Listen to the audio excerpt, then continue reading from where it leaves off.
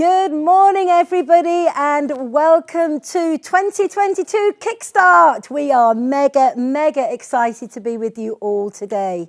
You know what? I would have loved nothing more to have been in a big arena, a big venue with all of us together, because I know that when we're together, the energy, the passion, the excitement is just tangible. It's incredible. But unfortunately, we can't be. So we are live here from the studio in Warwick. And I have to say, I feel like I'm in a TV studio. It's absolutely incredible. There's cameras everywhere. If you could see what I could see backstage, then you'd be pretty impressed. And the team have done an amazing job setting this up so we can bring the very best information to you today. So even though we're not in a big arena, or even though we're not all together, we will bring our energy, our excitement, our passion, our knowledge, our information to you so you can begin to internalize all the good stuff that we've got to share with you. What do we expect from you? Well, we want you to have an open mind. We want you to have downloaded the workbook, so you've got that to work from. We want you to have got your pencils, your colour pens. We want you to have turned off all distractions, all the noise that could get in the way if you really opening your mind and taking on board everything we've got to share with you today. So we've got a really exciting 2 days planned for you. But before we do that, let's have a look at who's with us today from all around the world. We have literally got hundreds and hundreds and hundreds of people logged in from around the world. Show me some of your energy, guys. Who can I see here on the screen? Oh, it's absolutely incredible seeing everybody. Absolutely amazing. I can see Tina, I can see Alison, I can see Claire. Who have we got here? It's just brilliant. Mary Louisa coming in from Italy. Hey, unmute yourself. Say hi to everybody. How are you doing this morning? Well, I knew she was going to say that. I knew she was going to say sunny Sardinia when we're here in like -2 degrees. So there we go. And we've got Bettina on. How are you doing, Bettina? How are things with you? Are you excited about today and all that we're going to bring to you?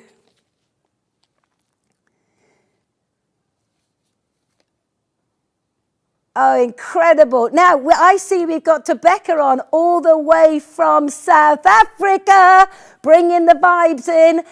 Rebecca, what's it like with you in South Africa?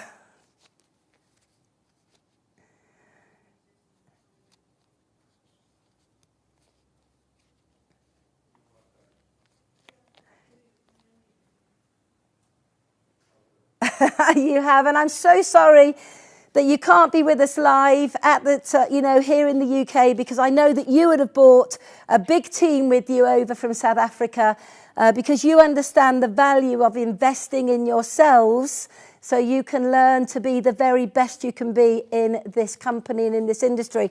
And you've built one of the very biggest businesses in South Africa, and we're so proud of all that you've done. And literally to each and every one of you that's logging on today, we promise you a phenomenal day. Please participate. Please show us your energy, show us your excitement.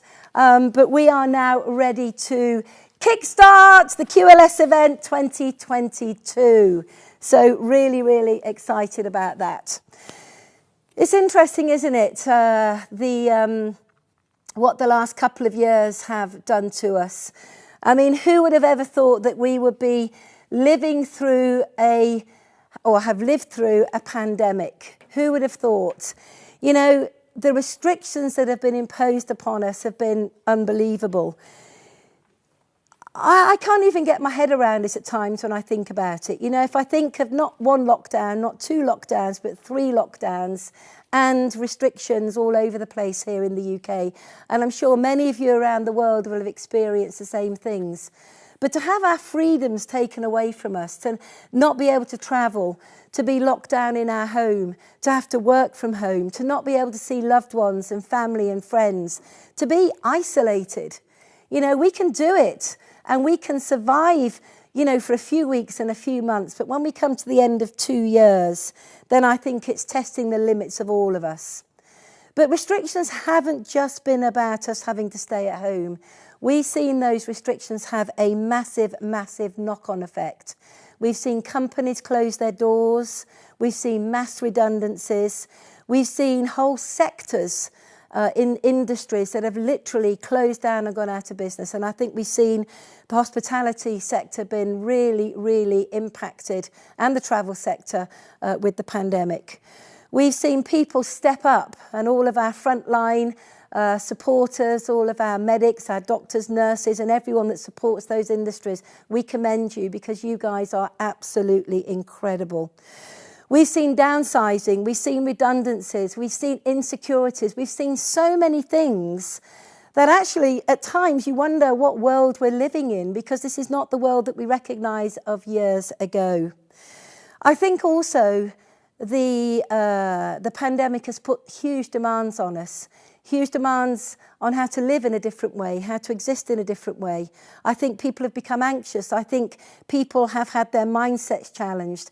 I think there have been so many problems that, you know, I think that every single one of us has been impacted in some way, shape or form. I don't think any of us have come out or are coming out of this pandemic without having had personal challenges and problems in our own families. But what restrictions have we put upon ourselves? Because this is what we really need to consider. It's not just the restrictions that the world has put on us, the pandemic has put on us. I think living through this pandemic, we also have put restrictions upon ourselves. And, you know, there comes a time when we have to recognise that sometimes our own thought processes, sometimes our own activities, our habits, our decisions, our choices will impact the future life that we're building for ourselves, especially when you're involved in network marketing and in Forever. Because I've noticed with quite a lot of people that the pandemic has made us believe in ourselves a little less. And, you know, once that you stop believing in yourself, then I think that there are real problems ahead. I think that some of the restrictions that people have imposed upon themselves, working in isolation, not being around energy, not being around input, not being around people that lift them up and empower them, I think that a lot of people have restricted their goals and their dreams. And when I say restricted them, I mean almost given up on them. And that's really, really scary in my humble opinion.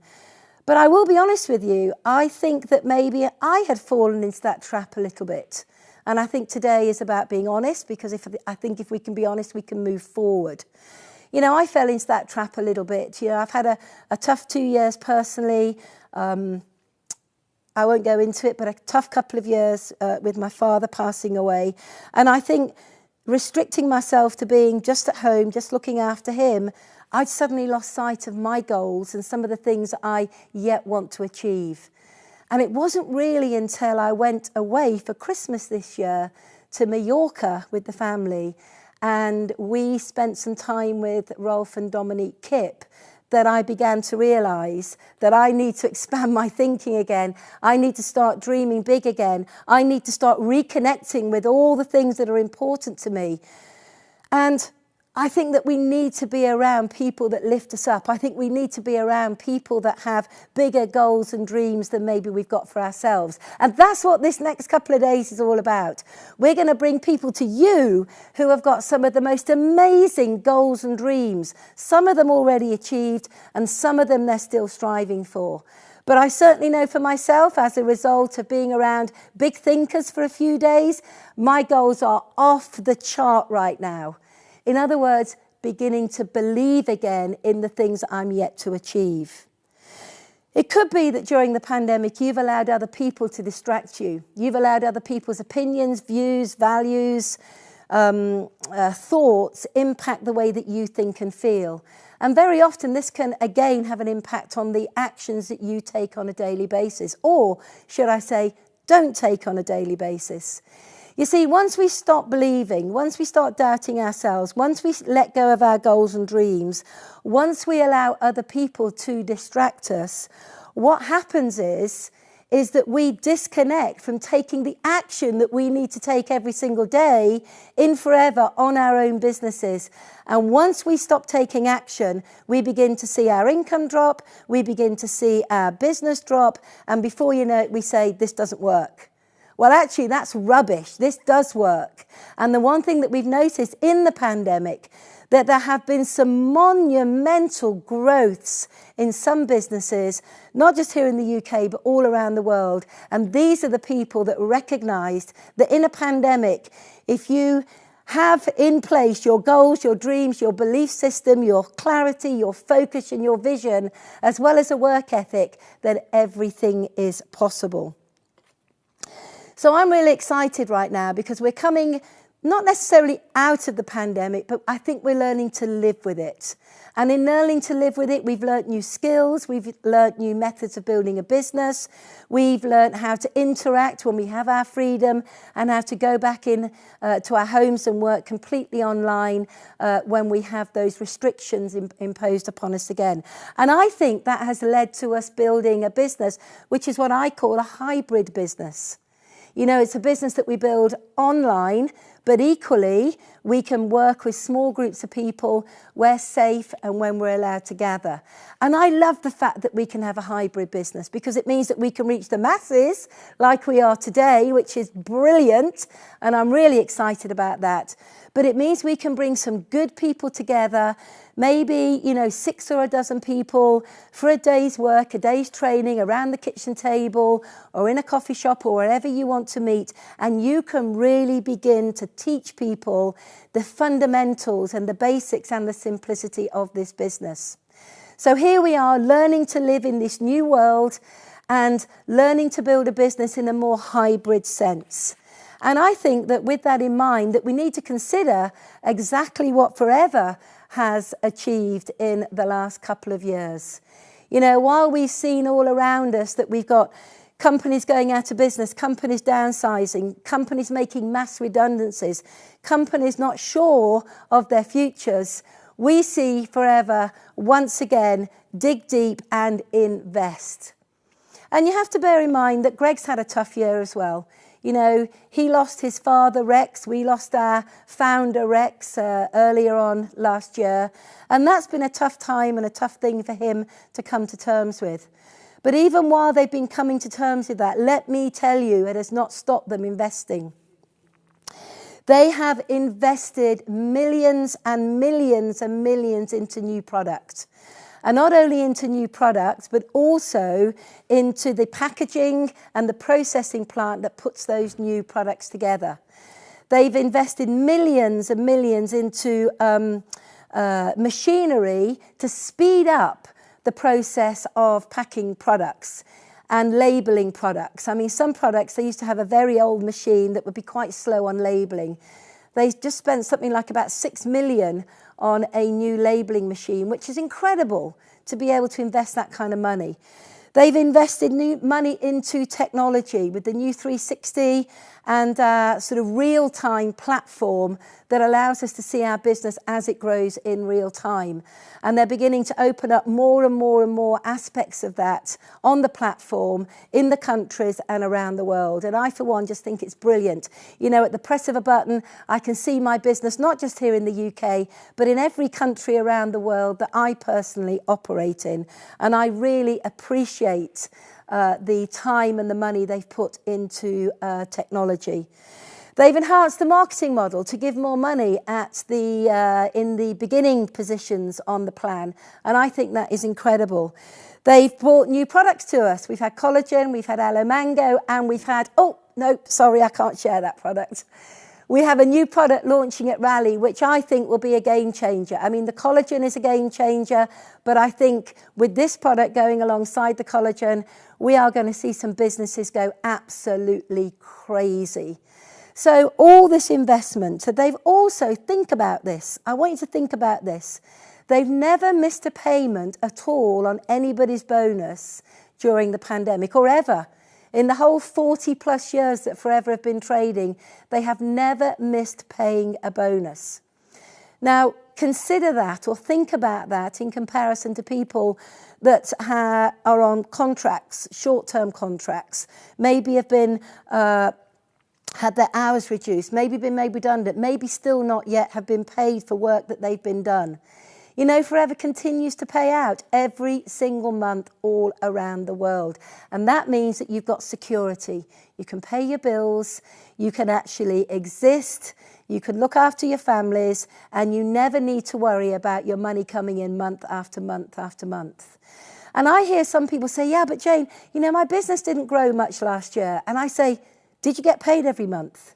Was your business nice and stable? Well, yes, it was, but I didn't grow a lot. Well, two things. Did you do much work? Well, maybe I didn't do as much as I could have done. Well, did you get paid? Oh, yeah, I got paid every month. Then I think you've had a good year. But now's the time to dig deep and begin to realise what you've got your hands on right now. You know, if you think about it, Forever have also paid out all of the money to people that qualified for incentives, travel incentives, but couldn't go because of the travel restrictions. They continue to pay out the chairman's bonus. So to kind of round it up in a nutshell, Forever rocks. Forever has never let us down. It's never failed us. It's there. It's a quiet constant in a hectic world, and it is your future. So now is the time to dig deep, to revisit your goals, to look at your own belief, and to say, now is the time to begin to rebuild or to take my Forever business to the next level. And there is a reason why now is one of the most exciting times that you could be part of Forever. You know, if you look at any business analysis, not just in network marketing, but any business, they talk about the power of 7. And the power of 7 is what we call the 7-year business cycle. And all businesses have a 7-year cycle. They have what they call the stability part, whereby everything is put in place to create stability. And then they have a lot of action, and then they have growth, and then they have massive growth, and then there's a bit of a plateau where everybody begins to learn and take on board what they need to do to grow their businesses. And then you'll see really good, solid growth. But what we saw all of that, and then we had the pandemic. And so we saw, you know, stability. We saw lots of new people joining Forever. We saw lots of new people learning the skill sets they needed. We saw growth. Then the pandemic, and we kind of, you know, we were stable, absolutely stable over the last couple of years. But now is the time for the next 7-year growth period. And that's not just here in the UK, it's all around the world, because there are many factors which dictate that 7-year period. And I think I've mentioned all of them this morning so far to date. So we are learning to live with the pandemic. We're going into a new 7-year growth period, and I am really, really excited about it. And the reason why, and I was having a long chat with Aidan on the phone the other night, and that is because this world that we live in has changed the way people make a living. You know, you're seeing all sorts of changes in the workplace. You know, the 40-year plan is gone. There's no such thing as a job for life anymore. And more people are looking for flexibility. They're looking for security. They're looking to maybe work from home or not have a location-dependent income. And they're looking to build an income based on their own terms, not being at the beck and call of a sort of a 9-to-5 and that traditional commuting. And I truly believe that our industry and our company and, you know, this great product range, the market sector we're in, I truly believe that we are poised for unbelievable growth.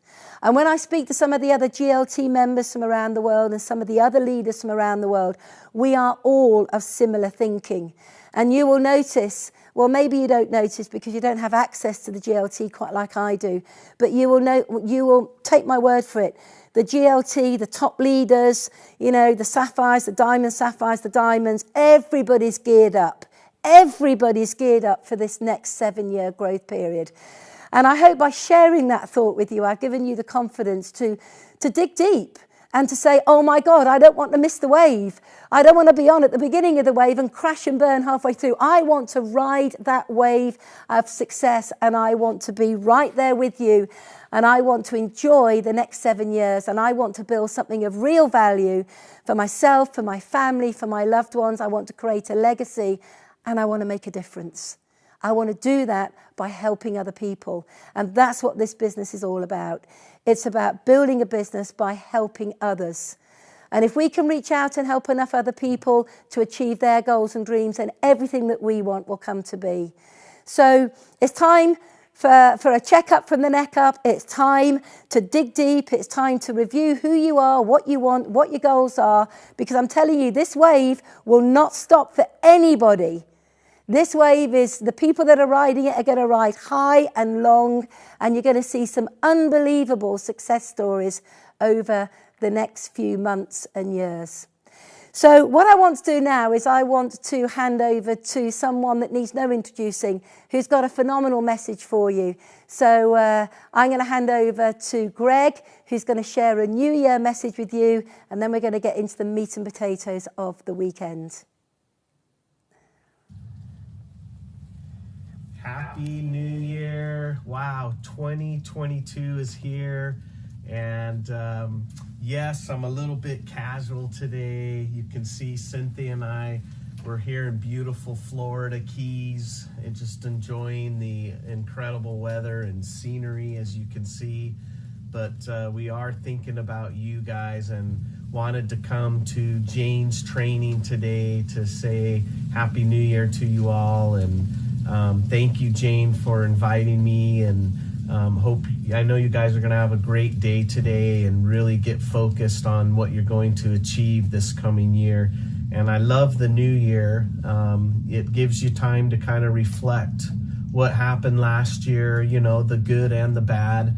But more importantly, it gives you an opportunity to start thinking what you can do better this coming year, or what you want to focus on maybe that you didn't think about last year.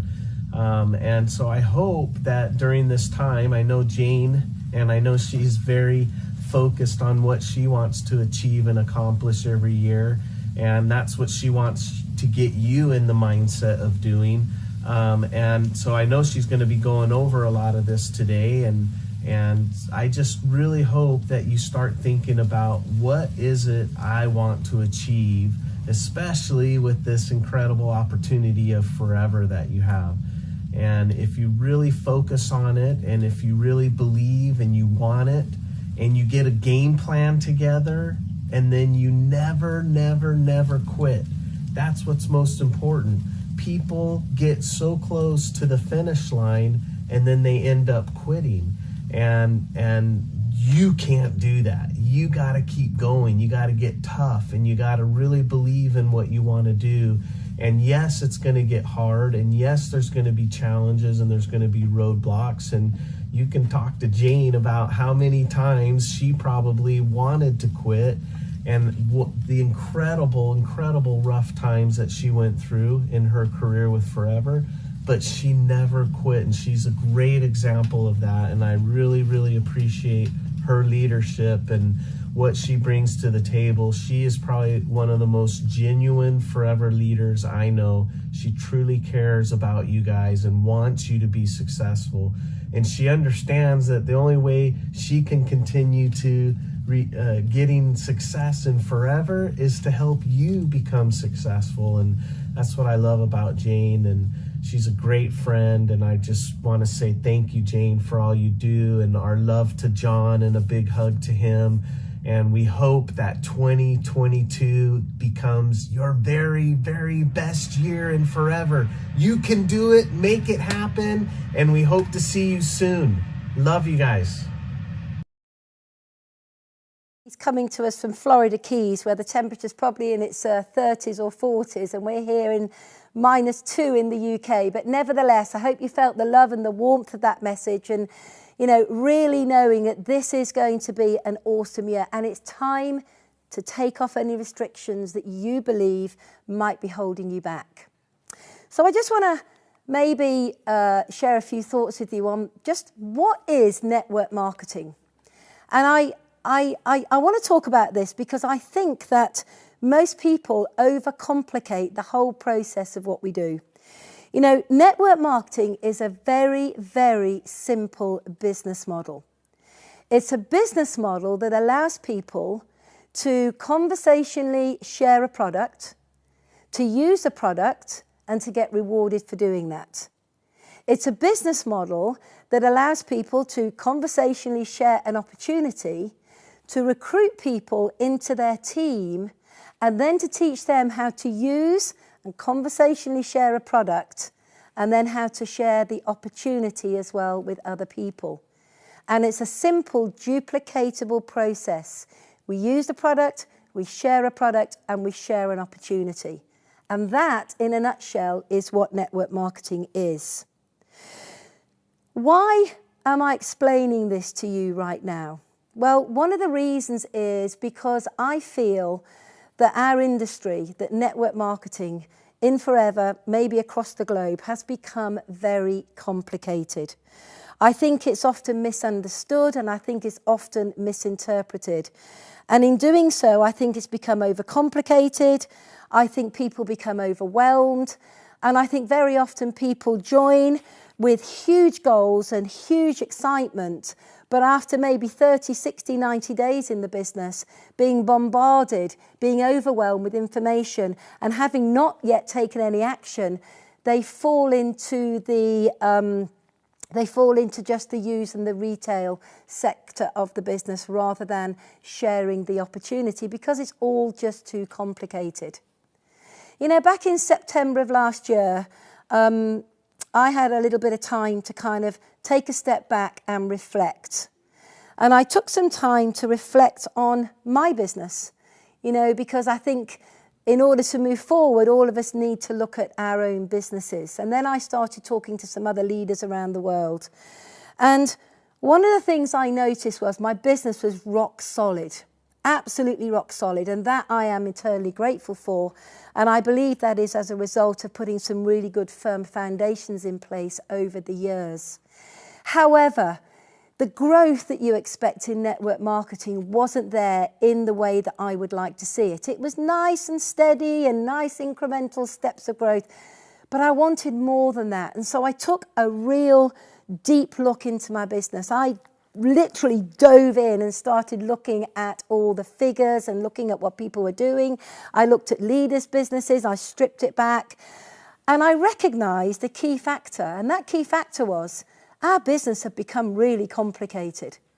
In fact, it had become so complicated that even at times, even I didn't know what I was doing, especially with a brand new FBO. Should I be doing this? Should I be doing that? You know, what if I miss this bit? What if I miss that bit? And people were just getting bombarded with information. And if I was overwhelmed, what was my new FBO feeling like? And the lifeblood of any business is a brand new FBO and their ability to go, that's easy, I can do that. And you create momentum through them using and retailing a product and recruiting quickly and duplicating. Now, they don't need to understand it all on day one. They just need to see it happening because of the way you're driving the business by using a very simple process. So when I began to realize that the business had become too complicated, I thought, what am I going to do about it? What are we going to do about it? So I started looking back through the archives, started looking back at what we'd done over the years, again talking to one or two other people.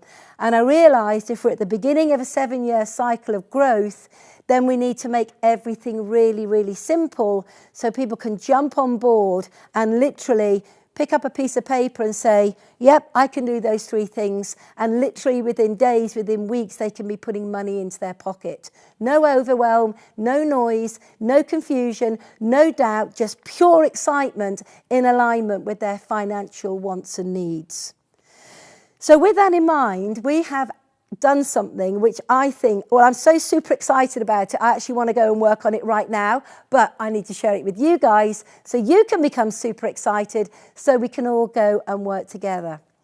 And what we've done is we have streamlined the system, streamlined the process, streamlined the way that we get a brand new FBO started, whereby it is literally so easy that a 12-year-old could do it. And that's something that I want you to keep in the forefront of your mind at all times. whenever you're doing anything in the business, is it simple enough that somebody who is 12 years old can look at what you're doing and say, I could do that? And if it's not, then you've overcomplicated it. And the more you overcomplicate things, the less duplicatable it and you become. And what you'll find is your business will flatline. And our industry, network marketing, was not designed to flatline. It was designed to explode and help people create incomes that they never dreamt possible or could never achieve in the JOB. So I want to run through with you the new streamlined process used to build your business, to get a new FBO started, and to duplicate quickly. So here we go. It's really, really simple. That's it. That is now the business. And I'm going to break it down into each element just to talk it through with you so you can understand what the process is and what you need to learn. Because again, this is not about overwhelming yourself with every single product training you need to go on, every advisory board training you need to go on, every network training you need to go on. You just need to learn about 3 simple things on day 1, and you need to work it day in, day out, day in, day out, day in, day out. Now, business all starts with your contact, and contacts are vital. Without contacts, then we have no one to talk to, and if we have no one to talk to, we don't have a business. So we need to develop contacts, and we're going to be sharing that with you today. But the simplicity of this business is, once we have a contact, then we need to reach out to them. And the contact is really a phone call. And I think so many people have got so far away from methods of contacting in the right way that actually, dare I say it, they're working too hard to get too few people to listen to them. You know, they're sending hundreds of messages, hoping to get one person to say, yeah, I'll speak to you. And then they pick up the phone and they have a call. And before you know it, they're not interested. And then that person gets disillusioned and they get despondent because it was a lot of hard work sending out all those messages. Now, I'm not saying messages are wrong. Messages are right, but with a reason behind them. And that reason is we need to get somebody onto a phone call. And so in my humble opinion is, just pick up the phone in the first place, give somebody a call and have a chat with them. And that phone call is maybe 5-10 minutes. Have a little chat with them, see how they are, find out about their family and their work, and share a little bit of information about your story, what you're doing, and then invite them to have a look at the business. Now, that's for somebody who knows what they're doing. If it's a brand new person, the essence of the phone call is to call them up, tell them why you're excited about what you're doing, and set up a 3-way call with you and with the contact and your mentor, i.e. your upline. And the whole essence of that call is literally just to get an interest and to invite them to a business presentation. So there's no one-to-one, there's no other elements in between the activity. It's identify the contact, write a small profile about them, pick up the phone. If you're brand new, we're going to give you a little script to say. If you are comfortable in making your own phone calls, again, we'll give you an idea of what to say. But the whole essence of the call is to identify that your contact has got 35 to 45 minutes to come onto a business presentation. Now, the business presentation can be done in a group, or ideally, it should be done on a 1-to-1 basis or 1-to-2 basis with you, your new FBO, and their contact. And that is to give an overview of the company, but most importantly, it's to identify one of the 4 income opportunities that will be relevant to them. Along the way, you're building trust, you're building belief, you're building excitement, you're getting them to a position where they've got questions that they want answered. And in answering those questions, they will say, yes, they would like to get involved in Forever. Now, this could be another phone conversation, but as soon as you've answered those questions and they say yes, you get them registered, and then you invite them immediately to a starter session. And these starter sessions will be held once a week online. They'll be rotated through the leaders in the QLS group. And these starter sessions will be the very bare bones, the very basics of what your new FBO needs to learn and apply in order to begin to build their business. And then you're literally going to have a session with them. And this session is what we call identifying their income needs session. So you'll do it either online or face-to-face. It's one piece of A4 paper. You will identify their income needs. You'll match it to the marketing model. And there and then you will start taking action on talking to other people about the products and about the opportunity. That's it. We don't overwhelm them with anything else. And all of this is in place for you. And around this process, there's ongoing training and support. And I hear you saying, yes, Jane, but what if they say no? Well, if they say no to the business, which obviously you're going to have more people say no than you will have say yes, then we immediately invite them to a product session. Now, the product session, again, will be run weekly by the product experts in the business. And if you like, it's like an overview of Forever, the marketplace, some of our core products, and a reason to purchase. So very, very, very quickly, a new FBO, if somebody says no to them, can invite their contact, their friend, their relative, their work colleague to a product session and gain a customer very, very, very quickly. And of course, around that, as you begin to get a bit more comfortable, you need to book a couple of online launches, or maybe you need to get people doing experience packs. But the key to this process is before you even get to that, someone that says no today could be invited to a product session, say, every Wednesday evening. And if they say no to the products, then what you do is you put them in a brought forward, you follow up on them, and turn them into a customer or turn them into an FBO eventually. If they become a customer, then the whole essence of developing a customer is to be able to get them using the products that they're initially drawn to, and then over the next weeks and months, expose them to more and more product that they will use as a family.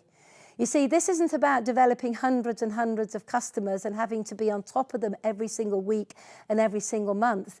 This is developing maybe 15, 20, 30 customers that are spending a lot of money every month or every other month on our products and then looking after them. And then eventually we share the business with that customer, they take a look, and if the time is right for them and it's a yes, we put them into the business building cycle. And that, my friends, is the streamlined, simple, duplicatable cycle that is going to explode your businesses over the next weeks, months, and next 2 or 3 years. And I know with all of my heart that this is the right way to go forward. And I know that because of the collaboration I've had with other key leaders, with my mentors, who are absolutely incredible, and also with the team we've been working with while we've been putting this together, who have been testing and trialing it. Now, we will never bring anything to you unless we have tested it, unless we have trialed it, unless we are absolutely sure it works. But this is stripped down. There's no noise, there's no confusion, there's no overwhelm. There's no bombarding people with information that they're not yet ready for. This is about the simplicity of building a business. Now, what I want to do, if I can, is I want to invite a couple of people to share their experiences over the last few weeks of working this system. Now, we haven't even got all of the documents in proper liveried format yet. We're working off just crib sheets and everything, but nevertheless, we've been tweaking them and tweaking them and tweaking them. They're nearly 100% right, but these guys have been trialing it and they've had some incredible response. So I'm going to walk over to another camera and we're going to have a quick chat with Chris and Diana, and we're going to ask them what their thoughts are on this new streamlined process, which has just taken the overwhelm out of everything, hasn't it? It's been incredible. For me, it's absolutely liberating. It's freedom. I feel like I've started my business all over again. You know, that first part of the section, Jane, we've talked about this before. I've been trialing that for a few months, going straight from a phone call to a business presentation, and my sponsoring ratios are good. I'm a leader, of course they're good, but they've gotten even better. But that's given me confidence to work with new people. And just in the last couple of weeks, the 3 new people I have in place, this is exactly what we're following. And Chris and I were just saying, my diary is totally booked. And it's one thing to be busy, but standing still or feeling like you're not moving forward. Yeah.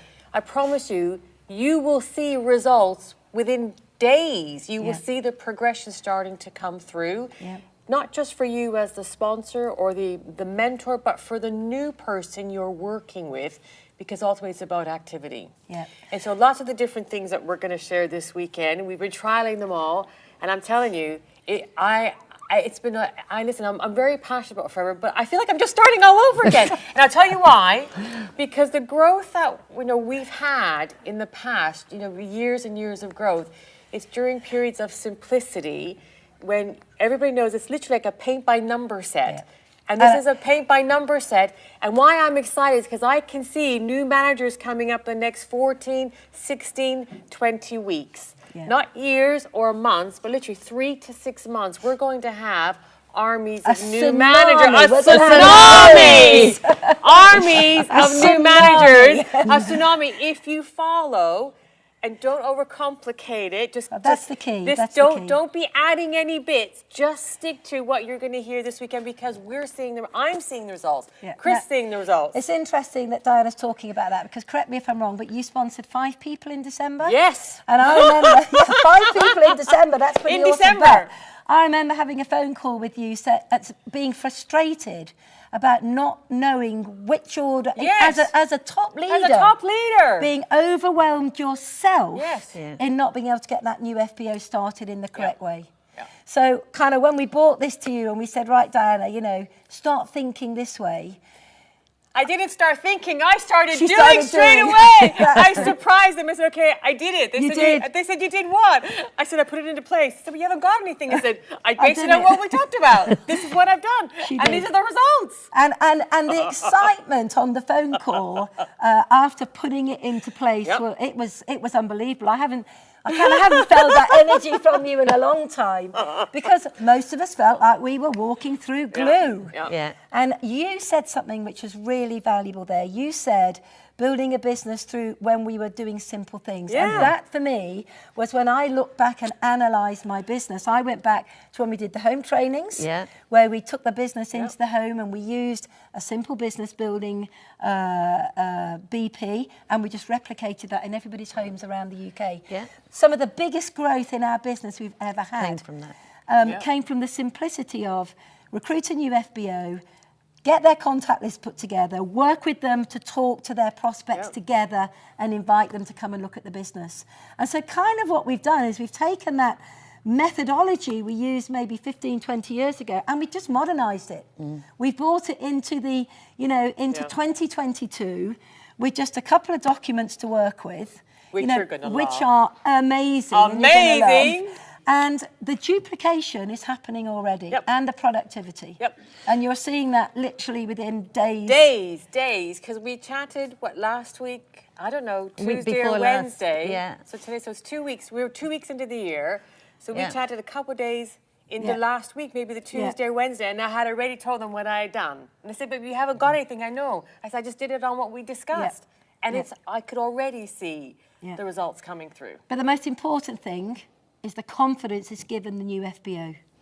Absolutely. Yep, because they have 3 things to do, that's it. That's it. Brilliant. Chris? No overwhelm. No overwhelm. I think, I was overwhelmed.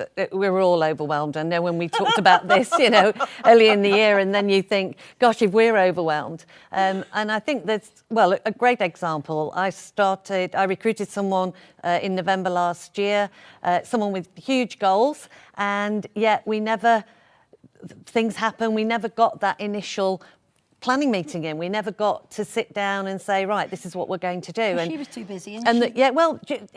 She knew it's a lot of work involved in starting Forever. I think, when I actually then picked up the phone and said, look, I get this feeling that you feel overwhelmed, she said, I do. I look and think, I've got an hour. Oh, I need half a day to focus on Forever. And so I said, look, this is what we're going to do. And this was last Tuesday. I called her. On the Wednesday, we sat down for 35 minutes. I explained this system that we were going to do. On the Thursday, we sat down and started. And this week, with her, we've done 5 BPs for her.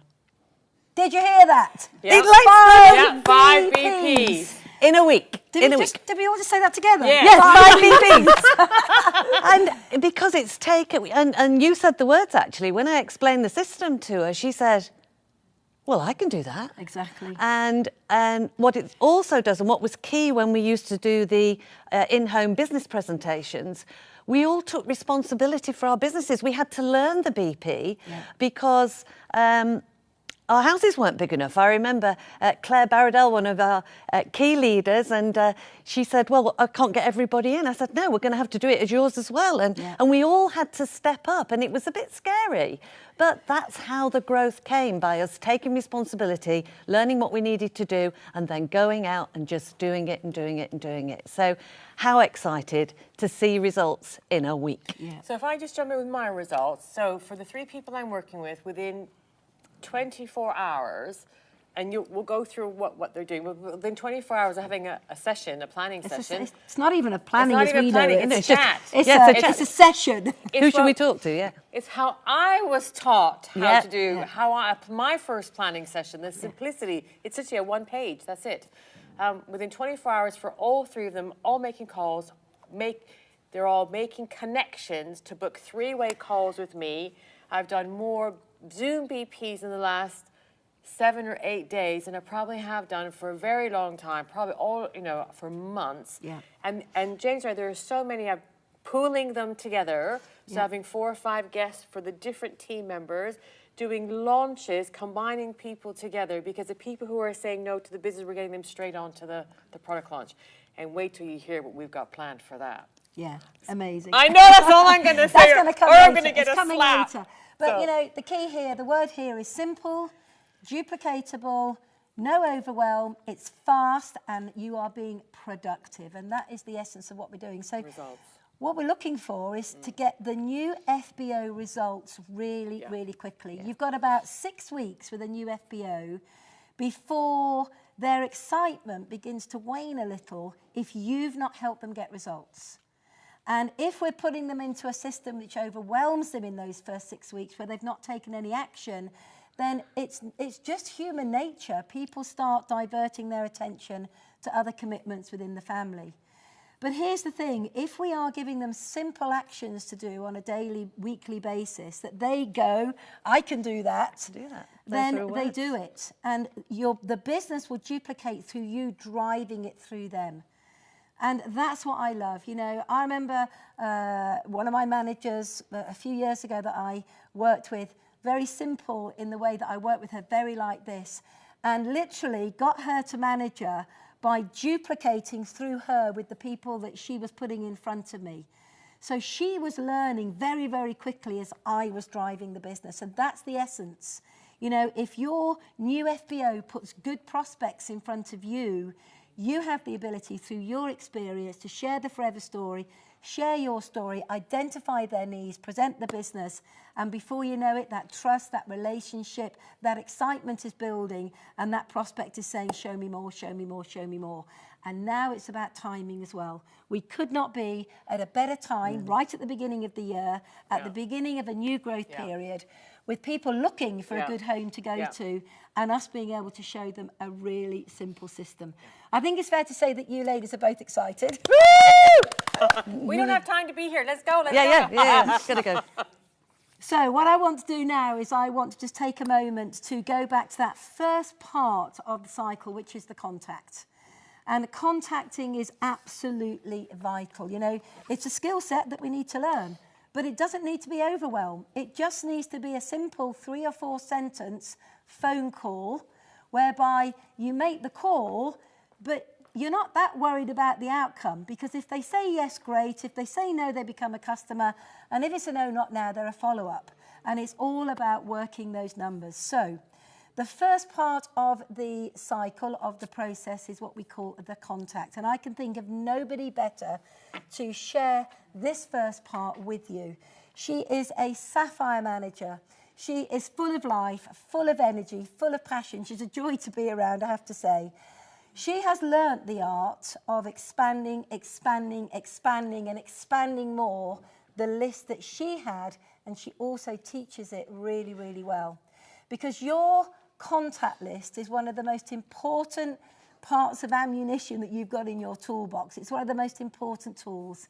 And without a phenomenal contact list, you won't be able to scale your business as we move forward. So I want you to please open your minds. I want you to get your pencils out. I don't care if some of you have heard this before. This is about reconnecting, re-looking, retaking responsibility for your business. So would you please give a huge warm welcome? Well, we'll give her a huge warm welcome. I feel like, Jane, that I'm your weather girl on the news and you're handing me. And today the weather is really cold. Explosive growth. It is. Today the weather is explosive growth. And thank you so much for having me on. And oh my gosh, I've been so used to Zooms for the last couple of years. This is such an incredible experience to be stood in front of a camera. So move over, Holly Willoughby. I'm after your job. So I wanted to take you through a little bit about my journey, first of all. I should have some slides popping up on the screen. There we go. So sorry about that. So my journey in Forever was 12, it's been 12 years. And do you know what? I am more excited now than I have been in my entire history of Forever. And that is simply from the excitement that Jane and the team has created. So everything you're hearing today, I've had a little bit of a head start than you. So you need to implement everything right now. So make sure you've got your pens and papers ready, because I've got some bits and bobs to go through. But just to kind of give you a little bit of history of me, because I know a lot of you don't know who I am, I was a stressed out childminder. So anyone in the care industry, you will know hours are really long, the pay is really, really low. Anyone out there who's got themselves into terrible debt? That was us. We had more going out than we had coming in. And we were actually on the verge of losing our home. We were told by the bank, if you cannot keep up your mortgage repayments, you will have to have your house repossessed. And that was the fear that drove me to find something new. But I didn't know about Forever. So my something new was going to be going to work in a bar, a whole shift after looking after other people's kids. Any of you who've been stuck through lockdown with your own children, imagine another 5 or 10 on top of that. And I just thought, I can't go and do waitressing. I had an entrepreneurial kind of mindset. I thought I would make my millions by sewing buttons onto handbags and selling them at craft fairs. Anyone who knows me now, can you imagine me sat there sewing buttons on? I really thought that was going to make my millions. So we were stuck in a real rut. So think about the people who were around you. I didn't wear it on my sleeve. I didn't tell everyone I was in debt, but talk to people, find out about people. My life now is incredibly different. We have our dream home. My family want for nothing, and that is because somebody thought about me. I was on their Who Do You Know list, and they wanted to show me what this was all about. So Spence and I, my husband, is called Keith Spencer, but only his mum calls him Keith. So Spence and I work this business together, and we have slightly different departments. He likes to say that I'm front of house and he's the back office, but we run really, really well together. And I'm the fiery kind of one that's in front of the camera. I need somebody to pull me back and calm me down as well. So we work really beautifully together. Some couples that are in the team, they like to compete. They like to see who can recruit the most, and we don't work like that. So it's a really beautiful kind of partnership that we've got together. And the kids do get involved in the background, but we're not allowed to take photos of them anymore. So I was on Tina's contact list. So we were just mum friends at the school. Our kids went to the same school. Our little ones went to the same preschool. And she heard me moaning most mornings when it was raining, when I was trying to open up a triple buggy. Can you imagine how many components a triple buggy has? It was a nightmare in the rain, and I was just grumbling and whinging about it. And she decided to come to me and say, why don't you have a look at Forever? First of all, she invited me to a launch, so I went and had a look at that so I could see what the products were all about. She also invited me to head office. So there were a couple of different interactions leading up to me joining. It wasn't just straight away. She needed to talk to me a few times, show me different bits of information a couple of times before I made that decision.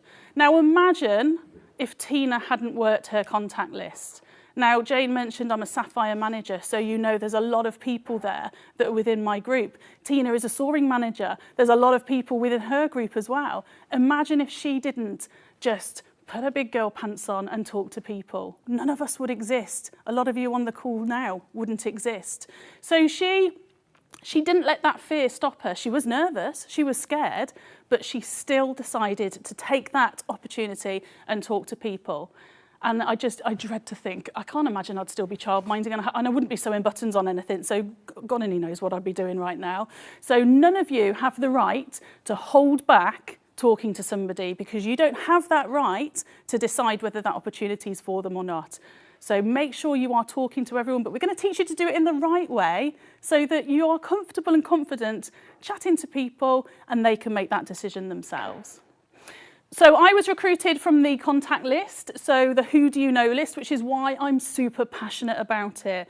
It's such an important tool, and the contact list is the most effective way of spreading the word of your business, and marketing yourself, talking to people, showcasing what you do, because you have a structure to work towards. You're not just winging it and seeing what happens.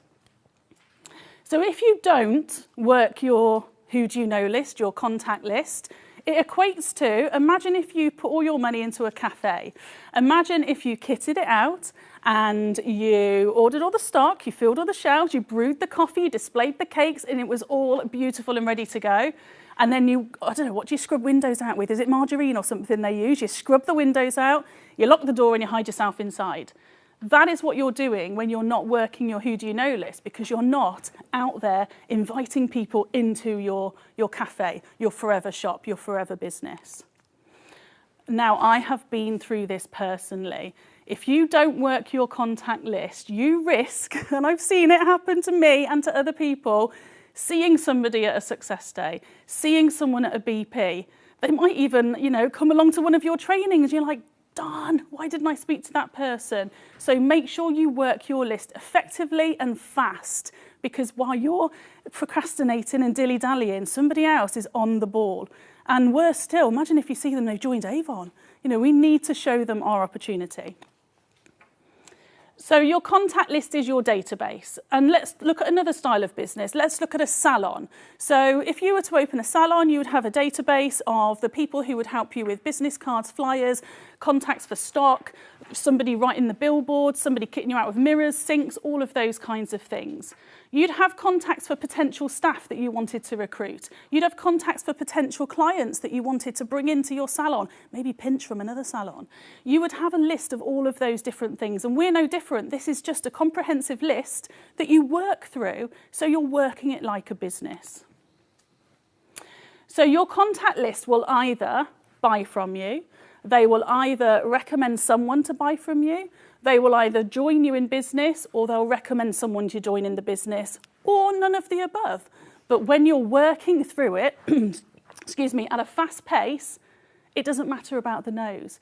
And you won't know unless you talk to somebody which category they're going to fall into.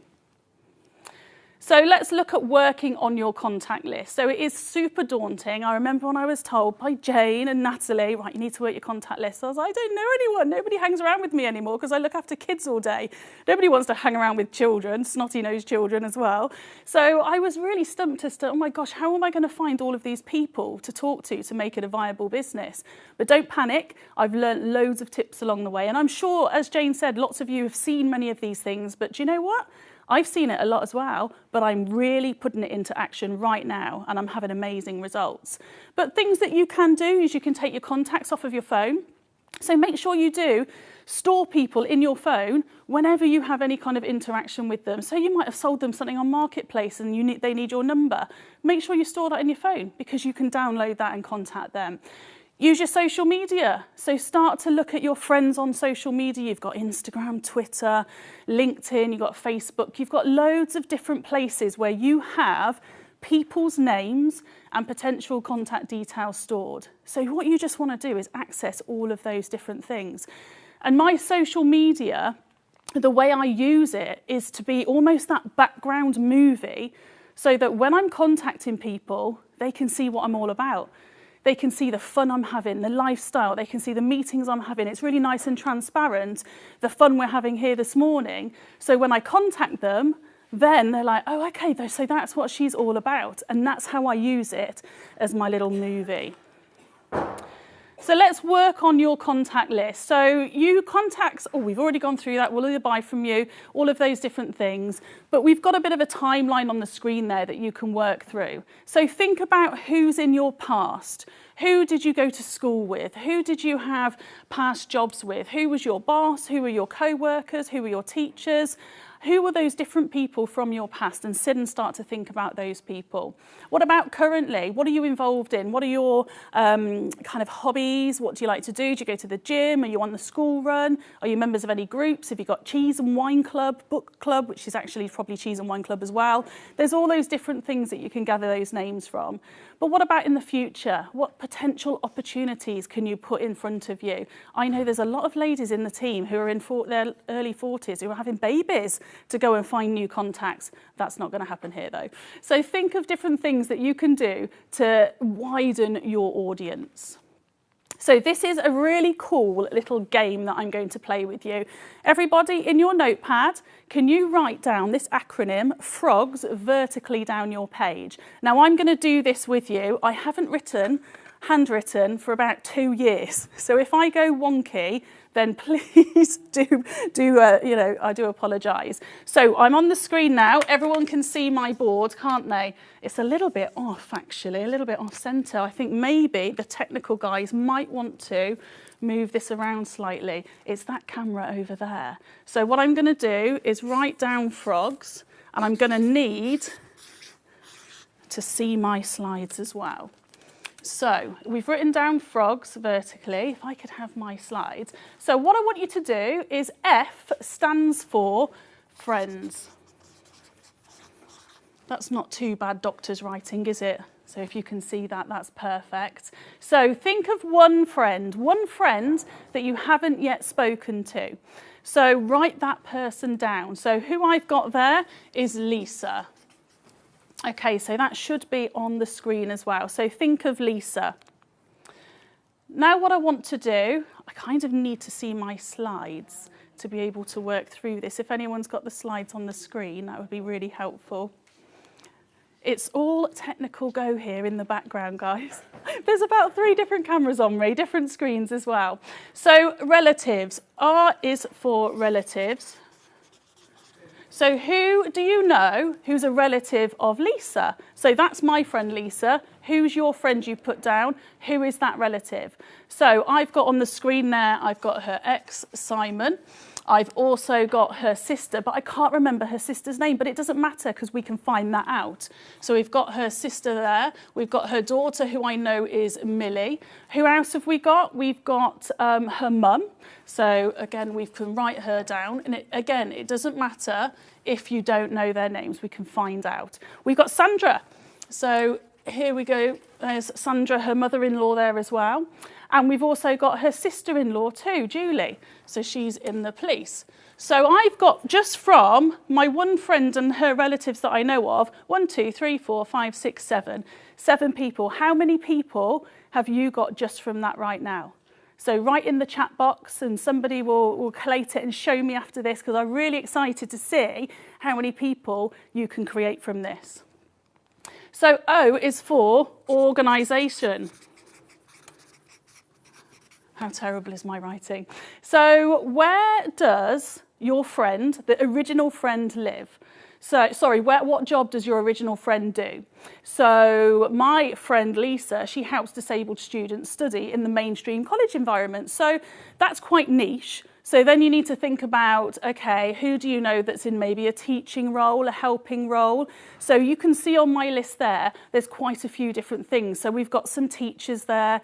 We've got my daughter's primary school teacher. We've got my PT. We've got a fitness instructor. Nigel and his wife are teachers. I know them because they live down the road.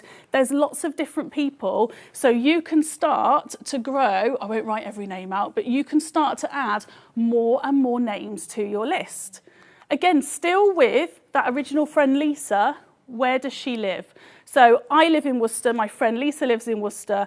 I have got all of my who do you know list is pretty much Worcester, so I'm not going to write that out for you. But start to think, that original friend, do you know anyone in those surrounding areas? in, you know, similar places linked to that as well, or in that hub in that town. Start to write all those names down. So I'm hoping you've got a nice long list. You're frantically writing, you're frantically thinking. Now, a top tip, whilst we're midway through this, take your notepad to bed with you, because you'll think of your friend at 3 o'clock in the morning and you won't remember when you wake up at 7. So make sure you just write it down straight away when you think about it. Okay, so next is same again. So all you need to do is take the first relative who you came up with from that friend. So my friend was Lisa. The first person I thought of was her ex-husband, won't get that confused, ex-husband Simon. So now we go through the whole process. So who do you know of Simon's relatives? Well, that pretty much is the same, isn't it, that we've already got from Lisa's relatives. But how about, where does Simon work? So do you know anyone who works in that similar industry that person who's come from that original friend has come from? Then you work through the same again, and you keep going and you keep going and you keep going until you have an endless list of people. I would then take the sister and find out, where does the sister work? Who do I know who works as a police officer? Who do I know where she lives in Stourbridge? Then take the next person, Millie. Who do I know who works in a bar like Millie does? There's lots of different things that you can do to start growing this list. It gets really exciting. It's almost never ending. So if you can try and get through all of this weekend, through every single person's name, go back and go back and go back over, I want to hear the figure you get to, because it can be so, so powerful. When I did this and I thought 100 names was going to be too big and scary, I was like, 1,000, I can get to 1,000 easily. So really start to implement this in. Another one that we've got, another fun one we've got, is STEAM. So if you write STEAM vertically down your page, I'll show you what that stands for. So I'll let you turn over the page and start writing down. So sales. Who do you know who works in any kind of sales environment? So we've got telesales, we've got shoe sales, we've got charity shop workers, sales assistants, chefs, holiday reps, waitresses, we've got all sorts, estate agents, there's bartenders. Think of every single sales opportunity there is, advertising reps. Start to think of who you can start to put down onto your list. And you'll just be like, oh my gosh, this person rang trying to sell me advertising. I've actually got his number. You can give him a call back. Teachers, T is for teachers. So who do you know who was a childminder? Believe me, they all want out. Who do you know who's a school teacher? Who are your kids' school teachers? Are you at college or anything like that? Are you in higher education? Nursery nurses? You've got university lecturers, college teachers, personal trainers, arts and crafts. There's so many things on that list. If you read through that and take a screenshot as well, but you'll have the recording, start to really work through and train your mind. This is better than Sudoku at brain training, honestly. This will make your focus so on point. Your memory will be able to pluck people out from the air once you've started to get into the hundreds of names. And then enthusiastic. Who do you know who's your go-to party person? Who's always their life and soul, likes to celebrate others? Who is your biggest support? So if you want to tell them something, they'll be there to help you and support you, or if you need their help. So who loves to try new things? So start to think about your favourite people who you love to be around, or associates that you get that vibe from as well. Who's got a great attitude? So a really positive attitude. Who's got that entrepreneurial spirit? Who's really driven? You know, who is after their boss's job? There's all sorts of different things. Who can you think of that's really, really focused, laser focused, and is willing to do what it takes to get through life? This opportunity is perfect for people like that. And then finally, money. Who loves, needs, or wants money? I think there's a lot of people out there, isn't there? So keep your ears open. Learn the art of networking, and that is simply having conversations with people. All I do is I just make new friends wherever I go, and I like to see if they are the sort of people that would like to either buy a product or look at the opportunity with me. And if not, I've just made a new friend. But when you start communicating and talking, asking questions, how's life treating you? You know, is there anything you would love to be able to change in your life? If you give someone the chance to speak, they'll love you forever. If you just sit quiet and listen, they'll think you're the best communicator in the world, because people love to talk and communicate. So you're never, ever, ever going to run out of names. I love meeting new people. So I've even recruited somebody on a dog walk because I fell in love with their dog. And I said, oh my gosh, your dog is beautiful. I want a big dog, because I had little terrier type dogs, and it was a big mastiff. And I said, please, please, please, can we connect on Facebook? Because I really want to watch your journey with your new little boy. And we did. And she saw what I did on social media. She bought into the lifestyle. She didn't see loads of sale adverts, loads of recruitment adverts. She just saw how much fun I had, how much time freedom I had, and she came on board and she inspired me. If anyone follows me on social media, you see that I've got a huge, huge, huge French Mastiff, a Dog de Bordeaux, and that led to that. So again, you never know where you'll meet people. What about some networking events? If you go to any of those people, any of those places, network with those people. Top tip, if you go to a networking event, just listen. Take their card, listen to them trying to sell you everything. Just smile sweetly, and then later on, go in for the kill. A couple of days later, drop them a message, because everyone just wants to sell their woes at those events. So it's a really good, again, networking is a big part of that, is listening. What about the people who serve you in shops? So I've got waitresses that serve me, and I give them all my card. I compliment them on their customer service skills and say, I'd love to show you what I've got on offer. And I tend to always add them onto social media straight away as well. And build rapport with everyone. Get them on your list. But, you know, how will you know until you get speaking to them? You will not know where that might end up. So do not cherry pick. The worst thing you can do is cherry pick the people you think might want this. Remember, I didn't wear my woes on my sleeve. It was only because Tina happened to hear me moaning and whinging about my situation that she offered me that. So had she not have heard that, would she have talked to me? I'd like to think so. But make sure you talk to everyone, because you just don't know. So make sure that you are using all of these methods we are teaching you to go through. And in fact, I have been implementing this method, and I have my glamorous assistant, Jane, who's passing me my book as if by magic. This is my tracker. So I took a vow. I made a decision to speak to 10 people every single day since the 1st of January. And simply in my book, if you can see that there, I have got a list of people that I've been talking to. And so far, I've got through 150. And in my book, I have orange is not now. And there's a lot of oranges on a lot of pages. I have green is the product users, so they end up buying a product from me, so I will swing back round to them once they've used the product. Pink is joined, so I aim to try and get a pink or two on every page. And a purple is nope. For whatever reasons, nope, don't want them, or they don't want me. And then yellow is ignored. And I have people, and Jane has people, who ignore us. But you know what? We just smile sweetly and we just think, shame on you.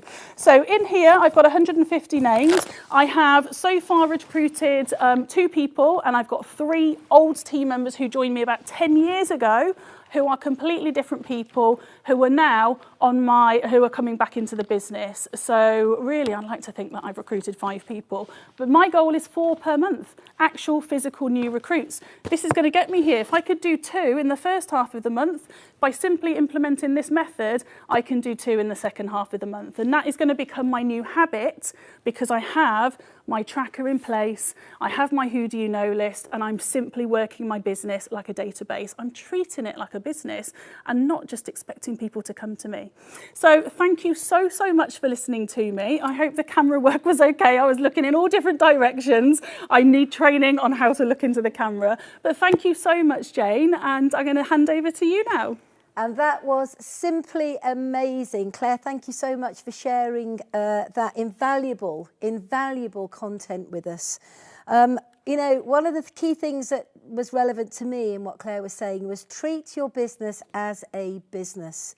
You know, if you'd invested thousands into a beauty salon or a cafe or, you know, any kind of business, you would go to work every single day. And I think for a lot of people in Forever, they invest in Forever, their time and a little bit of money, but they just don't invest in the skill sets they need to invest in order to become successful. And also, you know, to make sure that you are connecting with people everywhere, never miss an opportunity. And the other thing that's really important, I truly believe, is we have contacts everywhere now. We have them on social media platforms, in our phone, on a list, in our head. We have them everywhere. And I think it's really good practice to pull them all into one document. It's so much easier to work and to manage if you're pulling everything into one document. Anybody had any light bulb moments while Claire was doing that training? Because I certainly did, and I've been in Forever for 28 years. And the thing is that, you know, I take my business seriously, Claire takes her business seriously, and that's why we leave no stone unturned and we do what needs to be done. Because what we do, we teach. And if we're not doing it right, then how can we expect to coach it? Now, I do just want to pick up on one thing. Claire's talking to 10 people a day. And the reason she's talking to 10 people a day is because she is full-time in Forever. And when I mean full-time, this is all she does, and she has got some huge goals this year, and I know that she's mega excited about achieving those goals. So she has upped her activity level, and that is her choice. And you know, she messaged me just a few days ago saying that she was upping her activity level, she's got some big goals, and that she's on fire with it all. And so we're super excited to see what these next few weeks bring for you. So Claire, thank you so much for sharing your time today. And I know all the audience are giving you a huge round of applause. So yes, they all are. They're all clapping. They're all giving you a huge round of applause. Anybody had a light bulb moment in that session? Anybody?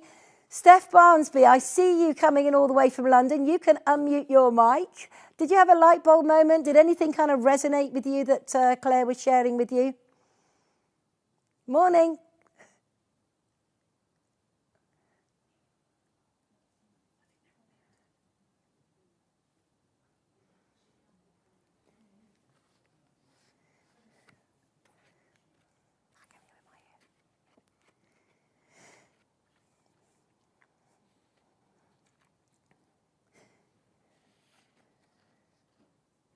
And I think that is the best advice that you can give, Steph, is that no matter how long we've been in the business, I'm sure Claire will agree with me, it's time to revisit.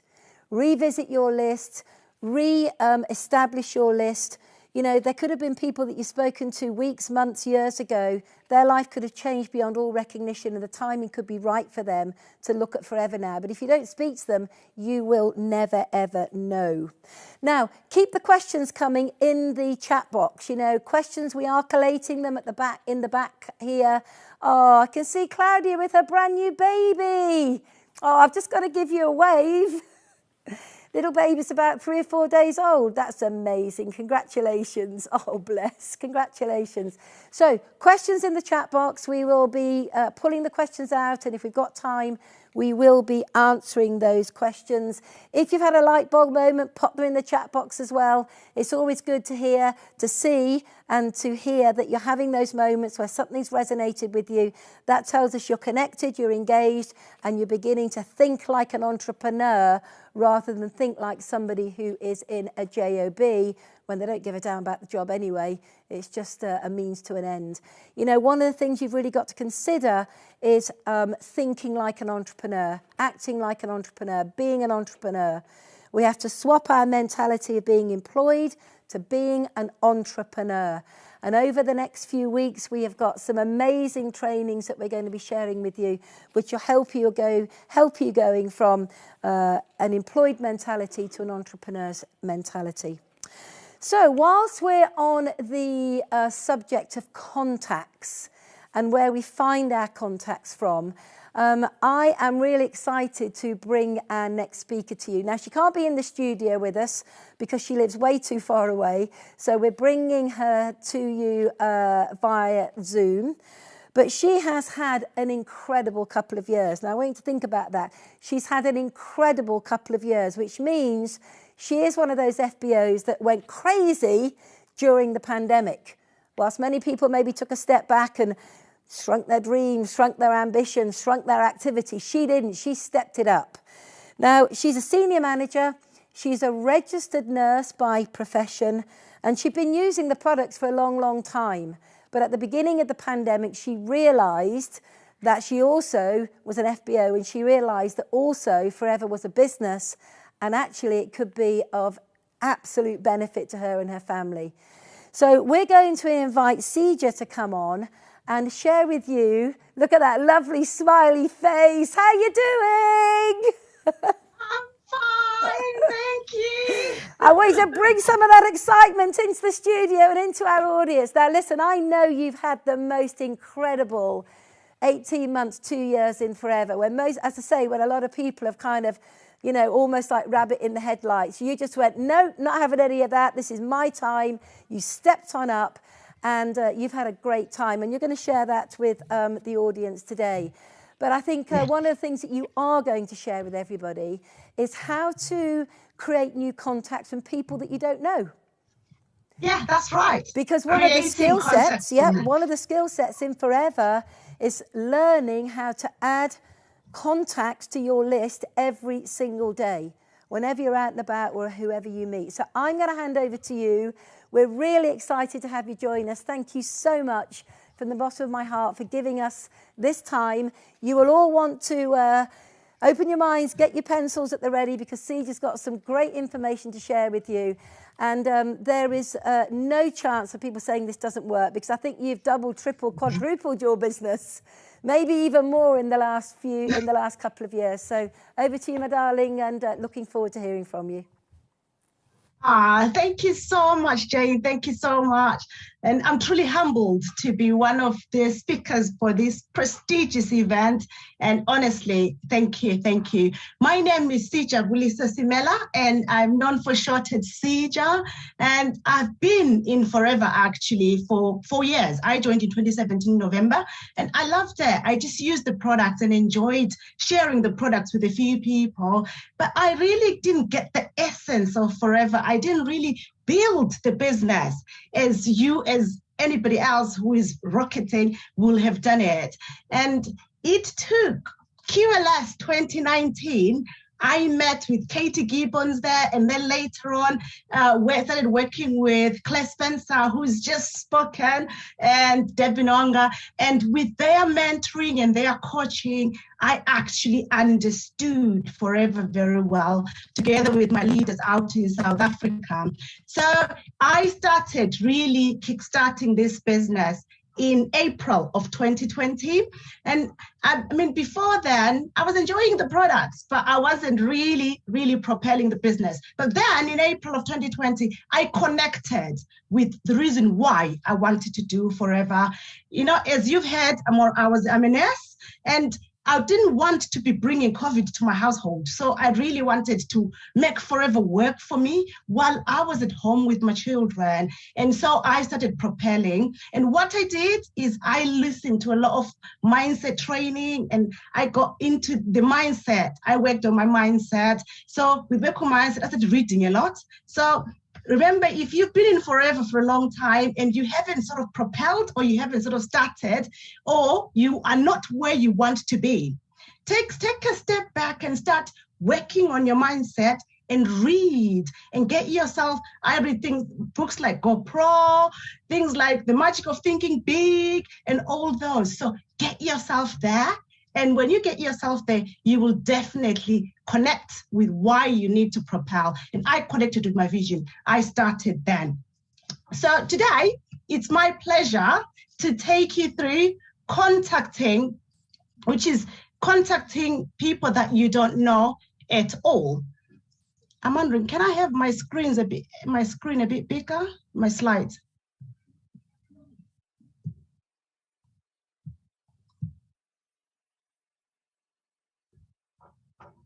All right. Sorry, it's just that I cannot see very well on there. I might have to open them here. Sorry. So that I can be able to see them.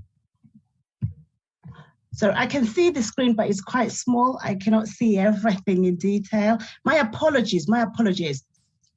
So contacting people that you don't know. So at the beginning of my journey, I used the who do you know list, which is the contact list that Claire has just told you about. So I started working on my list from the who do you know list, and that's when I started propelling my business from April of 2020, and up to now I've moved to senior manager and eagle manager as well. So it was all from there, and all social media and all that list that we've already learned about. But then when things started to open up, I wanted to get out there and talk to people. And you know what? People, we love to talk to people, and I'm sure you enjoy talking to other people. That interaction is great to talk with people. So I went out there and started talking to people, and I loved it. I enjoyed talking to people. But initially, I have to say, because I was talking to people that I didn't know, I was scared. It can be really, really scary. We call it contact marketing because we're talking to people that we don't know. I felt really scared to approach somebody who I didn't know. So I had to work on being scared. I had to work on the fears. And you know, a lot of other books that I've read, you say success or good things are just on the other side of fear. And what did I do? I listened to, you know, things like the I am up, I am amazing, I am good, I am, and things like that, that you work on that and you can actually get rid of that barrier, the fear barrier. So I go out there and I started talking to people. I really, really loved it. Like I said, you need to get over that fear and you'll be able to talk to people. And in any case, we've been told many a times, Rex has told us that the power of forever is the power of love. So when you're out there with your big smile and showing people that, you know what, you're out there to make connections, to make friends, it's through love because you love them. It's not because you want to do anything, but when you've got your big smile out there and people will be receptive and they will talk to you. Yeah, so here, where do you meet these people? I'm sure you could be thinking, where do I meet these people? Honestly, you meet people everywhere. It is everywhere you go, you can tell yourself that, you know what, I would like to, I'll be out there to meet people. And when it could be a supermarket, anywhere supermarket checkout, it could be a waiter when you're out there. And I like it because when you go to supermarket checkouts, you say out there, when you see people, because remember, they're quite busy. They're really fast turnover and things like that. It is always good. I always like to say, I love your service. Can we connect? And it is just, you know, just when you give them a compliment those people, I love your service. Can we connect? And it's just great. You connect with them. And a lot of the times it's quickly on Facebook. Can we connect? Are you on Facebook? And quickly people are like, oh yeah, I'm on Facebook. Find me, I'm so and so. And they give you a full name, their full name, and you connect on Facebook. And it's just as simple as that. Just keep giving them a compliment and it works out very well. And it works the same way as waiter as well. It could be social gatherings. Social gatherings, it's weddings, baby showers. And I say baby showers because I went to a baby shower at the beginning of December, and I came home with 11 numbers from a baby shower. And so while I was out there having fun with everyone, I was saying, you know what, let's connect. I would love, you know, I love your vibe, let's connect. And I came home with 11 numbers. So all those, it is anyone, and you are having fun, connect people, want friends. So let's do that. And it could be events like sporting events, festivals. When you are out there, make sure that you really, really take your time to talk to people, interact with them. Don't just be by yourself. be with them, be in the event. And if you're in the event, you find that it's easier to connect with people. Or it could be everyday activities like walking the dog, shopping, or when you're going exercising. In fact, talking about exercising, I'm doing the C9 now, and only on Thursday, day before yesterday, I went jogging around our park. And there's a lady who was sitting in her car, and she saw me. She was like, oh, then, cheering me on. I actually stopped and went to her. Oh, hi, how are you, hon? Oh, it's good. And she's like, oh, yeah, I would like to exercise as well. When I'm seeing you, I was like, oh, yes, I would like somebody to exercise with me. And then I passed him my phone. Let's connect. And things like that. And she straight away, in fact, she took my number and rang me straight away, and I saved her number. I rang her back yesterday, and we're meeting tomorrow. And so those are the things that everywhere you go, which brings me nicely to say I call it intentional contact marketing, where in everything, every time you leave the house, you tell yourself, you know what? It would be nice to have at least one or two friends. And if you put it that way, one or two friends, you're just collecting friends. It's nice. It doesn't feel like, oh, I've got to be telling them about the business. No, you don't tell them about the business. Initially, you just collecting friends. Like the lady I said on Thursday, I said to her, we'll be running together or exercising together. But yesterday when I spoke to her, she started telling me about all these problems she had. And in the end, I've got a solution for her. So those are the things that tell yourself, you're making friends and make it intentional. Tell yourself, I will actually go and collect friends. And when you leave the house that way, in everything that you're doing, you always add numbers to your list. And then how do we then initiate that lovely conversation? I have to say, I had to find my target markets, because sometimes we get lost with contact marketing. When you get out of the house, there is so many people. And with so many people, if you don't know who you are looking for, it is difficult. It's a bit like you're not sure who you're talking to. There's so many, it's like the world is just too open. So if you've got your own group, your target market, then those people that you're targeting, you will see them no matter what. So this is it. Your target, it could be moms, those with push chairs. I say smartly dressed people. If you step out every time you're smartly dressed, and you could be in your t-shirt and jeans, you're smartly dressed. So it is whoever you would want to work with. That's what I would say with smartly dressed. Whoever, when you look at them, you think, oh yeah, actually, I would work with that person. I would like that person to be my friend. And remember, when we have these business partners come and join us, they practically become friends, family, and they're integral to our life. And for me, health workers, I'm an S. I've got so much in common with health workers. So find your own. It could be you want dads, you want students, you want people with animals, with pets, whatever works for you. And when you know then who you're looking for, you will then be able to choose the right time, the right places to go. And when you know where to go to find those people and when to go to find those people, you are in for a winner.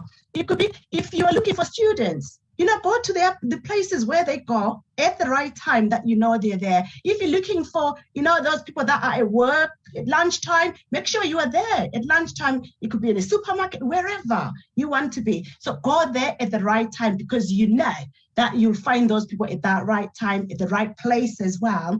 And always put on your best smile when you go to see them and relax. When you're relaxed and frustrated and you're not anxious, try your best. I know it's not easy when you first start, but try your best to be relaxed and be happy.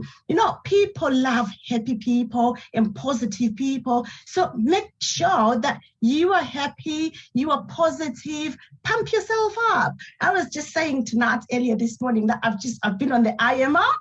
When pump yourself up if that's what you need before you get out to go on your contact marketing. That's it. In fact, there is a nice picture of me there. I'd gone shopping on Boxing Day, on all the sales, the Christmas sales, and I was there trying on shoes in River Island. And guess what? When I raised my head, I saw a lady there, and I thought, oh yeah, she's got to be my friend. And yes, Aisha, she's my friend. I've got her on my contact list. That was me doing really contact marketing at the time. And my sister managed to take that picture. So always know your audience. And when you know your audience, you will be able to find the people that you're looking for. And so now, what does Ja say? I'm sure you all want to know, what do you say when you meet these people that you don't know? We don't know these people at all. So what do you say? What I do, it is quite bold. It is cheeky, you can say, happy-go-lucky, but it works. I have found that it works. So when I see someone, I'll go, hi, hon, or hi, sis, how are you? And a lot of people startled. They go, do we know each other? And it's okay. It's okay when they say that, because to be honest, a lot of people, now we live in towns, a lot of cities and towns, people don't talk to each other. But we know that it's human nature. We want the interaction. We really want to talk. So people are taken aback and say, do we know each other? And I will turn around and say, I doubt if we know each other, but we do now. And it will be great to connect, because you never know how we can help each other in the future. And when you say that, people sort of calm down. A lot of them that I've seen, they sort of calm down and they're like, oh yeah, actually, you can know a hairdresser, or you can know somebody a tailor, or someone, somebody who makes dresses. And people just relax when you tell them that, no, we don't know each other, but we know each other now, and you just never know how we can help each other. And remember, initially, I don't talk about the business. I'm just collecting friends. I'm adding to that my contact list. And I will then listen to people when I talk to them and hear what they've got to say. And a lot of the times, a lot of people have got some pain points, and that's where I'll come in handy. So like I say, as I pass my phone to them to say, or usually, even if sometimes I pass the phone and they put their numbers, or they give me their contacts, I put it in, or it is Facebook, we connect on Facebook. And this is very bold, but it works, because essentially, people want to connect with people. It's just a basic human trait. If we take it as you would want to connect to people, they want to connect with people as well. So it makes it very, very easy to do it. And it becomes natural, and it becomes part of you. And then now, to start that conversation, sometimes you could be in a situation where it's difficult to start the conversation, because you're not sure how to start this conversation. And sometimes saying hi, it's good. People do listen and they start talking to you. But it could be you are in a shop. You can then start by, oh, would you like this? What do you think of this dress? Or something like that. So you always have to find where you are and what relates to that, just to start the conversation. If you see that just saying hello will not be quite right, you have to assess the situation depending on where you are. So you're out shopping, clothes shopping, you can ask them for their opinion, or if people are at work and things, you compliment them and tell them you love their service. And you always want to start it according to, in fact, I would say last weekend, I went to Morrison's and we're rushing, going to the toilet. I'm on the C9, so you know what, going to the toilet and all that. And I saw a lady, I was with my son. He said, hello to my little boy. And I thought, wow, she's lovely, she's nice. And so when I came back, she was wearing a Leicester City t-shirt.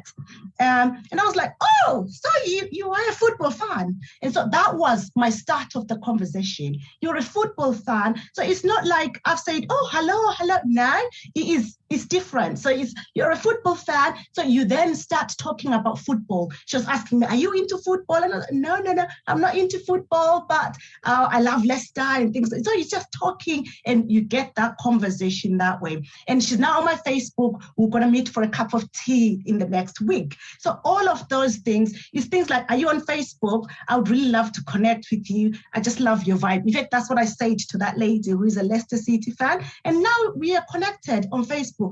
I've found that she was an ex-nurse, she's retired. And so try and find out about people as you then get to know them. And as you get to find out more about them, that's when you then introduce an opportunity that is good for them. Make it for them, not for you or not for me, because remember, we are helping people get into those situations they are not happy in. So we've got an amazing opportunity. So it's not about us, it's about them. You are helping them. And so, yes. And so what do I then do after I've met these people? You need to connect with them within 24 hours. Remember, you're either on Facebook with them, you can hit them up on Messenger, or you can pick up the phone. In fact, I always like to pick up the phone and call them within 24 hours, chit chat to them. And, as you talk to them, like I said, the lady I met on Thursday, she was then telling me how much she's in pain about this. She lives in Coventry, but she's in Lutterworth because she's having to work hard and all that. So it's all those things. You listen to them. And because we listen, we hear where their pain is, and then we come in to help these people. It's not about us, and it is always about them. So as you find out about who they are, what they do, and what they would really like, you can then simply introduce your business and simply introduce how you can help them. Some of them will not be happy. Some of them, you'll try to reach out to them, and some will not even answer. Some you'll say hi, and they'll look at you from head to toe and not say anything. So it is perfectly fine. That's how it is. Also, depending on what you see with those people, you can just lead the conversation to say, I may help you. You connect them with onto when you say you can help them, you can then show them the business opportunity, anything that leads them to help them. And it's building our businesses, obviously, but we are helping them. So you can lead that conversation to say, let's take you to this next step, which is showing them our amazing business opportunity. And one thing that we need to remember, not quite a few things that we need to remember, like I had mentioned earlier, actually, some will not even look at you or entertain you. That's fine. It's perfectly fine. And I mean, this is not for everyone. Some people don't like the interaction. Some people might not like it. It's okay. Some will give you their numbers, but they will not answer your call when you ring them. It's okay. It's fine. And some will be interested. Some will not. But it is fine. We just go out there again and again and get more contacts. So get used to it. Make it part of you that you are just collecting friends, just collecting contacts, and then listening to them. As you listen to them, you then give them the most amazing opportunity that we've got our hands on. And so I think now it's showing the results of what I've done. So in April of 2021, I actually went out. That was my first time to go out and do contact marketing. And in that time, I managed to get 8 contacts, and one of them joined. One joined the business, and she's actually moved up to supervisor. She went to supervisor mid-year last year, and now she's a supervisor. I didn't do much of contact marketing, but I decided in October that I'm getting back to my contact marketing. I loved it. I thought, yeah, let's get back, because I know that I do well when I meet people, talk to them, they feel my excitement. And then when they feel my excitement, they want to be friends, because I like to have people that are quite vibrant, and people do like that as well. So I took this seriously. I've got 33 people now on my pipeline from October to December, and it's a bit more now in January.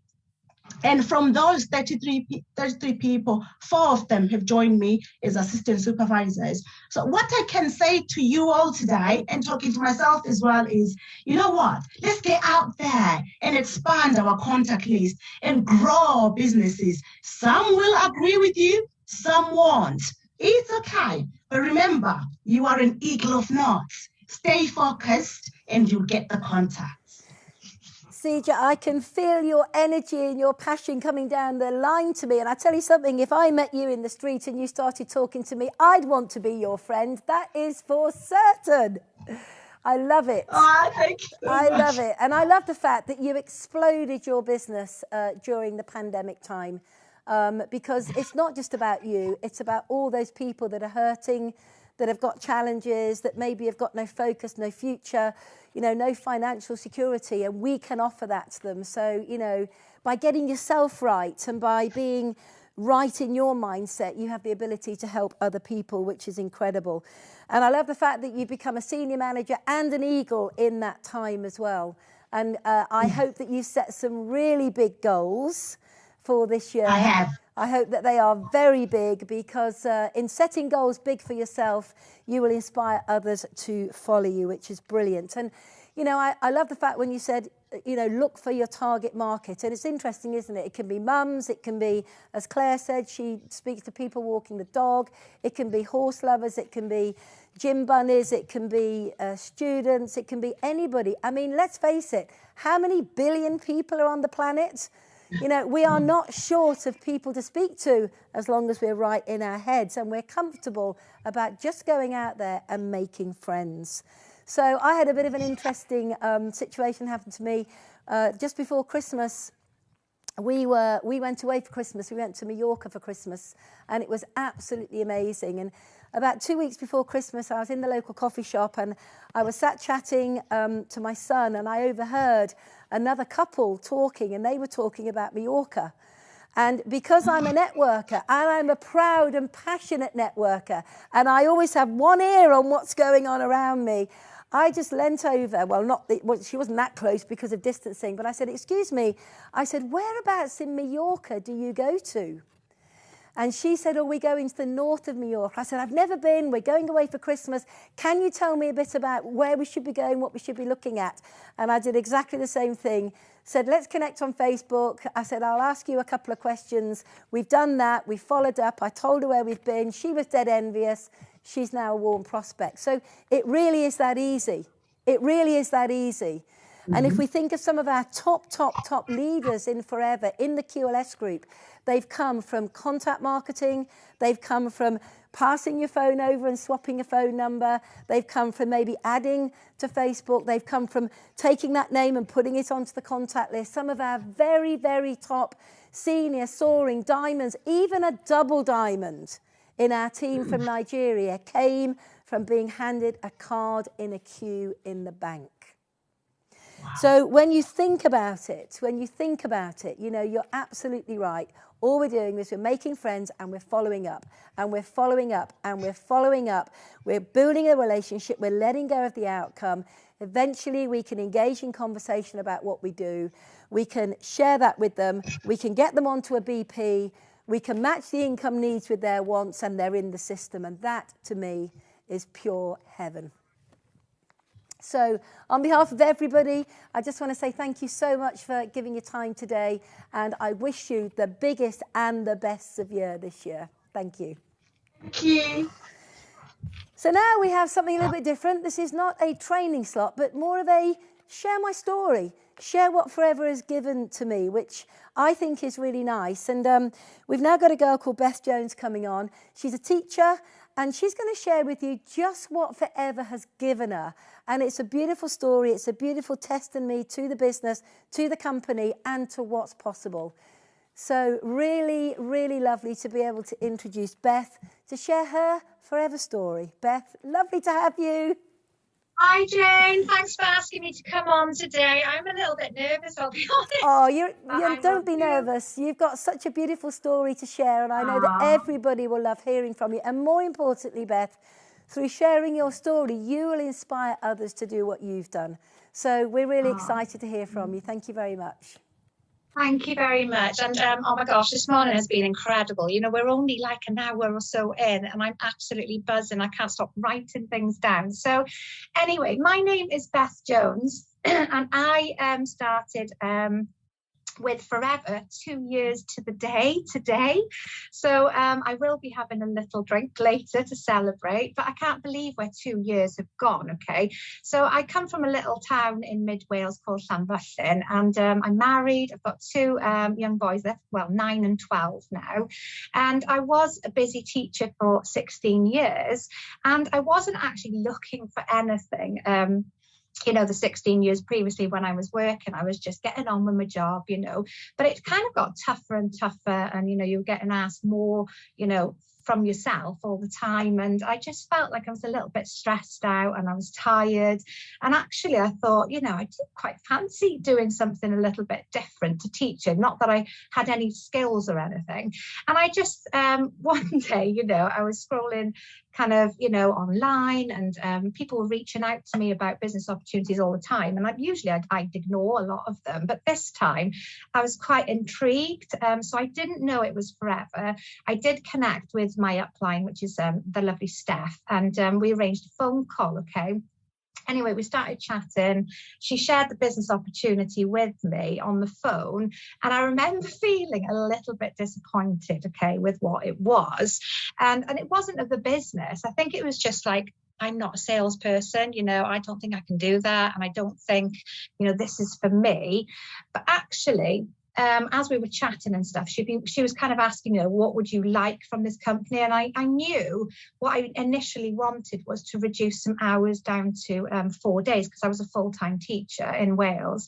And I thought if I could go down to 4 days, I'd have just more time with my boys. And that would mean about £500 a month, okay, just to have, you know, extra money so I could go down to 4 days. But I didn't really want my school to know what my intention was. So it was a bit tricky.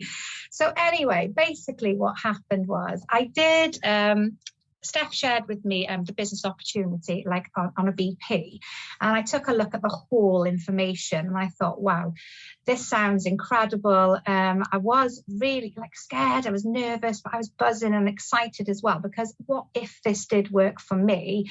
Even though I wanted £500, I just kept thinking, what if I fail? You know, what if I can't even make that £500 and then I look a bit of an idiot? Do you know what I mean? So I was very lacking in confidence at the beginning as well. And I'd never spoken online, like, you know, at all, or anything like that. So it was very, very different. And I was very much a social hermit on Facebook. I just used to watch people and never used to post anything about my life and stuff. Anyway, so this was in December 2019 when we had a chat. And in the January, my bank balance was quite low. I was in my overdraft. I didn't have much money because we'd spent loads over Christmas and stuff and the bills and things like that. And I was thinking, oh God, you know, £500 would be lush, wouldn't it? So I thought, you know what, I'm going to do it. You know, I'm going to go for it. I'm going to do this. And that's what I did. I got in contact with my mentor now and I just said, come on, let's do it. So send over the link, signed up and everything. And then I remember my box coming. I remember being scared, you know, like really, really scared. And I remember putting it in the corner, went off to work, and I hadn't told my children what I was doing, my boys. Anyway, we come home from school that day and I remember the boys going, oh my gosh, Mum, what's in this box? What's this box about? And I was like, oh, nothing, you know, it's just Mummy's thing. It's all right, you know, kind of thing. And then they were opening it and taking out the products, because I'd never used the products before. I'd heard of the company, but I didn't really know the facts about it. Like that's why I said I was a little bit disappointed, because I was like, oh, I can't sell. Anyway, so the boys were in there and they were like, oh, let's try this, Mummy, let's do this. And so they kind of got the ball rolling for me because of their excitement. I was just being a bit scared, I think, and I didn't want to. I remember saying to Steph, you know, I'm going to sit on this box for a couple of weeks, okay, just give me some time. But no, that didn't happen. And I remember the next morning, I lost my lip balm at my box because my youngest son had taken it to school and was telling all his friends to bring in £3 from the parents to buy an aloe lips off my mummy. And I worked in the same school as my boys, so I was a bit like, oh, boys, be careful, you know, what you're doing. But do you know what? You just got to go for it, haven't you? And basically, like I say, what I wanted was that £500. So what happened next? Let me see where I am. I've got a couple of notes here. So basically, after I signed, we did arrange for some of my family to come to my house and just to do like a little launch at home, you know, with 5 of my family. So I did that, and I could see, you know, them like kind of thinking, you know, why are you doing this? You know, why do you need to do this? You're a successful teacher, full time. You haven't got time for this. And I was like, so when I explained my intention to them, because I wanted to share with them why I was doing this business, and when they fell in love with the products as well, they were my first, you know, 5 customers. I thought, oh my gosh, and they spent a lot, do you know what I mean? And then I thought, oh, this is good, you know, this is really amazing. So that was one evening. Then I thought, I'm going to do another one and invite some friends round. So I got another, I think it was 6 friends round, and they also, you know, were totally blown away by what they were hearing about the benefits of aloe vera and things. And they, you know, invested a lot. And there was, you know, 11, 12 customers there then. And I thought, oh my gosh, this is amazing. So in my first month in business, so this was January 2020, I actually made over £500 profit in those 2 weeks from the 15th. So I was like, oh my gosh, I was telling my husband, you know, look at this, look what I've achieved in just 2 weeks. And, you know, he was like, yeah, all right, Beth, okay, maybe it's just a bit of a flash in the pan kind of thing. And I was like, no, I'm going to do more. I'm going to go for it even more. So anyway, basically what happened was I hit supervisor in February, which was the 2nd month in business. And then I was kind of on a roll, and I was thinking, yeah, I'm going to, you know, introduce more people into the business. And I was just working. How I was doing this was I was working full time, you know, 12 to 16-hour days teaching, got the 2 boys. And then I'd get up like, you know, an hour early in the morning and just lie in the bath, and I'd be on the phone working. So I was chilling, but also working before I went to work. So that was my like office time, that hour every single morning. But also, you know, at lunchtimes, I was just doing like 5-10 minutes. And then at the evenings, I do a bit more. And then, you know, I was sharing a business opportunity, and it just went mad. So, you know, I was kind of chasing every incentive on offer. So I hit assistant manager in the March, which is the month after. And then I achieved manager at the end of April. And then it was like, I've done it. I've got to manager. I've got what I wanted. That was my, you know, the goal, the next goal. But I was still full-time teaching. And then I was like, right, I need to think now. What am I going to do? So, you know, that initial goal that I had of just reducing down to, you know, 4 days, that 1 day at school, as I could get rid of 2 days, and I could do 3. I could work 2 days or even 1. And then I was thinking, I need to chat with my headmistress really. So I went into school and had a chat with her. She was like, yeah, that's fine. You can reduce hours. Just send a letter into the chair of governors, you know, and explain, because you need a term's notice. So that's what I did. And then when I got home that night, I was talking with my husband. I was writing this this letter to reduce hours. And it actually turned into a resignation letter, which just like, I don't know how it happened, but my husband was like, you're so happy, aren't you? You know, you're buzzing with Forever. You know, you're loving it, and you love people anyway. And I just thought, you know, because it's different and it was new and it was fresh, and, you know, I just loved it. You know, I really did love it. So actually, I did hand my notice, and I was crying writing my resignation, but it was okay. Do you know what I mean? Because I knew it was the best thing for us, because I got all these choices now where I just thought, you know, I didn't have this choice before. There was no choice for me to even reduce a day. And now I've got the choice of reducing, you know, actually retiring from the classroom and just running my Forever business, you know. And now, you know, I just work about 2 to 4 hours a day flexibly around my children. I love that extra time with my boys and things. It's just amazing. So after I'd handed in my notice, it was then the step of telling my family, which my dad, okay, was not best pleased. I will say that. He was quite disappointed that I'd given up a job on the doorstep across the road in my local, you know, town. And he was like, you're crazy, you're mad. He just didn't understand what I was trying to gain from this. And he was like, you're a successful teacher. I was like, I know, Dad, but I'm happy doing this. I love it, and I will. And I love teaching, you know, don't get me wrong. It was just those hours. You were fixed in a job. There was no choices, no flexibility, no freedom. And then now I've got all this freedom. And, you know, like, it did take him a few months to actually accept it and talk to me about the business. And now he's my, it's my top fan, and he is so proud, and he tells all his family friends, and at work and things, that it's just amazing, isn't it? And yeah, but basically, that's what happened. And then I was got here then some achievements, other achievements that I've achieved. Like, I was chasing every incentive. So I was going for the 4cc level 3. I've got level 3 in my first year. I hit Eagles in February 2021. So that was just 12 months after I joined, in 2 weeks. Then, so that was a holiday, wasn't it? A qualification, qualified for that. And then I did hit car plan as well. So I got my nice, lovely Range Rover as well, which I would never have been able to buy or purchase before. It's just lovely to have that extra money to go towards that. And then what else was there? I achieved 100 Club for 6 months, and had some nice vouchers and things.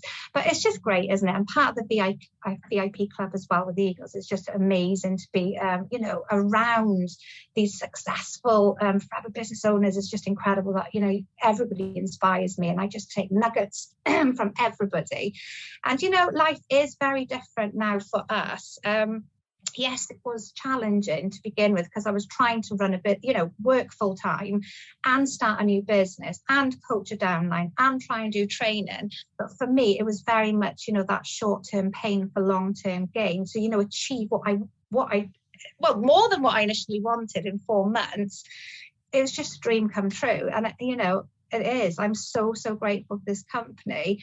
And, like this week, I've had a few days off, gone shopping with my mum, been to, just like for days and lunch with people, and met some family this week, and just love this flexibility. So, if you are, at a stage in your business where you just think, I'm a bit stuck in my business, or you're not seeing that progression, honestly, just follow the plan and just go for it, and you will achieve anything that you want. So that's it, really. Have I waffled enough, Jane? No, it's not waffle. It's a very inspiring, very, very inspiring story, a testimony to, not just to what you can achieve in forever, but what you can do personally if you get your mindset right. And, I think something that resonated with me was you looked at your bank balance and there was no money in there.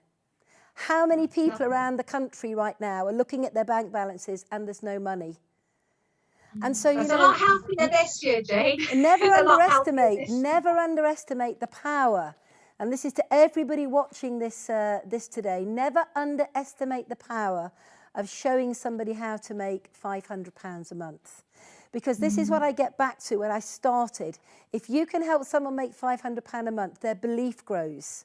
Their belief in the company, the products, the industry, their belief in themselves, their belief if they can make 500, then they can make 1,000. If they can make 1,000, they can make 1,500, and so on and so on. But the heartfelt part of the story was when you said your dad was so proud of you.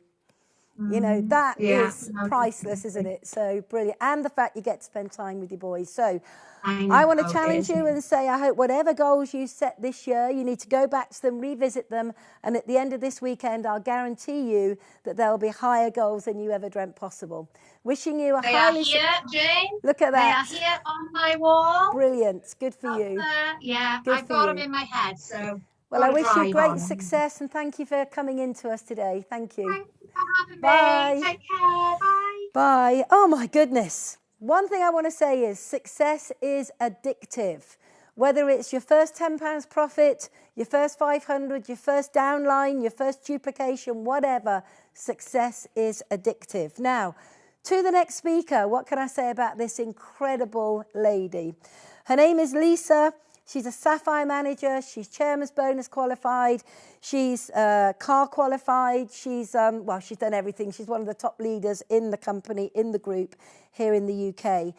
And one of her real outstanding skill sets that she's worked really, really hard on, and every single person on this call needs to learn from Lisa, is she's learned how to turn a no into a yes. Now, not just a no of today. Lisa turns the no of the past into a yes for the future.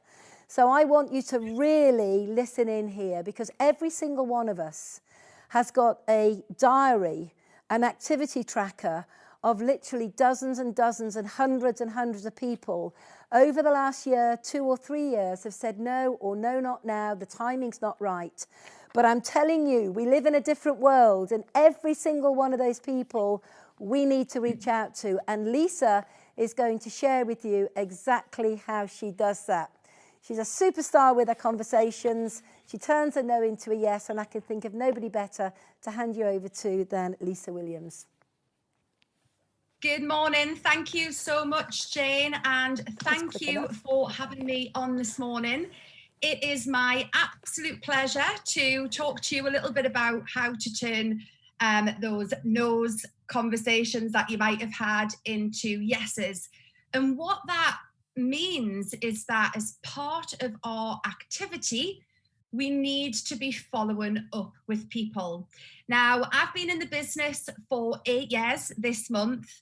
And like Jane said, we build up lists, we connect with people. And what that means is that that is creating work for the future. And you really, really need to think about that, because every time somebody ignores you, says no, that's a good thing. And you need to really embrace that. That's a good thing, because that is work for the future. And it's a process that you need to follow. So following up needs to become part of our daily, weekly, monthly, yearly activity. We are at the start of a brand new year, 15 days in. And I love this time of the year, because this is when I literally go to work and follow up with every single person that I have ever shared the opportunity with. So that could be a great starting point for you, particularly if you have been in the business for longer than 6 months or 12 months. And the reason why we need to follow up with people is because, well, let's face it, the world has changed a lot, but circumstances change for people all of the time.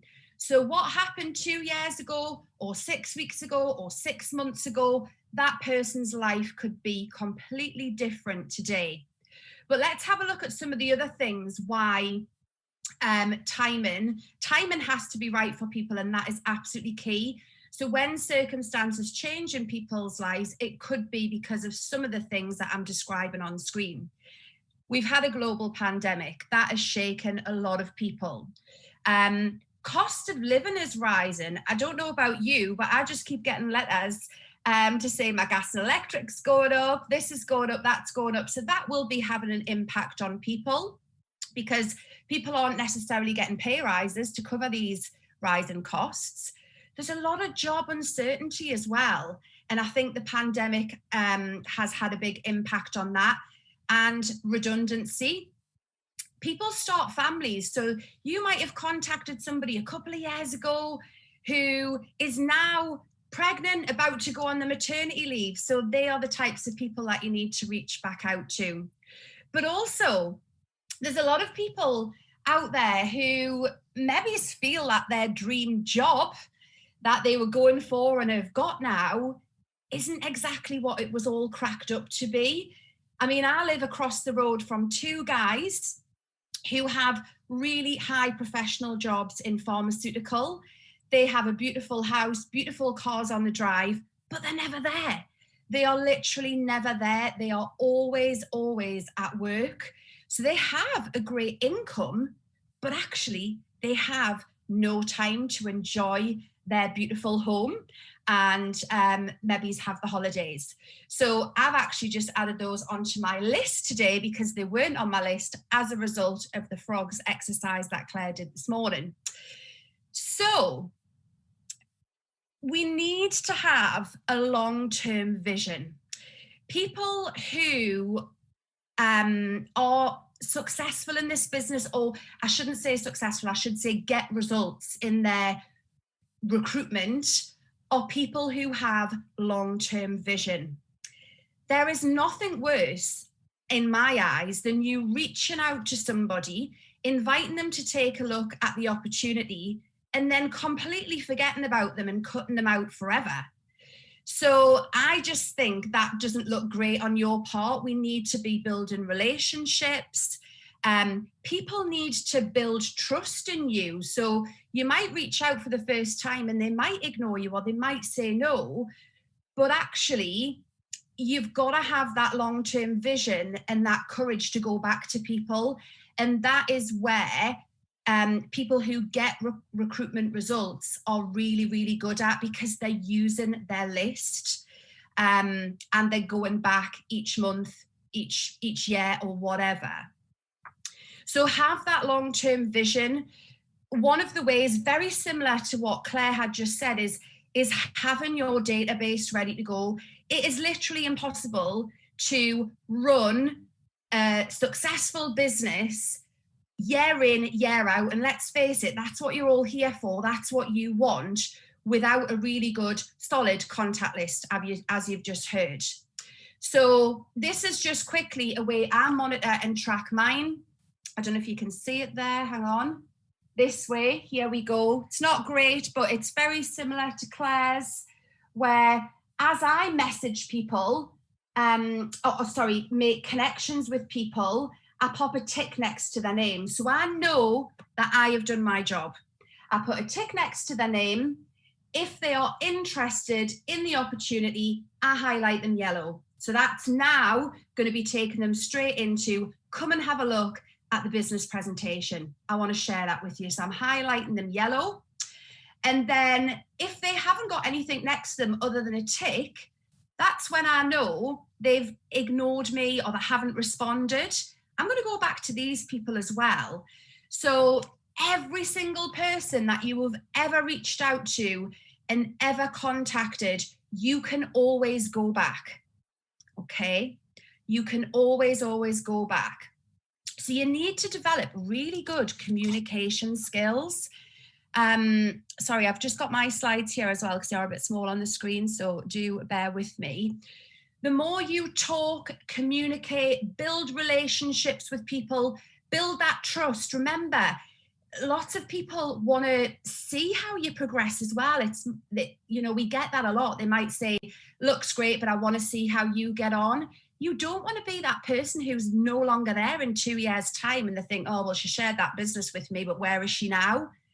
I never wanted people to think that about me. And that's where that long-term vision comes in. Be there, show up, because I tell you what, people will trust in you and they will think, she's reaching back out to me and she's still involved in this business and it's still working and she's still showing up. This might work for me. This lady's proven that something's going on there. So be that person. So the more you talk to people, the more confident you'll become and the better your communication skills. Don't overthink too much. In having chats and conversations and picking up the phone and reconnecting with people, it's just about having a chit chat, catching up, seeing how life is. It's about having great conversations, real networking, and becoming a great listener. Take yourself out of the picture.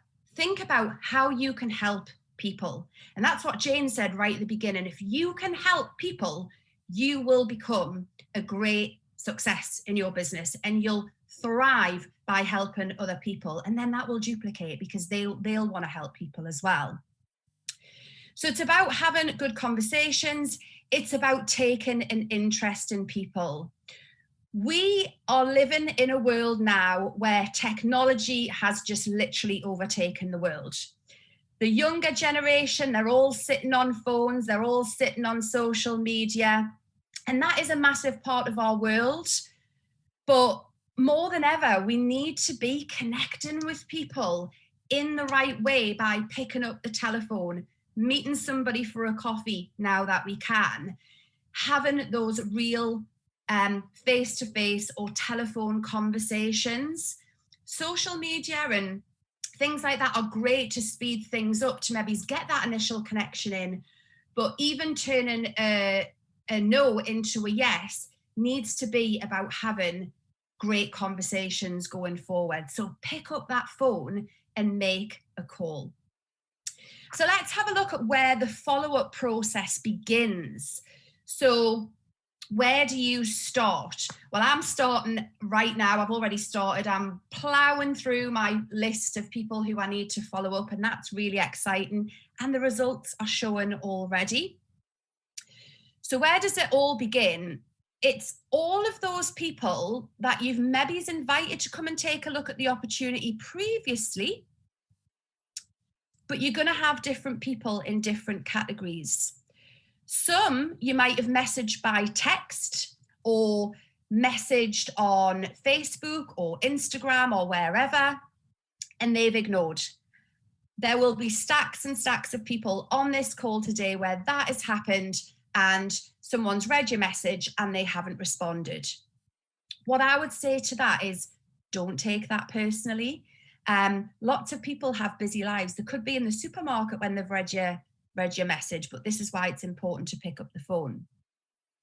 Some people might have asked for information, but have then gone quiet. Like, that happens as well. People ask for that information, then you go back, and all of a sudden, where have they gone? Where have they gone? So they're the type of people. People who've looked, taken an interest, maybe were really keen at the time, but something happened and then the timing wasn't right. That can happen a lot. So we need to follow up with all of these types of people. So people who've ignored you in the past, people who took an interest, then went quiet, people who've said the timing wasn't right. So that's the categories of people that we need to focus on. You'll probably have lots of those people who have ignored you. So that could be a great starting point to start this year. So let's just have a little look at the people who we spoke to when the time wasn't right. Excuse me, just having a little drink there. If you have got their phone number, pick up the phone rather than just send them a message out of the blue. It's like I said before, it's so nice to connect to people and talk to people properly rather than just typing on a screen. But if you don't have their number and you are connected with these people on social media or however way, send a voice note. You can send voice notes on WhatsApp, you can send voice notes on text, you can send voice notes on Instagram and things like that. So send a voice note. People need to hear your voice, and you don't need to overcomplicate this. Hey Sarah, Happy New Year, and I hope you had a lovely Christmas. I'd absolutely love to catch up with you and have a quick chat. Could you let me know your number? Here's mine. So give your number as well, and then they've got that. And then hopefully you're going to get that conversation rolling. Okay. So these are, oh, sorry, the slides have changed there. So it's fine. It's fine. Let's just move on. That's okay. So next one. What about when you've sent a message by text, but they have ignored? Now that can happen a lot. And a lot of us have been working online, sending messages, texts and things like that. So it's how we can move forward with that. Hey, Happy New Year to you. I hope you've had a lovely Christmas and are safe and well. Now, remember, this is a voice note. I hope you don't mind me reaching out to you. It has been a while, but I understand that circumstances change all of the time. I was wondering if you might be interested in taking a look at the opportunity again. It's a great way to allow people to earn more money and have a little bit more time. It's so rewarding and fun. I'd love to have a quick chat with you and a catch up over the phone to see if it might tick some boxes for you or even somebody that you might know. Would that be okay? So that's going to lead into something, hopefully. They're going to hear the excitement in their voice. They're going to recognize that you're still there. You have done your job really well. You've gone back to them. You've followed up with them.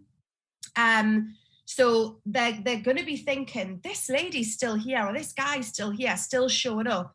And you can do that year in, year out. Literally keep going back. Build that relationship in the meantime. A lot of people's lives and what they're up to, you are going to see on social media and platforms if you are connected that way. Take an interest in these people, follow what their lives are like, because that's really important. You want to be connected. You don't just want to be this person who every so often, once a year or every 6 months, you are just coming back in with the same thing. You need to have that. The part of turning a no into a yes is about building the relationship in between. And that can be with people who have ignored you, have shown an interest, then gone quiet, or maybe have said that the timing isn't right. In the first part of the pandemic, in May and June of 2020, I registered in that 2-month period. It was just phenomenal. I actually registered 30 brand new FBOs in 2 months. And when I look at who has actually joined, they were people that I spoke to in previous years, probably 60% of that 30. And a lot of them during that time came back to me.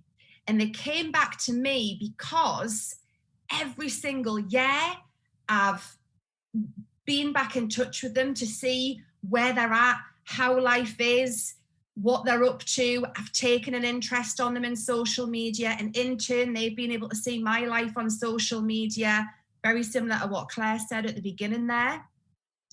So they have trusted me. They have seen, hang on, you know, she's been messaging me since, or getting in touch with me since 2015, and there she is still there. We're now in a global pandemic. I need something. And I think that was a great part of that time and what happened in that 2-month period where there was a lot of uncertainty. So it is so, so crucial that you are building relationships with people that you are connecting with, because people can read you like a book. If you get in touch with somebody and they don't necessarily want to have a look at the business or want to get started with the business, they will recognize that you were just following a process. And we are networkers. It's all about building relationships and actually how we can genuinely help people. So you need to be really, really aware of that. Okay, so the next one is picking up the telephone, okay? We need to get really, really good at picking up the telephone. Again, with my personal recruitment and following up and turning that yes into a no, I'd say 90% of people I've spoken to on the phone first, and I'm not sharing any information with them really about the business on the telephone. I'm just finding out about how life is for them. When you are speaking to people on the phone, you're following that process, you're doing the follow-up. Would it be okay if we had a quick chat? I'd love to reconnect with you and share some information on the business, or I'd love just to catch up with you. Have your prospect tracker there, or some kind of document that you record information. Because when you're speaking to people on the phone, you need to keep a record of that. You're running a business, it's part of your database. So you've got no record of a phone call, so you need to write down key things so that when you do follow up the following year, you can go back to that record and pick out key things of the conversation you had. And I tell you what, people will be thinking, whoa, this lady remembers everything about me. She's so switched on. So take yourself out the picture. This is not about you recruiting someone. It is, but you need to not think that, because if you think that, you'll become obsessed with that. And actually, when it comes to following up with people and turning a yes into a no, you need to relax and think about how you can help this person. And you do that by becoming a great listener, okay? You have to ask the right questions, and I'm going to share which question in a minute, which is the one that I ask. And the objective is understanding what they are saying and how our opportunity can help. Okay, it's not about going in aloe vera and case credits and Greg Morn or anything like that. It's having a real, genuine conversation. Okay. Next slide, please. So this is the question. This is the question as a network marketer, turning that yes into a no, or if it's a first contact with somebody, how are you? How are you? And I absolutely love this little picture that they've put into the slides here, because how often do we get responses like this? How are you? Life is amazing. How are you? Perfect. I've got an amazing work-life balance. I'm financially stable. I love my job. The money is perfect. I do what I want when I want. That just doesn't happen. And pigs might fly if it does. So when you ask people how they are, they tend to say, okay, but. Everything is okay, but. And it's the buts that you need to become a really, really effective listener, because those buts we can help with. And that could be product, or it could be the business opportunity. So getting people back onto the telephone. How are you? A simple follow-up conversation. You start. So many people have a fear of picking up the phone because they don't know what to say. But I tell you what, when you pick up the phone and you ask somebody how they are, they'll reel off the conversation. And then you can just keep building that conversation linked to around how they are, their family, their life, their work. So here's just an example. Now, these are examples because every conversation that you have will be different. So the more you do it, like I said before, the more of an effective communicator you're going to be, and the better you're going to become at networking properly with people. So how are you? I'm okay. Work's pretty tough, but the kids are fine and I had a lovely Christmas. I'm back to work on January the 3rd and I'm really not looking forward to it. Perfect. So then our response is, hang on, sorry, it's really hard to read these. So why is that then? Why is it that you're not looking forward to going back to work? Well, I've been so used to working from home in the pandemic, and the commute to work now just adds at least an hour onto my day, and I'm finding it really, really exhausting. Oh, I bet. Sitting in traffic is not nice. Been there, got the t-shirt. Oh, nothing worse. I can imagine it's really impacted on your day, especially if it's taken an hour up. So what are you going to do in the new year then? Are you going to continue with that commute? Or is now maybe a good time for you to revisit the opportunity so you can earn enough money, maybe so that you can work from home? And then if we can go to the next slide. So if I can show you a way, would you come and have a look? And then your response is, okay, I've got nothing to lose at this time. I don't really have any other options right now. So something needs to change. So you've got that prospect now recognizing that if they don't change anything, they are going to be sitting in that commute. They are going to be sitting in that rush hour traffic. And that's impacted on a lot of people. When I talk to people now, that's one of the big things that they say. They did get so used to working from home that now they're having to travel, and that travel costs money as well. So it's a big, big impact. So from this point, what we now need to do is get this person looking at the business opportunity again. So they might have looked in the past. You might not have got that far with them in the past. They could have been one of those people who actually just said, yeah, I'm interested, but, and then went quiet and you didn't get as far as showing them the business. So now you've really, really, focused on what they need, and they want to work from home. That's basically what they're telling you. So we are going to invite them to come and have a look at an opportunity. When have they got 30 to 40 minutes to come and have a look at the business overview? Now, you can do this with you, that prospect and your upline manager are sharing the business opportunity at this stage isn't something that you feel completely comfortable with. So what we're going to be doing is adapting ways for you to get on that call with that person so that you can learn the presentation. And that's simply the next step. And closing that off, one of the ways that I would try and turn that no into a yes would be actually, so from what you've seen today, so once you've done the presentation, so from what you've seen today, can you see how this opportunity could in fact allow you to work at home so you don't have to sit in rush hour traffic on the A1 every morning of the week, Monday to Friday, and you could have that extra time at home? They're going to say yes because they couldn't not see that. Okay, brilliant. The next step is to get you registered. Let's get that done. There you go. And that's how you turn a no into a yes. So just very, very quickly, could I just go back to my last slide? So following up and building relationships is a cycle within itself.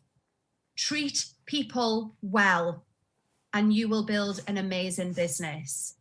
The time's got to be right for each individual. Keep a relationship going. If someone ignores you, if someone doesn't join right now, don't throw them out the cart. These are leads. These are people you need to love and nurture. Keep them, love them, get to know them, and they will trust you and they will see in 3 years you're still here. And yes, they are ready to join you. Build trust, develop relationships, making the decision that you are here for the long haul pays dividends to a prospect who is watching you. Relax, enjoy, and become a great networker. Have a brilliant 2022. Sorry, I go on a bit. It's invaluable information, Lisa. That's okay. And I think the key for me there, a couple of things is learn to be a professional communicator. And that comes from the heart. It genuinely comes from the heart. And I think if you can just be you and chat to people and ask them questions and show an interest, you're halfway there. And it's your... Absolutely. That's all it is, isn't it? People think it's kind of some clever sales speak. It's not. It's just from the heart, asking questions. It's from the heart, asking people how they are. And I think this is the biggest fear barrier that FBOs have because they feel that they need to be armed, ready and equipped to tell them all about forever, where they don't. No. It's just come along and have a look. And the other thing which is absolutely fundamental is, you know, when I joined Forever, I joined forever. I didn't join to give it a go. I didn't join to see if it would work. I joined to be successful and I joined forever. And I think that you know, you build that up online, in your social circles, wherever you're with people, so they know that you are forever through and through, and they build that trust in you as well. You know, if they see you flitting from one thing to another, you're never going to get people to talk to you. But if you're constant, I always say a quiet constant in a hectic world, you'll be okay. Lisa, I know you'll have some amazing goals this year, and I know that you are set to achieve them all. As ever, it's been a pleasure having you join us, and you know, wishing you a very successful 2022, and thanks for all the content, and enjoy the rest of your weekend. Thank you. Bye. Wow, haven't we had some amazing speakers so far today, and all these little nuggets of information. You know, when you pull them all together, you can see how simple the business is. Learn how to expand your contact list. Learn how to engage with people that maybe you don't yet know. Learn how to go back to someone who said no in the past. That's as simple as it gets. I mean, if you focus on those few activities, you have mastered a big chunk of what it takes to build a huge, successful business in network marketing. Now, we have one of our super high flyer guest speakers, and I am really excited to be able to introduce him to you all. His name is Phil Ritter. He comes from Switzerland, and he joined Forever when he was 18 years old, and he's gone on to be the fastest ever, the youngest ever diamond in Forever. And I always say he's gone from a young, inexperienced 18-year-old to a professional network marketer, a diamond, and a multi-millionaire in Forever. He's got one of the fastest growing businesses in Europe today. He's GLT, He is level 3 chairman's bonus qualifier. He's just done it all and got it all. And I'm super excited to invite him to share a little bit about his story. And I know that he's going to share some incredible nuggets with you. But think about it. He was 18 when he joined. So Philip, lovely to have you on the call with us today.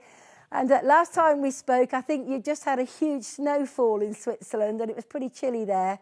It's the same here as well. And I think if I'm right, you've just done a kickstart for some of your team as well, and you've jumped onto our training at the end, and that's how we all rock in GLT. We all support and help each other.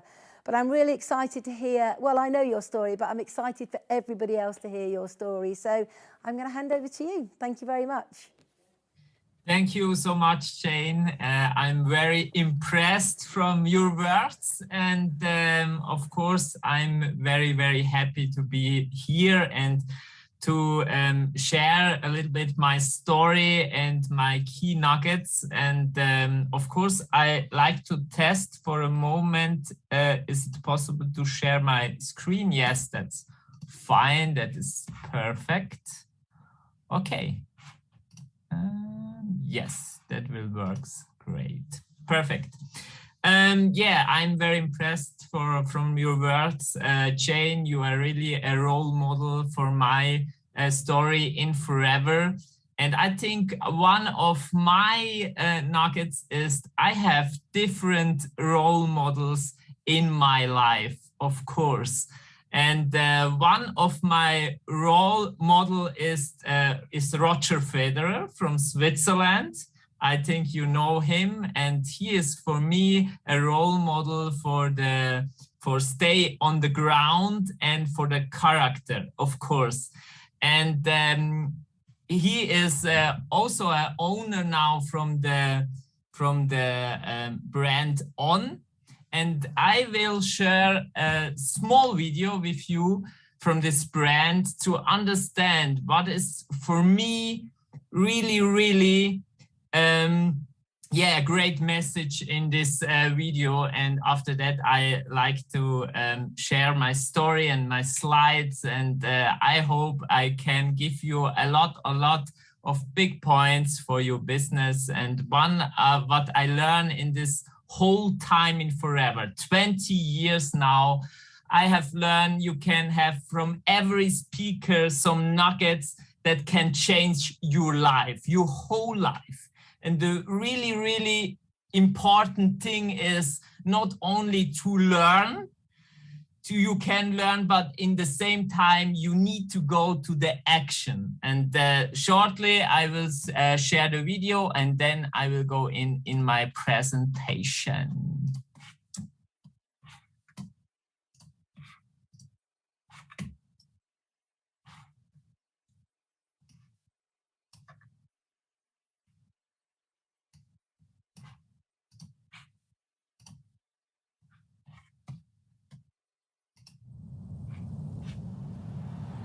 When was the last time you dared to dream?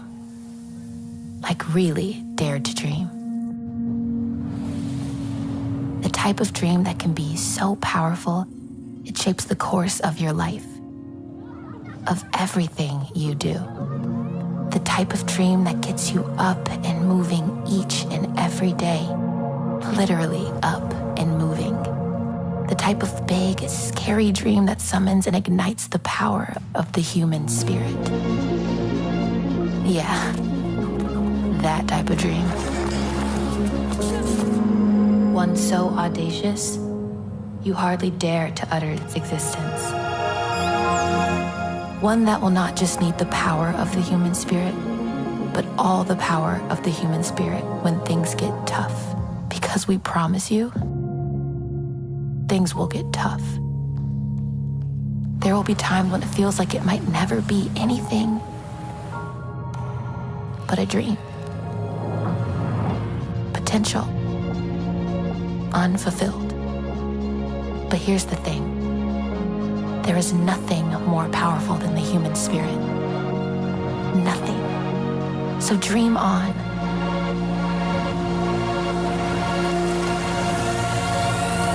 Dream on.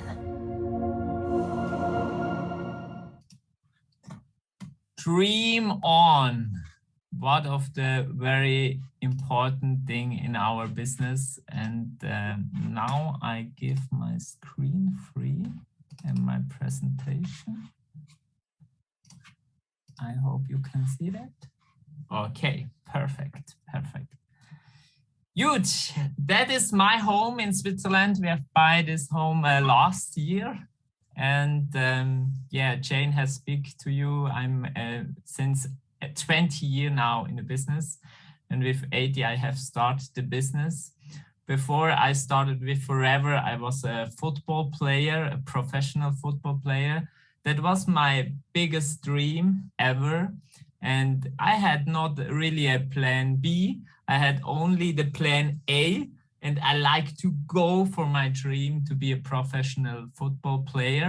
But then with 18, I had a really struggle with a health problem. And that was my first time I show for other opportunities in this moment. And my team manager then, or my specific manager for me, he tell me about Forever. And my first thing was, okay, I'm not sure, but I go to this presentation there 20 years ago. And yeah, I had this feeling. I was not, of the end, the presentation, I'm not sure really that will be my way, but I have this inner feeling and emotion to go with this, yeah, with this chance. And yeah, then I start with Forever, and I grow step by step, and my whole, yeah, my whole part, what I learn or what I be now, yeah, gives me Forever, of course. And I have a second big role model in my house and in my office is Rex. And for me, he's a big visionary. And yeah, for me is a big visionary. For that, he's a role model for me, and also to be familiar.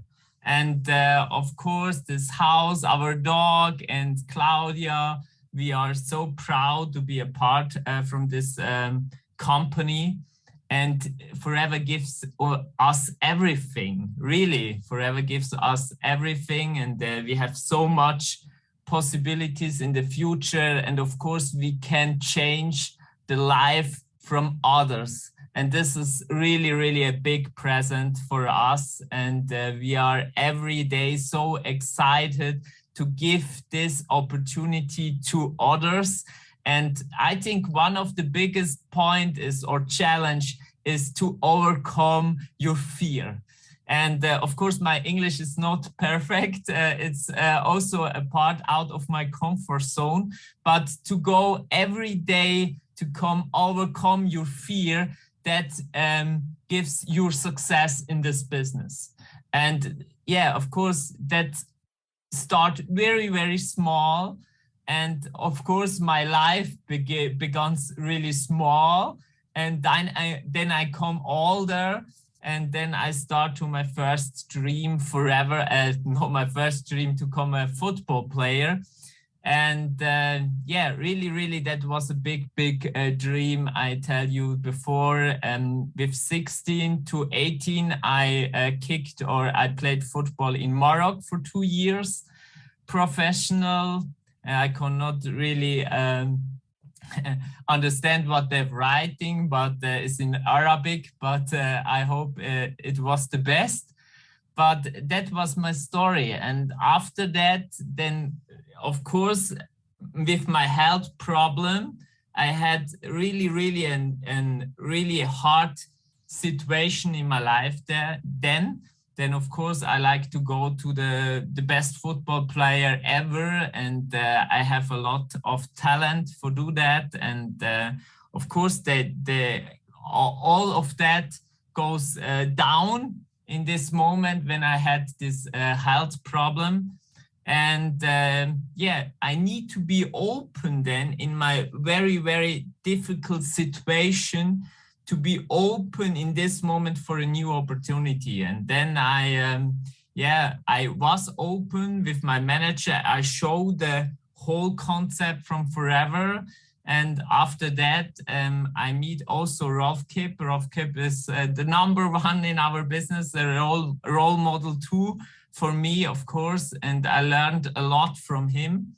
And yeah, I learned, and after the learning, I go to the action. I think that is very, very important in our business. Not only learning, go to the action every time. And of course, wear your pin every time. Then it's very easy to speak with people when you wear every time your pin. The people will talk to you. What is that like? What is that for a pin? And you can talk about your business. Yeah, 2015, I had my Diamond Manager recognition in Singapore. That was really, really a great feeling. 1 year before in London, I had my first Chairman's bonus check level 2 with over $124,000. But before this time, I think we are in Switzerland now 7 or 8 years in the Chairman's program. Before we was not qualified as a country for that program. And in London was my first Chairman's bonus level 2 check. And that was really, really amazing. But I lost, or I had the diamond recognition not in London. Then I had 1 month later the recognition to the diamond. I think the global rally in London was in April 2014, and I become to the Diamond Manager in June. But my biggest goal was there to come to the Diamond Manager in London, to go on stage on London, but I lost my goal there. But 2 or 3 months later, I become to this Diamond Manager. But one year before, I had to do, I think 8 managers, something like that. And this was really, really a big, big goal. And I was in this year, I was very fast in this year, and I have done 8 manager in 1 year. And that is possible when you have created this momentum and you are really all in with your commitment, and you have this big dream and you think only to this goal. And that was my time there when I decided to go to this Diamond Manager position. Yeah, one of my second or third role model in business is Elon Musk. And of course, I like Tesla very well. We have 2 Tesla X model, 1 to rent and 2 for us.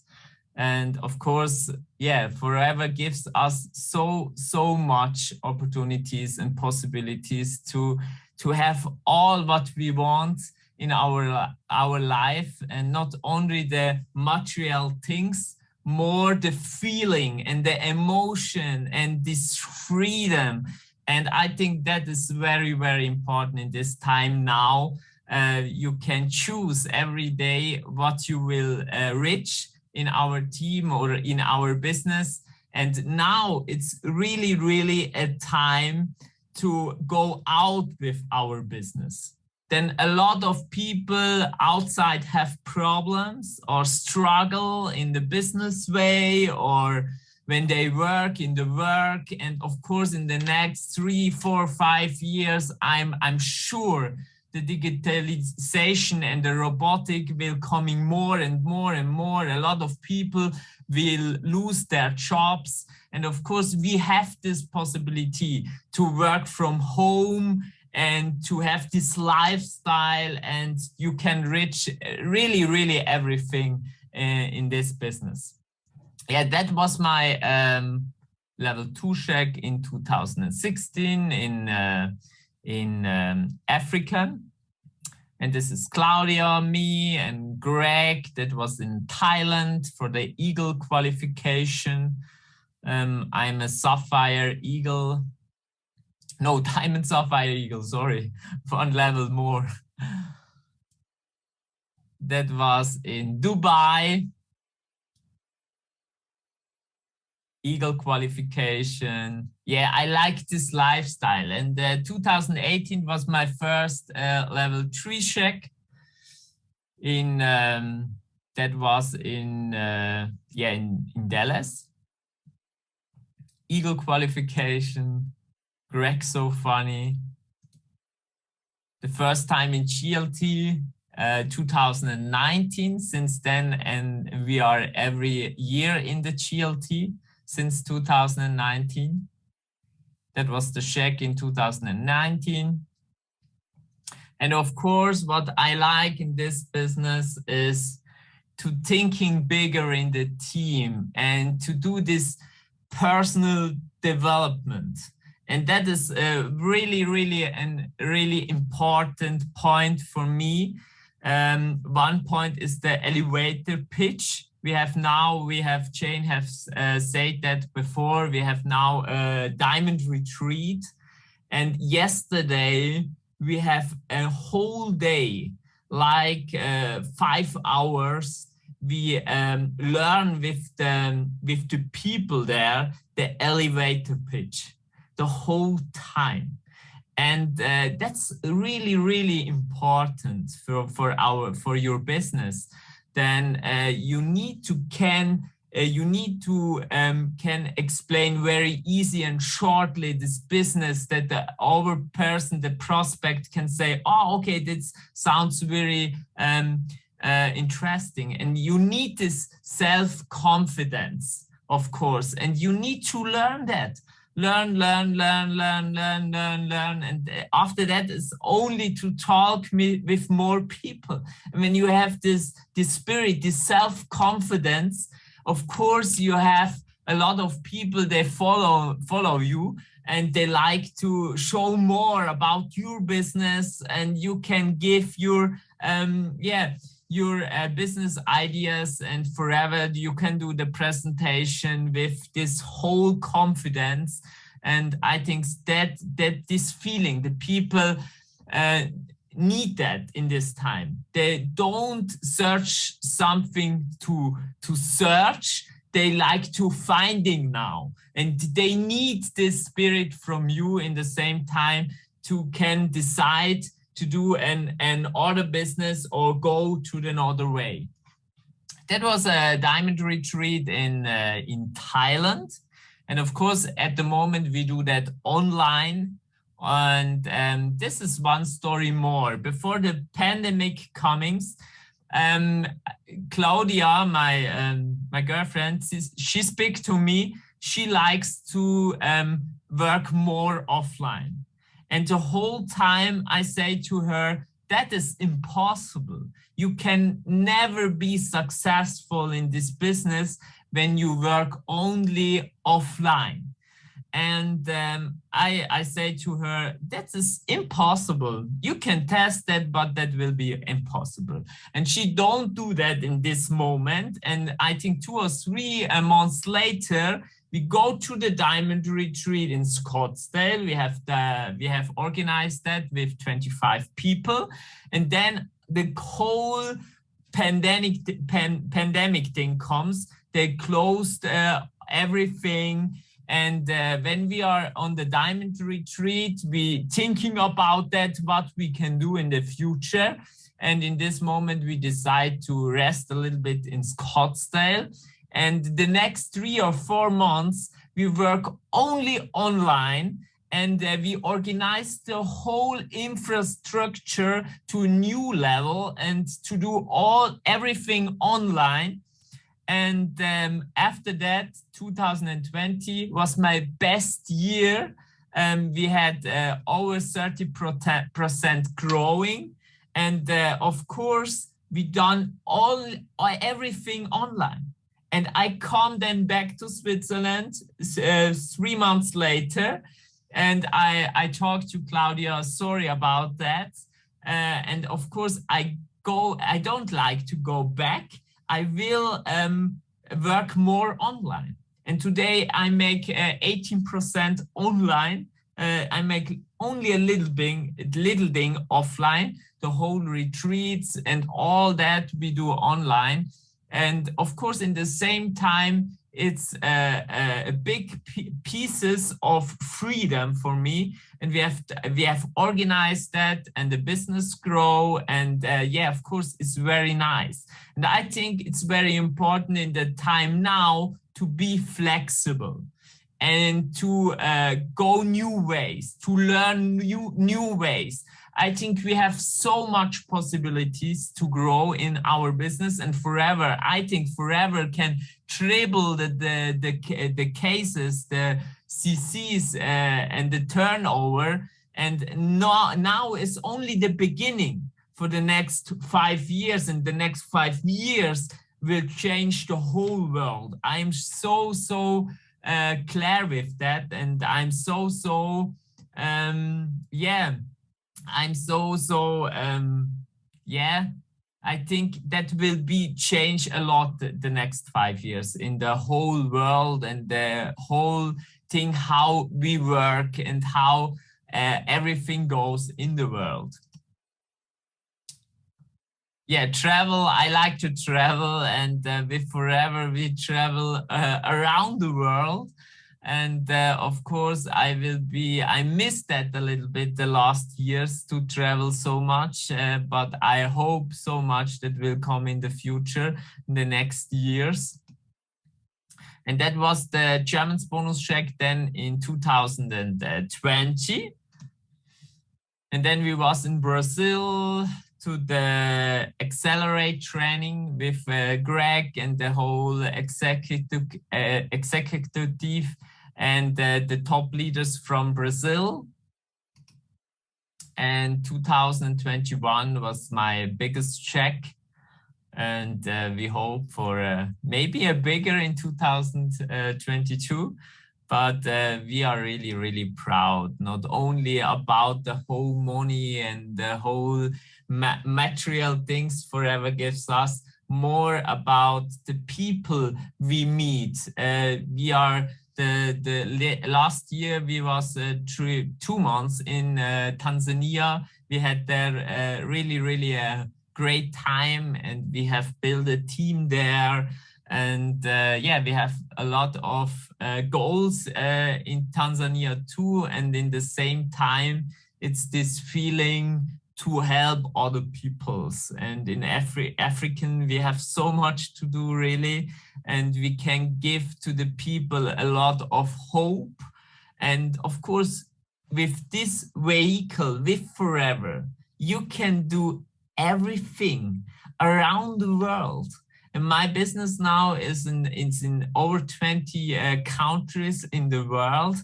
And I like this feeling you can work from one place, but in the same time, you have a business around the world. And of course, you can help people.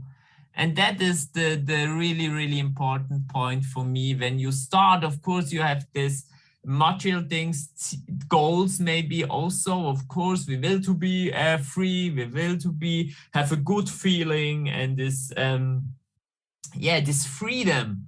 But after that is more a business, not you do that not for yourself, you do that for the people. You like to help other people. You have this lifestyle. You understand the business very well. And you understand that the Forever business close the people together and give them this feeling to work together and to grow together. And this team spirit, I like that so much. And it's a big part in my life, and yeah, I like that so much. And of course, we have other projects too. We have buy 2 apartments, and I one of a big house and villa in Cyprus. And yeah, all this feeling comes with Forever. All these possibilities comes with Forever. And when I started with Forever years ago, I cannot imagine what will be 20 years later, but that is here. And I know we will grow more and more in the future, and we can dreaming bigger. And then we need to help a lot of people around the world. And yeah, that is so nice. Yeah. To the end, I have 5 tips, really important tips for me. The one is, of course, know your why. That's so important to have this whole focus on your why, and not one times the week, every day. You need to have this spirit, this commitment, this focus, and please live a life from the inner to the outside, and not from the outside to the inner side, from the inner to the outside. Think about that. What makes you happy? And for me, is the biggest thing is when I see the people grows in my business. That gives me a happiness feeling, and I like that so much. And that is one of the biggest why for me. And of course, I have my material goals, and I have goals for my whole team.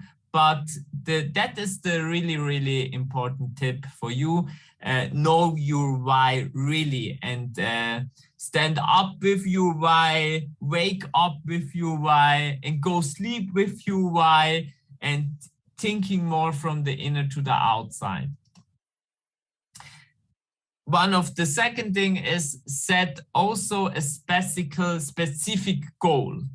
You have your big why, and then it's really important you go really specific to the goal. What is your goal in this year? What are the 3 biggest points for this year to do? And then you have the whole focus on these 3 goals, and that I do every year.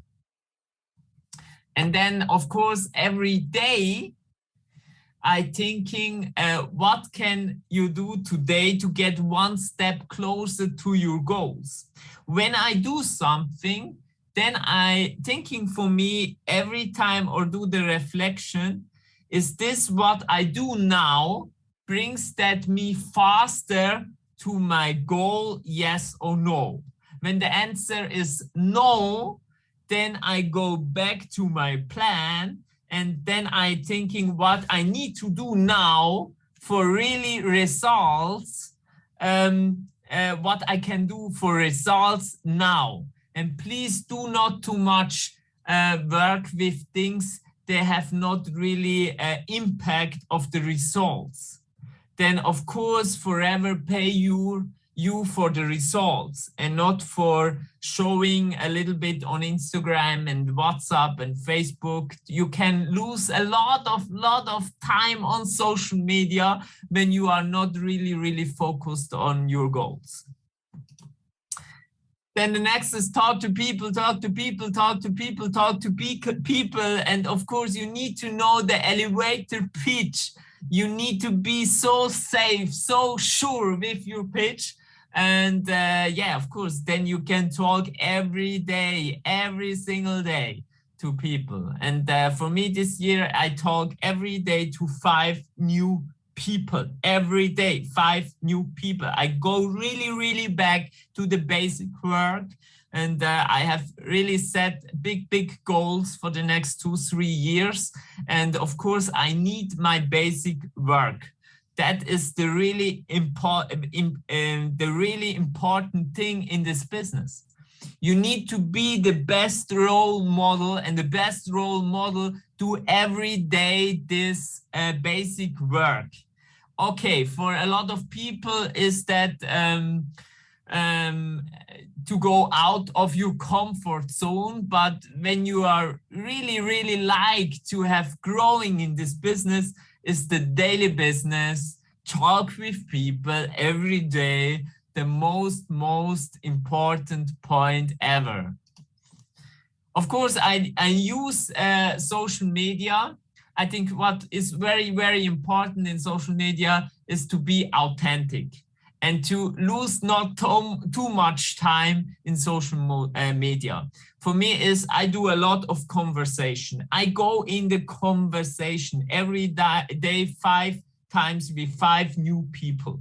I lose not too much time for branding and all this stuff. I think it's yeah, that gives you not so much return. Of course, you can have a big business with social media, but we are networker and we need to talk with people. And when we talk with people and give them a solution for his life, then of course, is that the fastest way to work in this business. For me, it's the fastest way. I go directly to the conversation with the people when I work with social media. And of course, never give up and looking forward. And when when coming bad things in your life, then go to the next step. And yeah, of course, never give up. You need only 25 people to go to the diamond manager position, and I'm so sure you will find these people when you are in the right emotion, with your goal, with your focus, with your commitment, and of course you go your way. That's it. That's it. And at the end, I have one video more for you. One moment. Then this video is really, really powerful.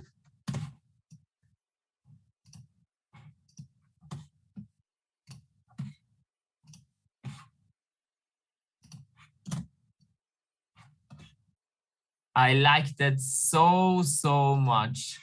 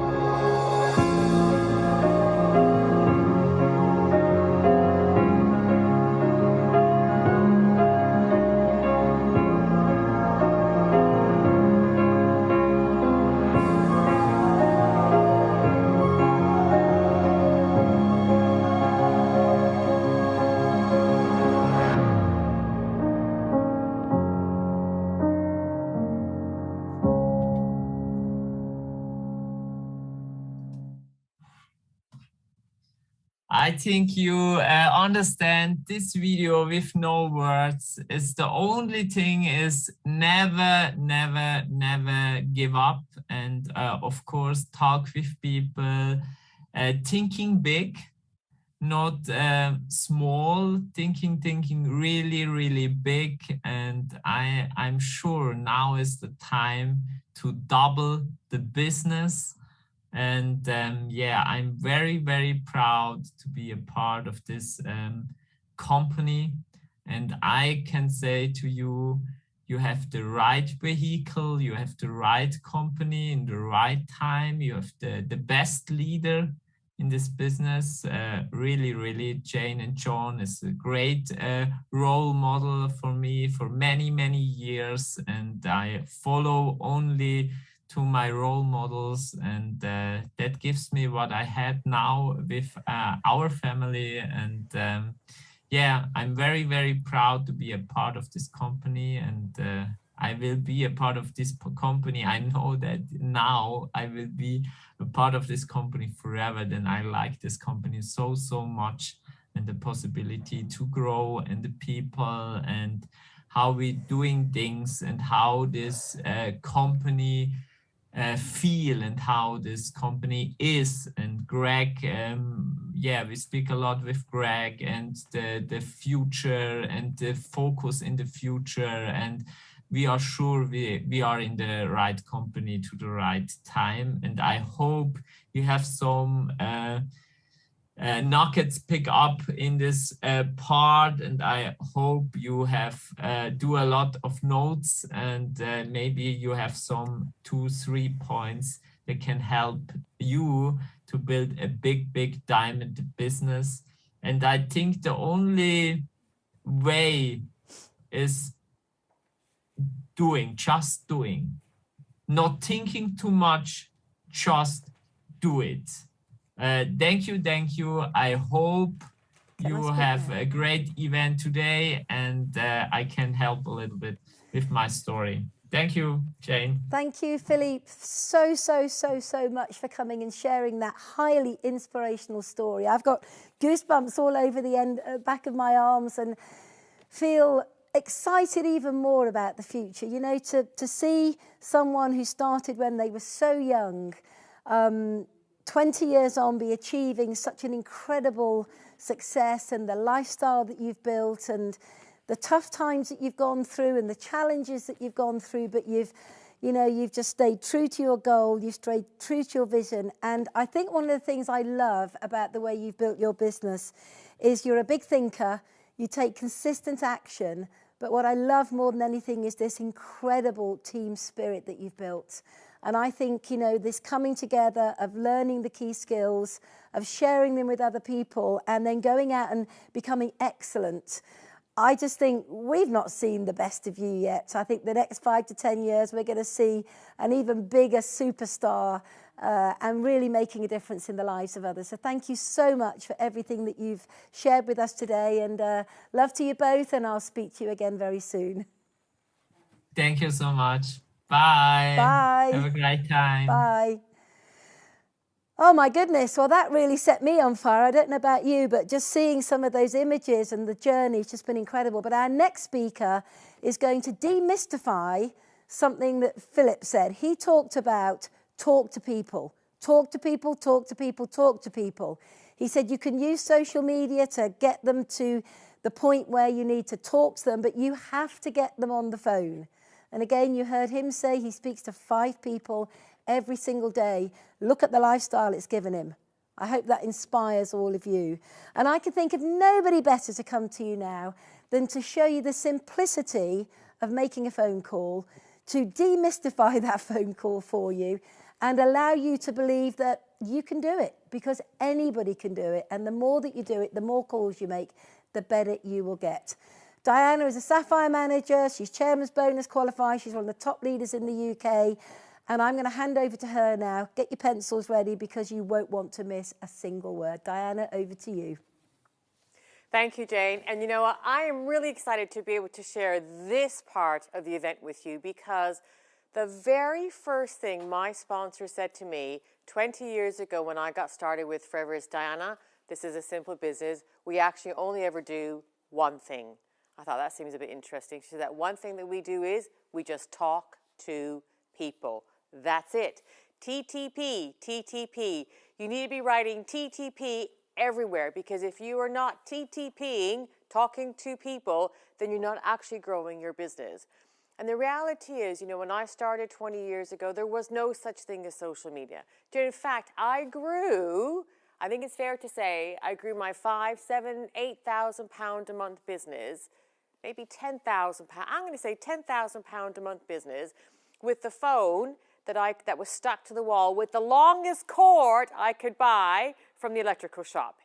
And I'm telling you, another observation is with the introduction of all these communication apps, whether it's on social media, all these amazing smartphones, we can talk to people in an unlimited amount of ways doing this. Listen, you know what? I've been one of the UK's top leaders for a very long time.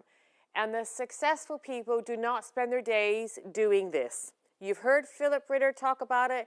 All the speakers who've spoken so far have all said their aim is to get to people on the phone. We do not recruit people doing this. We recruit people doing this.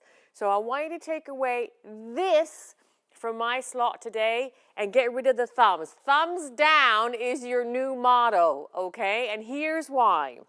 If we look at the power of phone call, it gives you a sense of urgency. Listen, if you're really, really upset with one, or if you have some amazing news, you don't just do this, do you? You pick up the phone. And I'll give you a great example. My mum was upset about something yesterday that I had done. Oh, it sent shockwaves through the family. I didn't realize I'd done something. Something was misunderstood. And I'll use that as an example as well. And she rang me, and it was urgent. She wanted me to hear and see and feel, her emotions of why she was upset. Had she sent me a quick Facebook message, I wouldn't have got the essence of it. And quite often, Facebook messages or any sort of written, any thumbs up messages can be misunderstood. They get forgotten. I am infamous for opening up a message and just forgetting to go back to them because I am inundated across a number of platforms and a number of communication apps. So ringing someone, even if you don't normally speak to them on the phone, this is what gets their attention. This is what's going to non-verbally communicate to them that what you've got to share with them is so important that you've put your thumbs down and you've picked up your phone and you've rung them. Because I'm sure that if you had just won the jackpot lottery, you would not be messaging your partner, your best friend, your parents, your children. You'd actually not even pick up the phone. You'd probably get in the car and drive there. You'd be so excited. And this is what this whole business is about, is sharing enthusiasm, sharing your passion, because it's your passion, it's your excitement, ignorance on fire passion that people capture. It's what makes them curious. People follow people not because of what they say, it's because of their energy. And your energy comes across when you speak to people, not when you're doing this. So in the world of digital overwhelm, it's that personal touch that allows people to feel connected. And since the last 2 years, the majority of our lives, more and more of our lives are we're living them online. People want that human warmth. They want to feel connected. They want to feel, it was part of your basic human nature is this feeling of intimacy and being connected. So if you don't normally speak to people, and I never thought I would get to a stage in my life where I'm speaking to people just by thumbs up, I promise you this one change is what is going to explode your business. Quite often, let me go through. Let's go to the next slide. Okay, so what do we fear? Why don't we want to talk to people? Well, I can remember when I was new, I was nervous about speaking to people because I didn't actually know what to say because I was new to this way of doing business. I'd never done anything like this before. I thought I was going to have to memorize these long scripts, and actually you don't, which I'm going to show you. Or maybe you're uncomfortable with what you are being coached to say. I know we heard from Claire Spencer this morning, and when she shares a different training, she was scared to talk to people because the words she was being given weren't her words.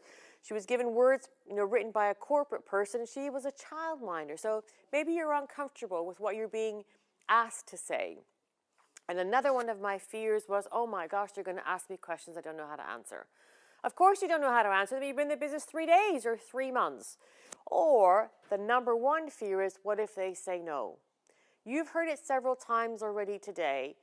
You know, our business, you need to expect you're going to get more no's than yeses. It's just the way it is. You know, we are in the sifting and sorting business. We're in the inviting, sharing information, and sifting the people who are interested versus the people who are not. And if you can embrace that business concept, then the no's won't be something to fear anymore. In fact, you'll embrace the no's, because the more people who say no, the more people you're going to invite to have a look at the products that we have on offer, and the closer you are going to be to getting someone to say yes. So I'm going to take you through 3 types of phone calls. And the first phone call is really for brand new people who are just getting started with us, because I would say it's the brand new people who are probably the most scared or the most nervous, as I was. I felt like my tongue used to swell up like the size of an elephant when I first started making phone calls. So for people who are just getting started, and I mentioned this morning that I'm working with 3 new people, this is the call that they are making. They've been making them now for the last, well, this week and last week, because we've only just started into launching this and trialing this ourselves. So let me tell you, for brand new people, you're excited. You've just got started. You've just got your box. You're, starting to evaluate the products and immerse yourself in the range and in the culture, etc. And you still have that excitement, those butterflies in your belly of what the essence of the opportunity caught your attention. What was it that you saw that forever could help you achieve most? What is it that matters most to you that made you say, yes, I need to be part of this company because my goals are too important to me to not, take this journey with forever. So your excitement, your enthusiasm is quite high, but you also don't know anything.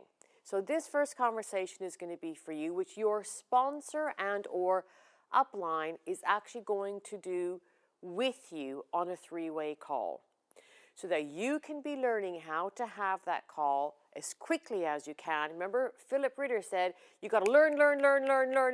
It's learning that conversation so you can talk to anybody, anywhere, anytime, and you don't have to wait for your sponsor, your upline manager's diary to be available, because you can do it on your own. And it's a really, really simple conversation.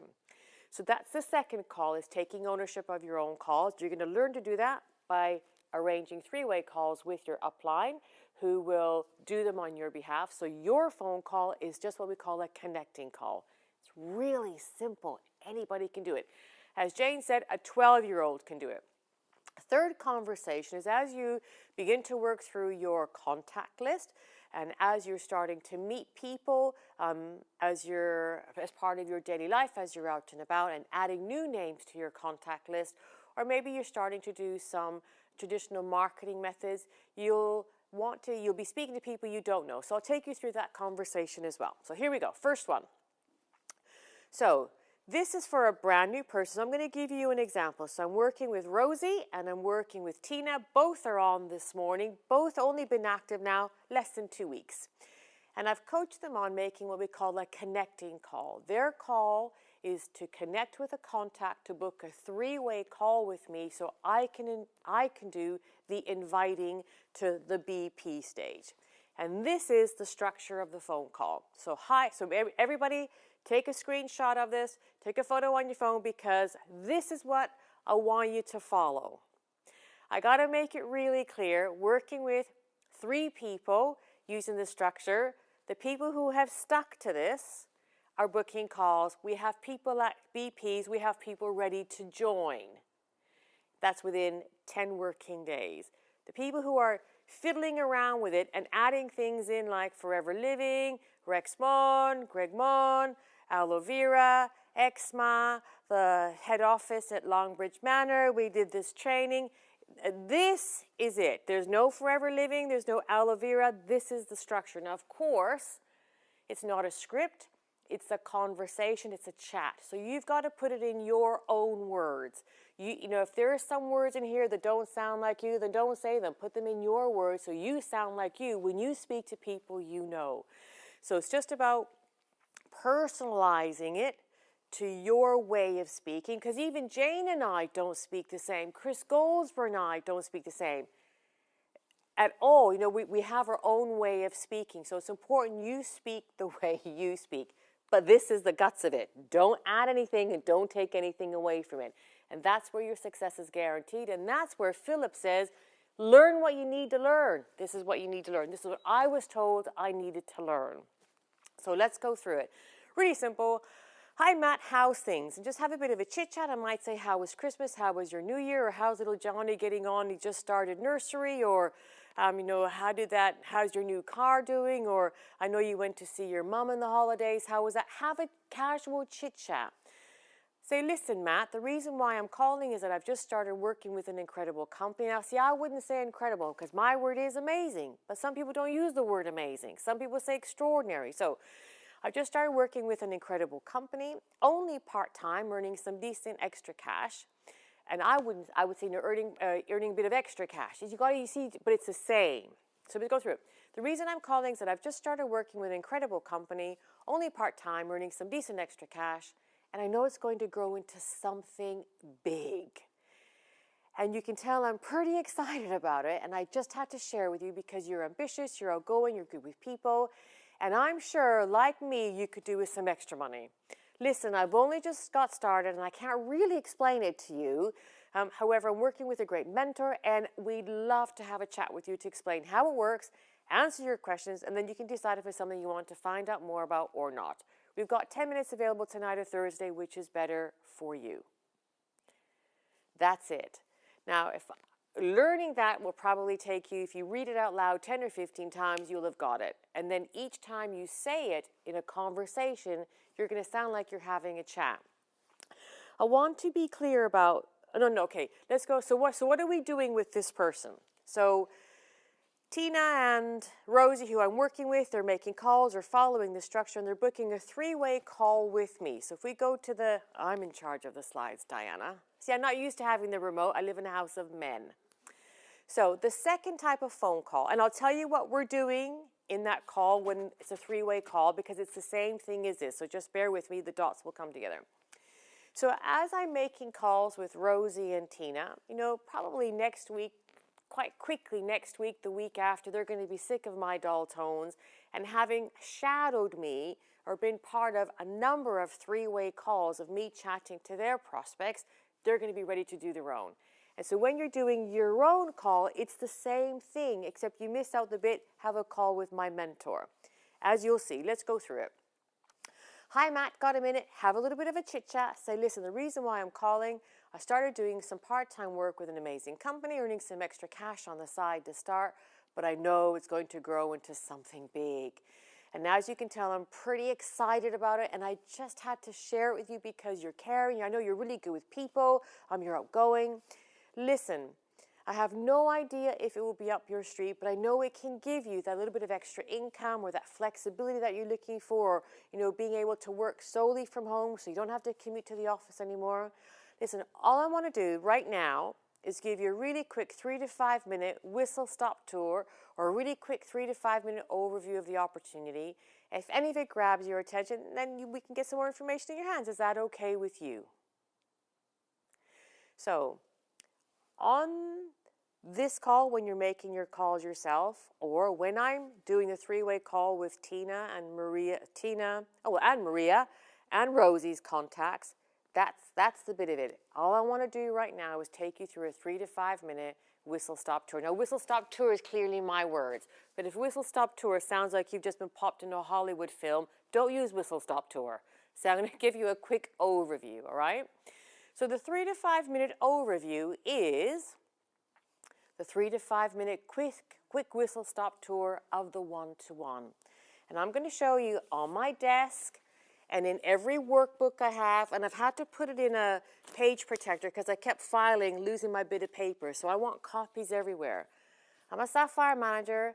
If you woke me up in the middle of the night after a heavy night out at 4 in the morning and said, Diana, can you do a one-to-one? Yes, I can recite it from the top of my head.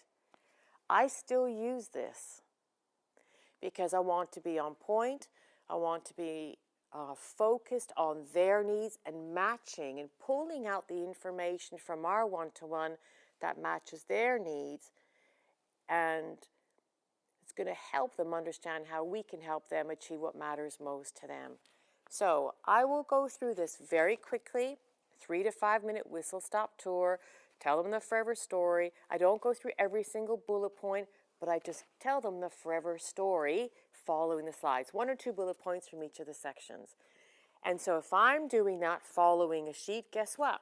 Maria, Rosie, Tina, who I'm working with, they can all follow along as I'm doing their calls for them. They're learning how to personalize this to the prospect. So in a week or 2, when they start doing their own calls, there's no pressure on them to learn everything, because I haven't learned everything. I still have my sheet to follow along. Because otherwise, I'm focused on what it is I'm trying to say as opposed to focus on the prospect. So if I have my cheat sheet in front of me, I don't have to have that pressure of remembering everything. It's just about following what next and remembering actually what's important to the prospect. So I'm going to take them through a 3 to 5 whistle stop tour.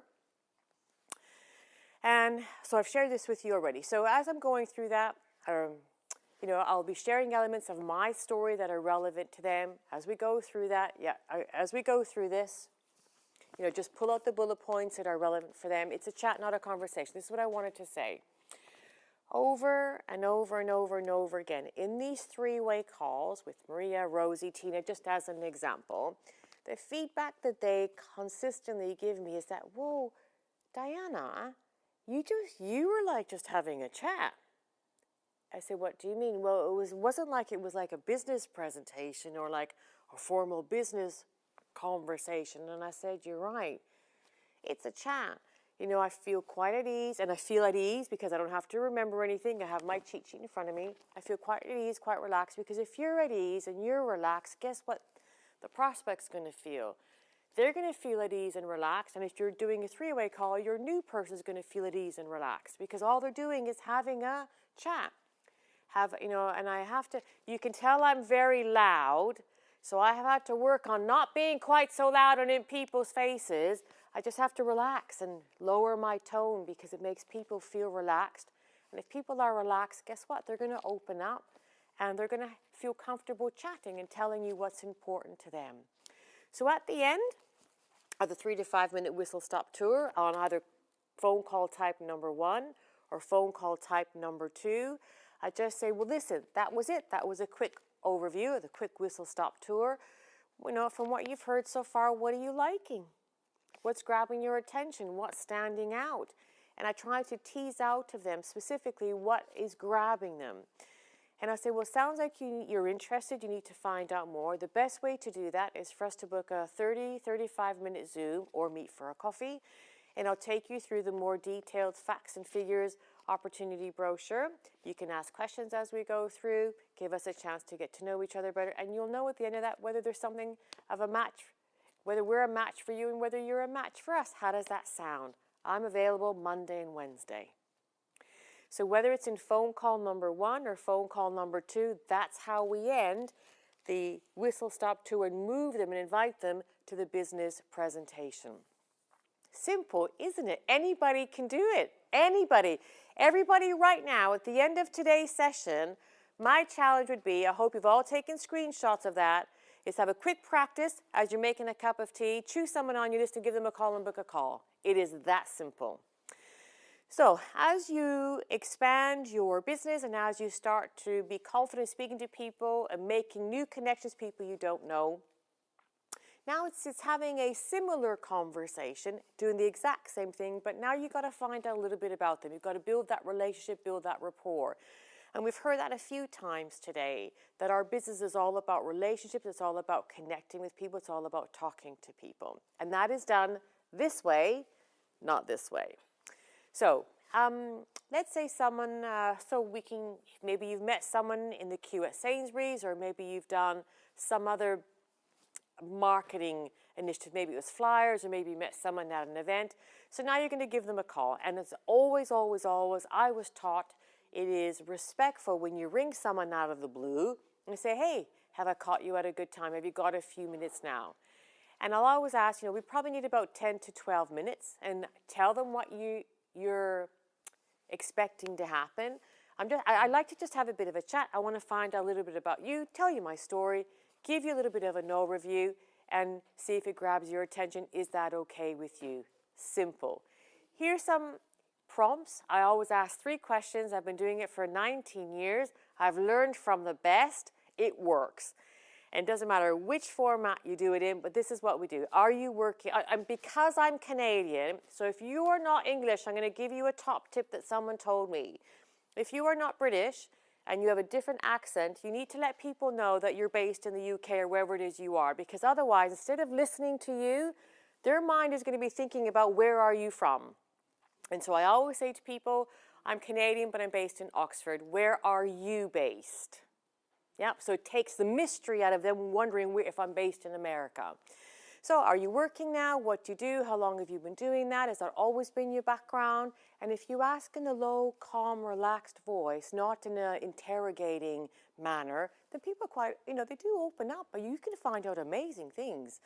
And I say, well, listen, it sounds like you have an amazing wealth of skills and experience and abilities, by no means in question. But tell me, of all the different things you've done, what 1 or 2 elements do you really enjoy the most? Like, what gives you buzz? What are you passionate about? You see, I'm finding out information about them. So when I do the 3 to 5 minute whistle stop tour, those are the bits of our opportunity I'm going to make sure I share with them. And say, what about my campaign, my card, my ad prompted you to respond, or what did you like best about the flyer, and what's important to you going forward? So now I feel I have enough information about them. And now I'll say, thank you so much. That was really helpful. Let me tell you my story. And I will choose elements of my story that match theirs, because it's called Me Too. If they think, well, she can do it, I can do it too. So chat, share your story. And now I say, what I'd like to do is give you a 3 to 5 minute whistle stop tour of the opportunity. If it grabs your attention, I'll get some more information in your hands. Is that okay with you? I have my cheat sheet everywhere. Yep. And I pick out elements, 3 to 5 minutes, and we end it the same way. I know it's just a quick overview. I know it was really brief, whatever your words are, but from what you've heard so far, what are you liking?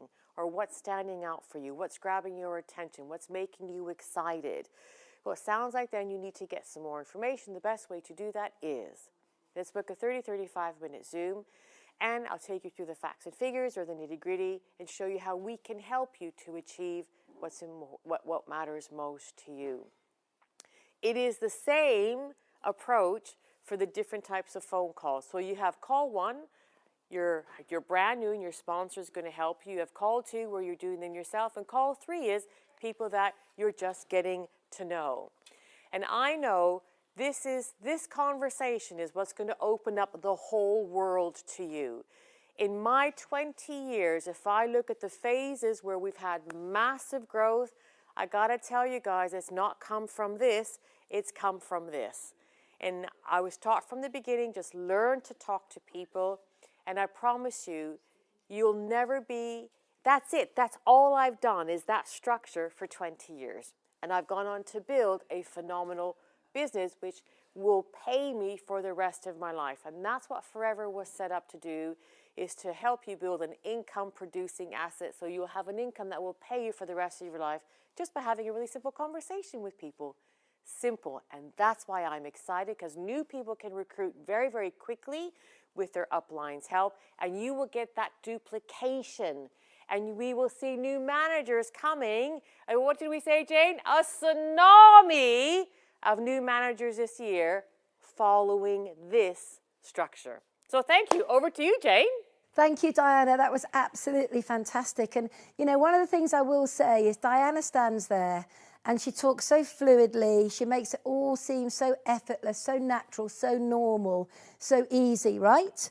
Well, I'm here to tell you that for all of us on day one, it's not normal, it's not natural, and it's not necessarily that easy. But because we are in forever, and we see forever as the vehicle to allowing us to achieve our goals and dreams and the lifestyle that we crave and the freedom and the flexibility, then we are prepared to learn how to become comfortable communicators. I can remember as if it were yesterday, for me personally, it took me about 8 months to learn how to be okay on the phone. And what is 8 months in the grand scheme of things? Here I am 28 years on now, and everything has come to be as far as I'm concerned. And all I've done is learnt how to be a comfortable communicator. So, just be like me, be like Diana, practice, practice, practice. Find the words that flow easily for you. The whole essence of this is just to take the time to have a conversation, to chat to somebody, to find out what their pain points are, to find out what their frustrations are, to find out what their challenges are, to be a little bit empathetic with them, to maybe relate to them and say, well, I had some of those challenges as well. However, this is what I found. And then maybe share the forever story and your story.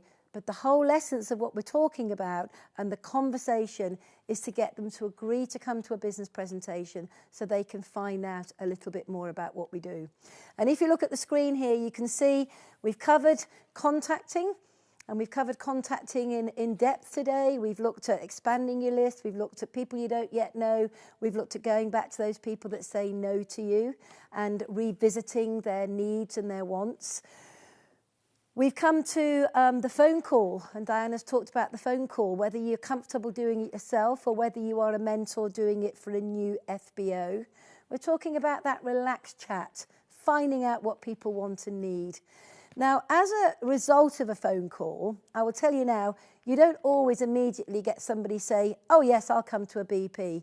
Sometimes when they are showing an interest, they have questions. And very often there's only 3 or 4 what I call the most commonly asked questions at this point, at what I call the conversation stage. So to help you become comfortable in answering those handful of questions, what I want to do is I want to invite our next speaker. And our next speaker is an incredible young woman. She's a Sapphire manager, Chairman's Bonus qualifier, car plan, global incentive. She's done everything around being a full-time mummy to 3 beautiful, beautiful little girls.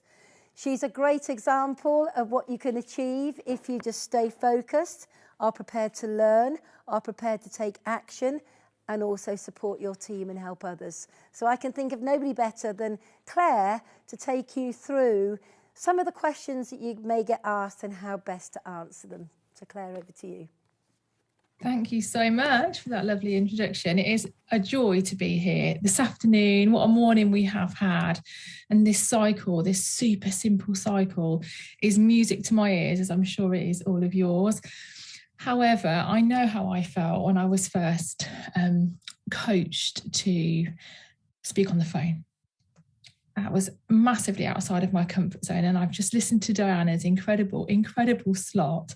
And I know what will be going through some of your brains is, I know, and that all sounds really easy, but what if that happens? And what if someone asks me this? What am I going to say? What if I don't know the answers? Because that was my fear.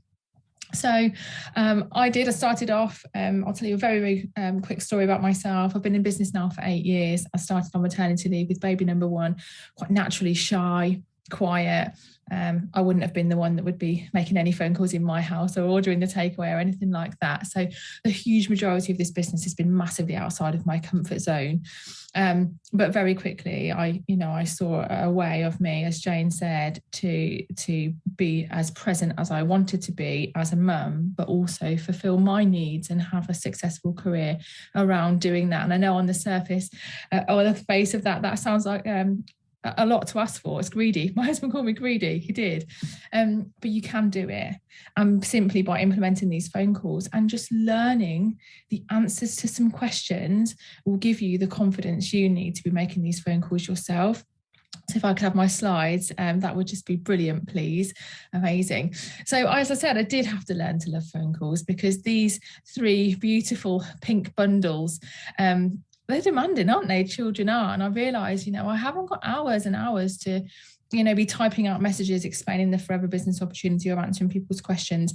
And as we've just heard from Diana, that's not the most sensible way of doing it. So we need to be mastering a phone call. It is how I've built the huge majority of my business.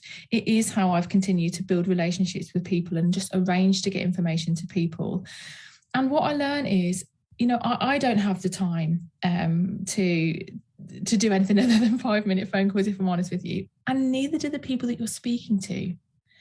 They want, if there's a need and they're open and they've agreed, yes, I would like to have a call, or yes, I would like to find out more. They want it done in the quickest way possible. They want it now. And what I found over the last little while, 8 years, I'm going to say, is that I think there is some skepticism maybe around work from home opportunities. And, you know, if I'm suggesting to someone, hey, come on, I've got a great career around, you know, working around my 3 children, people are thinking, how? So I felt skeptical when I looked, and I always try and put myself into the shoes of that prospect that I'm speaking to and expect them to feel skeptical as well. So let's have a little look at how you can remain in control of a phone call. And that's something I've learned. I've listened to so many trainings on phone calls and communication and how to get information to people from all sorts of different people, and developed my own style as what and as exactly what Diana was encouraging you to do earlier. I always openly at the beginning of a phone call explain that I really do want them to see the full picture. It's really, really hard to explain the most incredible business on earth, either in a message or fully on a phone call. You can't do it. That's not fair to expect you to do that, but it's also not fair on the prospect. They're not going to be able to gather all of the information. And actually what I find is by saying that quite early on in the phone call, they're then not going to expect much from you on that call. They know that the point of the phone call is for you to then get the information to them on the other end. And as I said, that massively minimizes questions. So actually now when I speak to people on the phone, I don't really get questions asked of me. So in a second, I'm going to show you some of the most common ones that I've found, certainly over the last year or so, to help you with some answers of them. But that line there, look, I'd much rather for you to see the full picture rather than me giving you bits and bobs of information to make your mind up on. Let's do that, shall we? Does that sound like a plan? And they like that. So we want to get to the next exposure whilst letting them get to know you, getting a feel for you, feeling your excitement, your passion, helping them see that they can relate to you. Maybe you've got lots in common with them. And as I said, that people buy people, don't they? So if they're buying into you, this phone call is a relationship building, but also you're just helping them to get to the next point where they're going to see the information.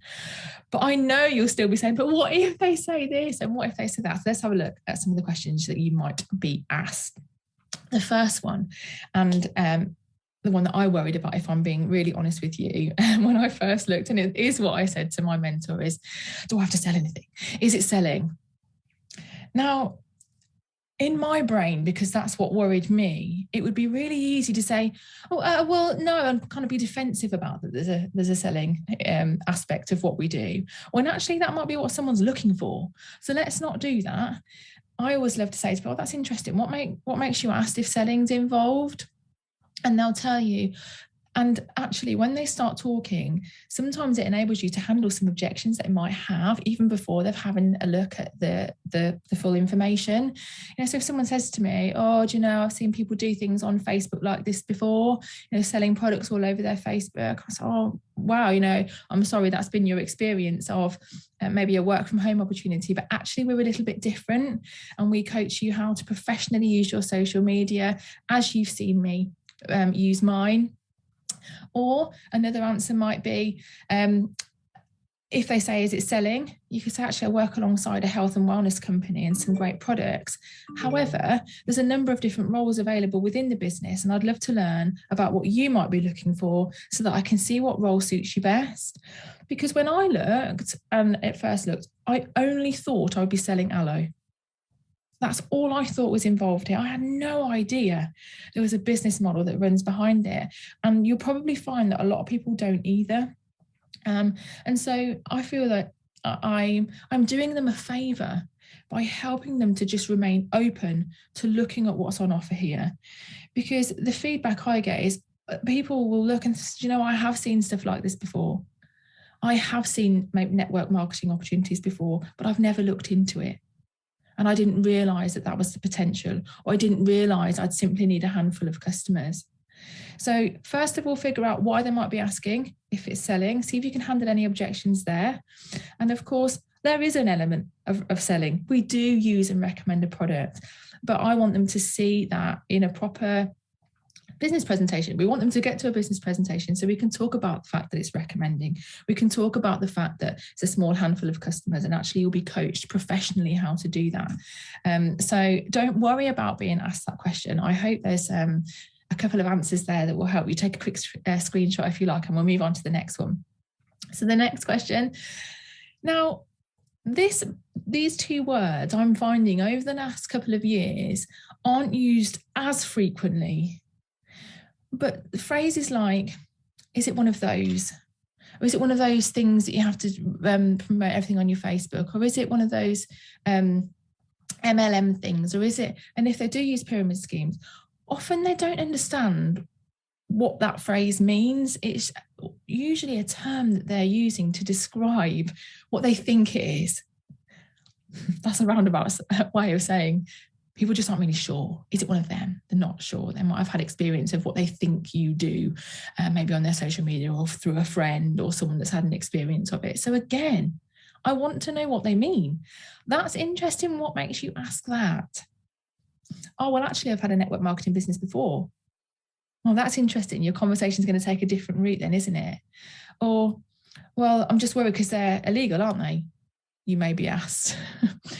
There's all sorts of things that could come from that's interesting what makes you ask, which will then help you to talk that through, or that concern or objection through. Or you could say, it isn't, no. Have you had experience of pyramid schemes? We're not a pyramid scheme. We know that. We've got a network marketing business. Or, no, pyramid schemes are illegal. I work in the network marketing industry. Would you like to find out how that works and the opportunities available so that you can decide it's for you or not? Simple. And I always tell people, the new people I'm working with, honestly, I wasn't the best socially when I started my business. I feel like social skills are some of the things that I've had to develop. And I saw it that all I had to do to master a phone call was to learn some lines to be able to answer people's questions. And so the training you're receiving today, my advice is take screenshots. That's all I did. And then each time I got asked one of those questions, I had the lines, the answer right in front of me that then led me on to help that person get to a point where they'd look at some information. I hope that's been helpful. So last one, really, honestly, there's only about 3 questions you'll be asked. So the next question is, I think, is there a startup cost? Maybe over the last couple of years, work from home is more popular, isn't it? And I think certainly during the pandemic, I know recruitment was quite high, certainly in my business, and people were getting up and running and started. But as we know, not everyone sees the success that they're looking for in forever. So what I'm finding now is a lot of people do know about network marketing, know maybe there's other companies out there, and they'll ask you if there's a startup cost. And you can simply answer by saying, it actually does depend on which role you take and what you'd like to achieve, because it does, doesn't it? A Start Your Journey pack is not necessarily the way forward for every single person that you speak to. They might take a different route. They might go down the customer preferred route and start and build their way up. So actually, it depends on which route you take and what you'd like to achieve. I'd be more than happy to show you the details of all the options so that you can have a look and see which one might suit you best. You're being open, you're being honest, you're just helping that person, that prospect, feel as comfortable and relaxed as possible about just gathering some information. And I always like to give people an out as well, to see what might suit you best, or to see if this could be for you or not. Someone said to me once, you're just an educator, and it's really interesting coming from an education background that now that's how we're described here. That is it. Because actually, if we come across desperate or defensive when answering any questions on a phone call like this, that prospect's going to feel it, and they put barriers up. So our job, I kind of marry the process. I divorce the outcome, because I don't know whether this is going to be for that person or not. So I'm not going to try and control that. What I can control is getting them on the phone, how I communicate with them, answering their questions, and how I then get information to them and follow up after that. I think that takes me on to my next slide, which is what I mentioned earlier. Because people buy you. I want people to say, I've really enjoyed chatting with you. Or, you know what, we've got a lot in common, or that was an easy conversation. You've got the answers to their questions now. You're equipped. You've got the lines. Remember, as has been said numerous times this morning, it isn't about delivering a business presentation to them on the phone. If you're doing that, you need to look at your phone call, go back a bit. Be you. Be real. Be cool. That sounds... We all want to recruit. We all want this prospect to join our team. But they can't feel like that. And Lisa said earlier, it's not about you. It's about them. So you just want to help them to get to a point where they'll happily look at some information. And it says at the bottom there, I say it when they can see it. And that's my rule. I will share the ins and outs of the Forever Living business model when they can see the information in front of them as well. Because when you're speaking to them on the phone, they're not going to remember everything you say. So you can't possibly do it justice. So enjoy phone calls, enjoy having them as part of your life. I love saying to my girls, listen, it's a 5-minute chat. You just got to be quiet for 5 minutes and I'll be back and we'll be doing the colouring or we'll be off to gymnastics or whatever it is. And it's an incredible way to build a relationship, to help, certainly if they are cold market prospects, become a little bit warm. So enjoy. I hope you found those examples helpful. Fantastic, Claire, and I love your calm, measured approach. I tell the girls it's just a 5-minute phone call, and then when it's done, we're off to gymnastics or whatever. And actually, that's the essence of it, isn't it? You know, so many people, again, make the phone call complicated. You know, they take 20, 30, 40 minutes to make a phone call, where actually that initial phone call is just to make sure that you have a bit of a chit-chat and then off you go from there. I think that you have achieved some incredible goals year to date, life to date in Forever. But again, I think the best is yet to come, and I think we're going to see some really exciting results from you over the next 2, 3, 4, 5 years. I know that. I can feel it. I can feel it down the camera. So once again, thank you so much and enjoy the rest of your weekend. Thanks for having me. Take care. Bye. Okay, just want to refer back to the cycle a bit if I can. So we've kind of done the taken our contact, we've made the phone call, we've had a chat with them, we've established a little bit about what we do and how we do it, blah, blah, blah. And what we're going to do now is we need to show the business. Now, this is where we have looked at the business presentation, and again, we have streamlined it and made it even more simple and even more effective. And the reason that we've done that was, again, a lot of people were looking at the business presentation and just saying to themselves, I can't do that. Or even more so, what they were saying was, well, I'll just put my people into everybody else's BPs. I won't take responsibility for doing them myself. And as we begin to grow our own teams, you know, we have to have an element of responsibility. This is my business and I need to be able to be the one that's in the driving seat. So we do a BP now in one of two ways. Obviously, if you can do a 2-to-1 BP, or maybe a 2-to-3, or a 1-to-3, or a 1-to-4, that's brilliant. And the reason we do that with a brand new FBO is because it will teach them very quickly, by watching you doing a BP to their new contact, it will teach them the simplicity of the words. And then we'll have a group BP once a week where you can invite anybody who you couldn't meet up on a Zoom call or personally. You can invite them to the group BP, and the group BP will be exactly the same one that we would do on a 1-to-2, 1-to-3, 4 basis. So it's really simple and it's really streamlined, and as you can see, it's the third part of our cycle. So, you know, the look and the feel of it is the same. We're not kind of reinventing the whole wheel here.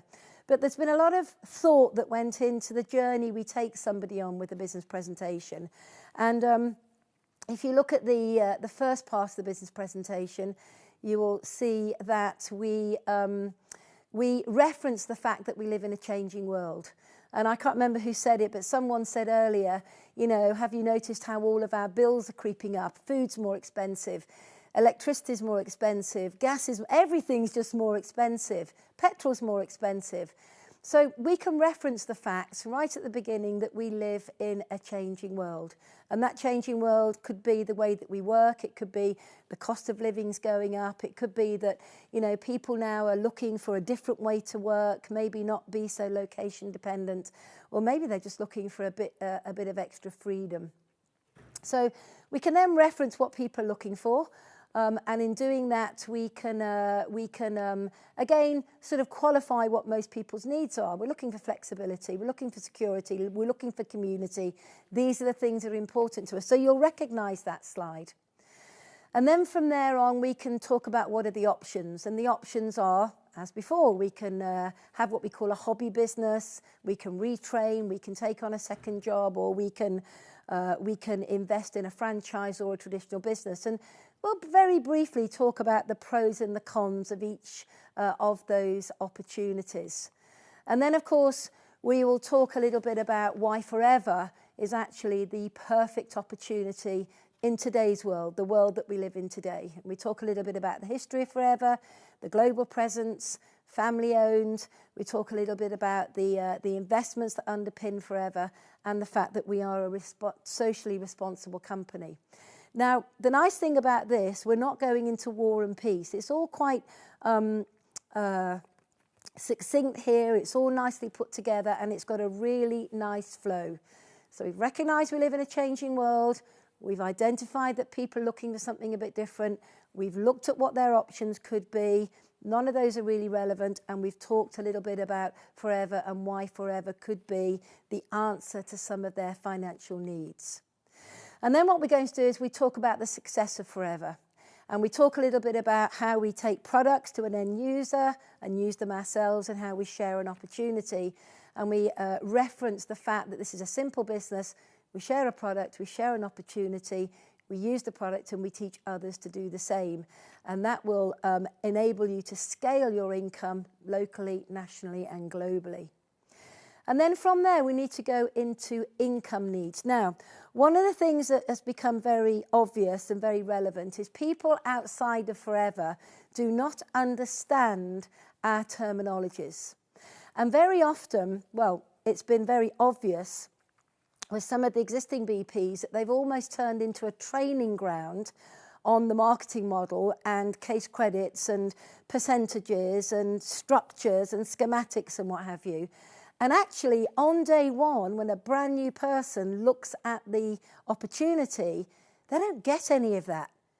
They just want to talk about, or they want to hear about, what I call income needs. They want to hear about what types of money can be earned, and it needs to be relative to them.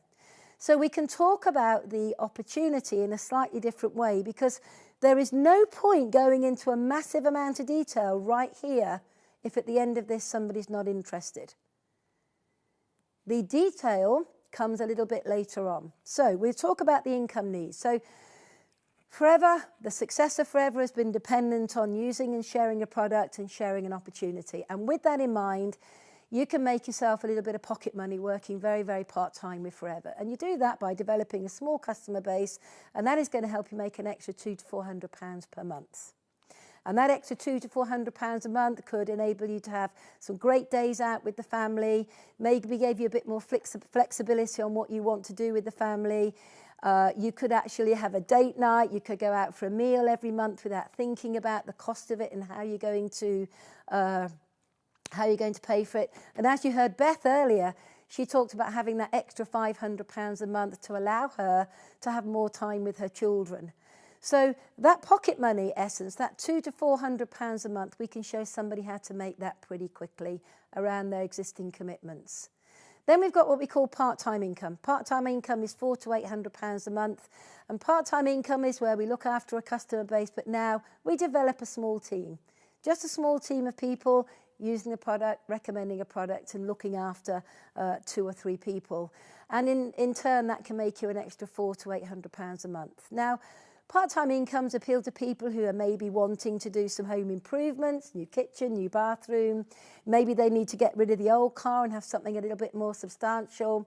Maybe they're looking to have weekends away with the family. Maybe they're looking to maybe take a day out of work and only work a 3 or 4 day week. But certainly, these kind of incomes allow for a little bit more flexibility in people's lives. Then we're going to talk about replacement income. And replacement income is where you can make an extra £800 to £3,000 a month. And we do this by using and sharing the product, but expanding your team. And expanding a team is quite simple because there will be people like you in your team who want to make a bit of pocket money, maybe make a bit of part-time money, or maybe they're like you and want to have a replacement income. And a replacement income, these are people that are really wanting to be now more in control of their life, more in control of the time that they've got, who they spend it with, the hobbies, the passions and the interests they have. Maybe it could be they're into travel, and the world will open up to travel again, but I think travel will be a bit different.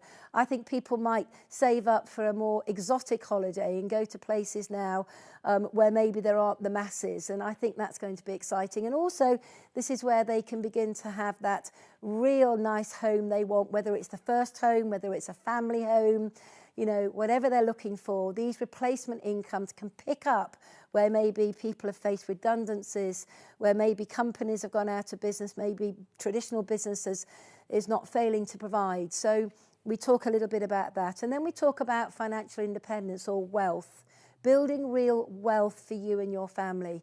And this appeals to people who are wanting to make an extra £3,000 to £20,000 per month. And what we're looking to do here is to work with a group of leaders to develop freestanding independent leaders. These are the people that are probably looking to have replacement incomes and then move into financial independence. And in building this style of business, this look at and feel of business, this appeals to people who maybe are looking to live their dream lifestyle on their yacht. Maybe they want to design a bespoke home. They're not looking just to buy one that somebody else has built. They're looking to maybe design their own home. And I've seen a lot of that in Forever, where people have bought the land and have developed their own homes, which is what we did. It could be that they're looking to drive the supercars. They're not happy with the everyday cars. They're looking for the supercar. Or it could be they're looking for the ultimate, which is complete freedom. Freedom in every sense, to do what they want, when they want, to take off, to travel for a year, just to do what they want, to not be tied to a location, to be free to work wherever you want, anywhere around the world. So we've broken those 4 areas of income down because those are the kind of areas of income that people respond to. Beth was very clear. She wanted to make £500 a month, which was pocket money just going into part-time income. You know, many of you on this training today, you will have had a specific amount in your mind that you wanted to achieve. And when that is spoken to you, when you are engaged in communication about it, suddenly it becomes real, it becomes alive. And it's far more powerful than case credits and schematics and duplication and the power of numbers, because at that point, I think it's too much for a new prospect, a new contact to take on board. We reference the incentives because the incentive program with Forever is second to none. You know, the fact that you can have a new car, the fact that you can travel, the fact that the company have a very generous chairman's bonus program, and the fact that this is a legacy style business.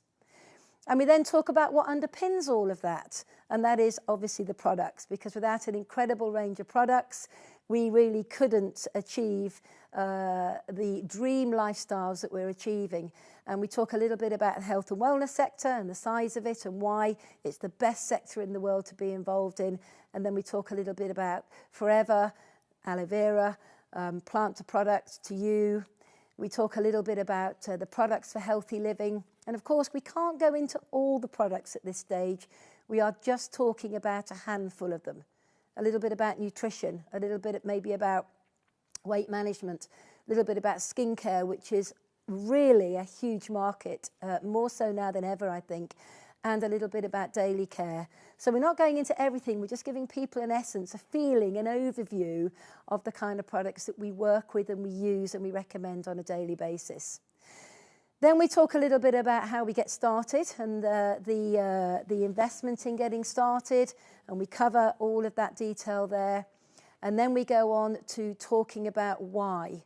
You know, why do people get involved in our business? And this is where, when you have been talking with your contact, your prospect, your friend, you can say, you know, Obviously, Chris, you were looking for financial independence, and we can certainly offer that with Forever. So you've gone through the income needs. Obviously, you know, you could say, Diana, I know you were looking to make about £500 a month. Well, we can do that by working with the products. You know, Chris, we know you want to replace your income. You've been maybe done it not once, but twice in the last couple of years. We know we can help you do that with the opportunity. So we just kind of wrap it up, referring back at the end of the BP to what we highlighted at the beginning, and that was what your prospect, your contact, your friend was interested in. And that's why the conversation before the BP is so relevant, because that's when you find out what's important. So the BP is vital. It's vital to each and every person that you learn it. Every single person needs to be able to do this presentation in their sleep. Not overselling it, not over egging it, not adding in complicated sentences or things that might make you look good or feel good. This is about taking the business presentation, keeping it simple, allowing it to match the wants and the needs of the person that you're speaking to, and just finding out what the interest is at the end of the presentation. Now, with that in mind, at the end of the presentation, you are probably going to have your contact ask questions, you know, and that's normal. If they're asking questions, I can guarantee you they're interested. Anyone that's actually asking a question, in my humble opinion, means that they're interested, they're intrigued, they want to find out more. And, you know, most people are not being awkward or clever or complicated at the end of a BP. They just have got some questions to answer. And again, a little bit like the phone call, we know what the typical questions are.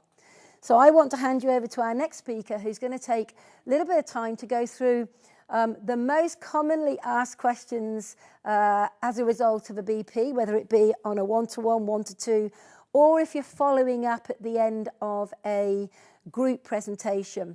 And I think Natalie's coming to us from her new second home down in Devon, right by the ocean, which is very nice. Natalie is one of the top FBOs in the UK.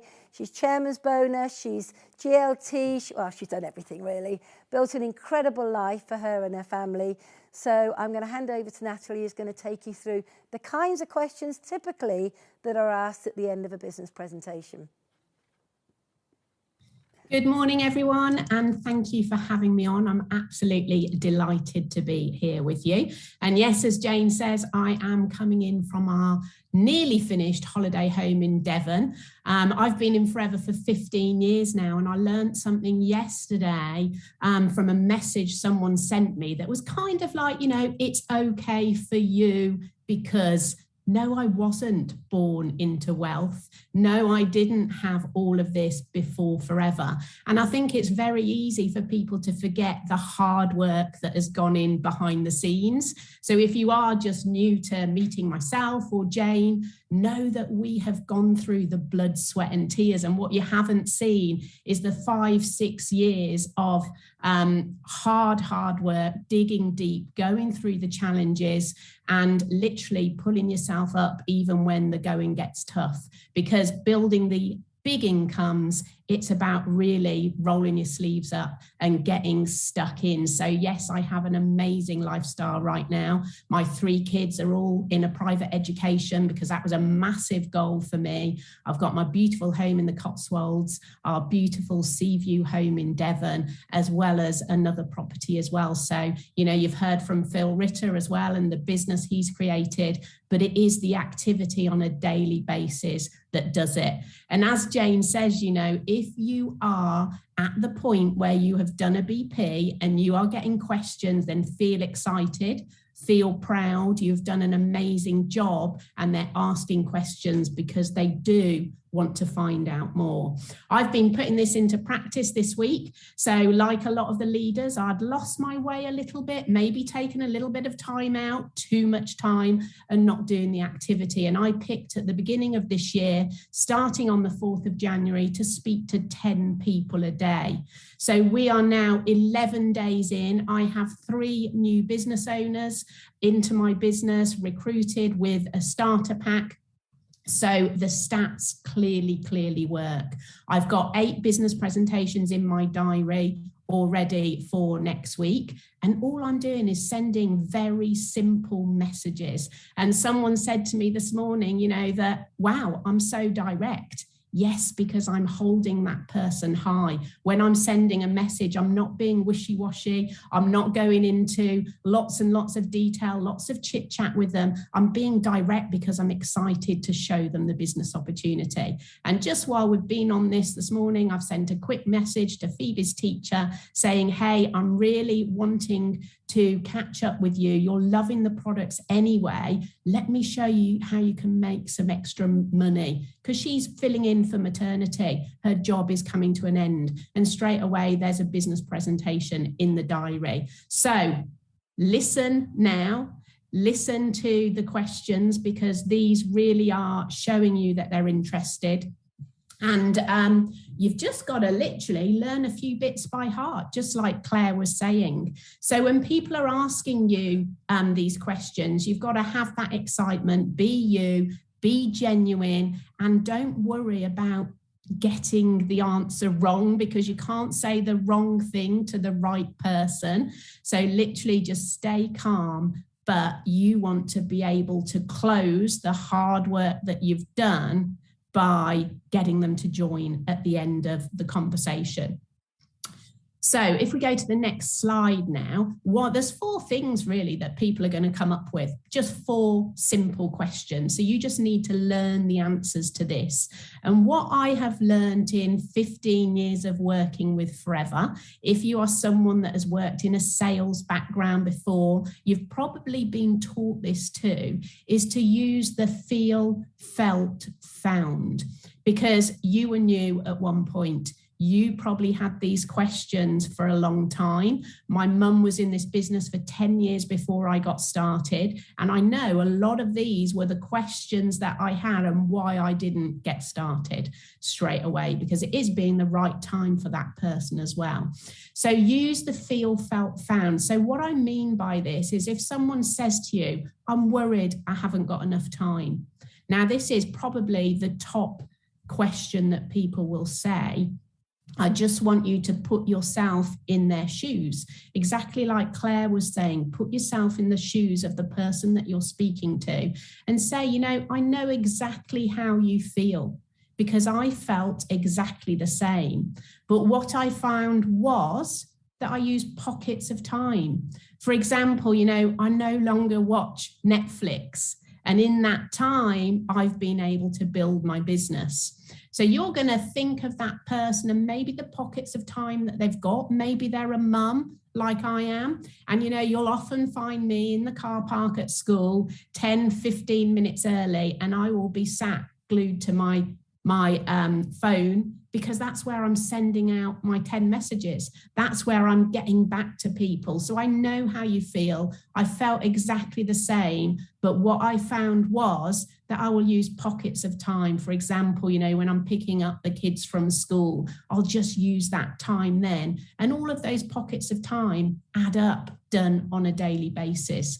Because, you know, we know really, you know, whether you're building a retail income, you're just going to need a few hours a week around what you're doing. I'm full-time in the business. This is all I do. It's all I've done actually for 15 years.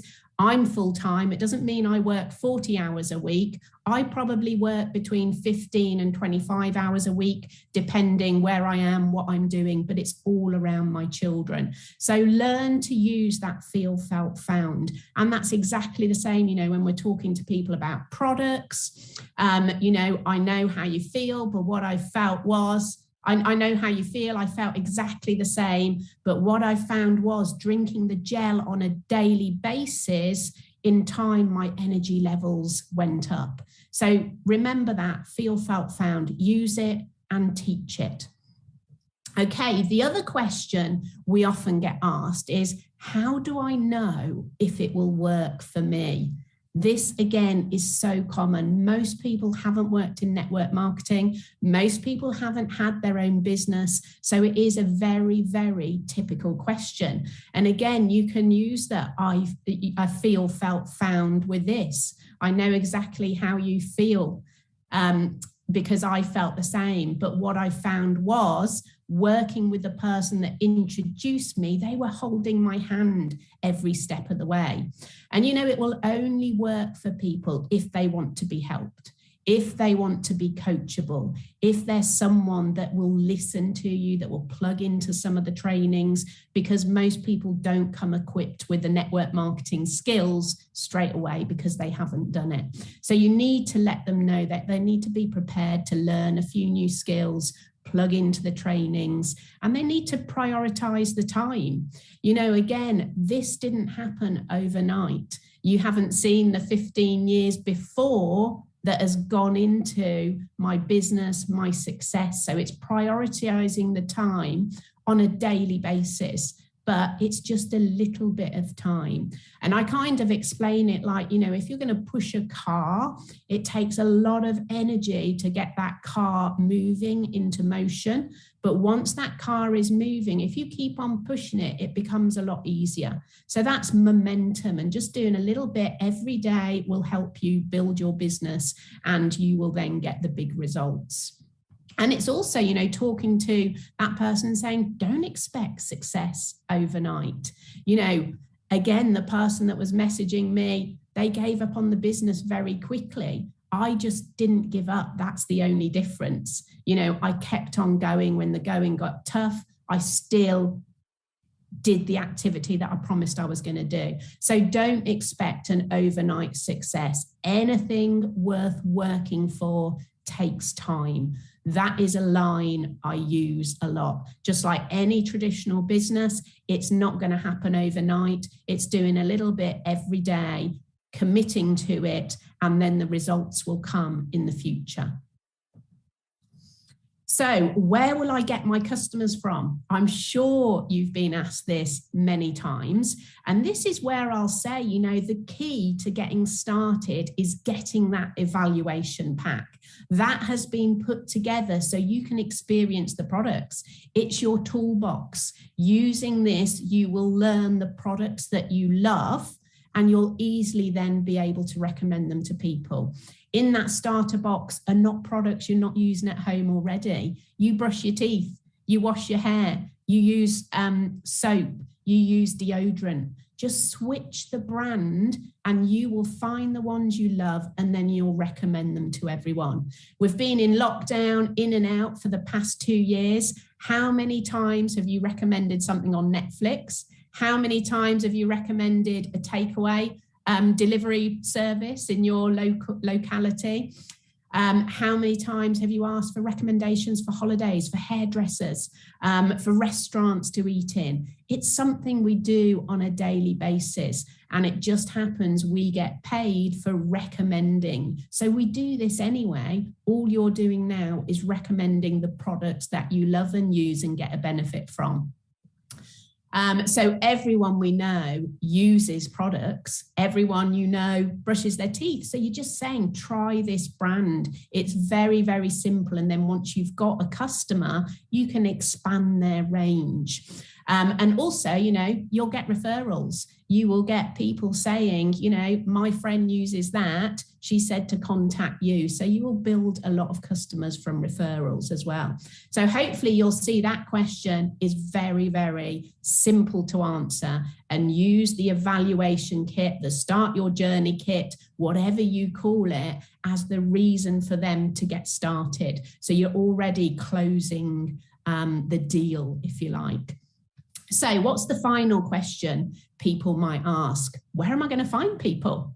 Where will I find people for customers, but also for the business opportunity? And, I'll take them back to when I got started, and I thought about the 5 people I would love to work with, the 5 people I feel most comfortable with from my friends. And, I got to work and I spoke to them and literally said, come and take a look. And 2 of those joined, 2 of them didn't.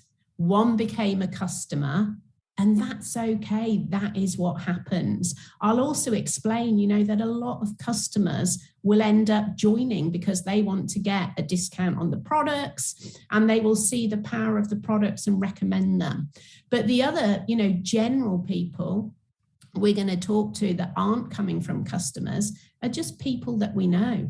And it's about having your ears open and listening and, thinking about people that that needs more money.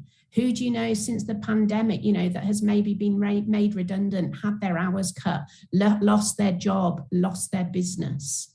Who do you know that feels stressed?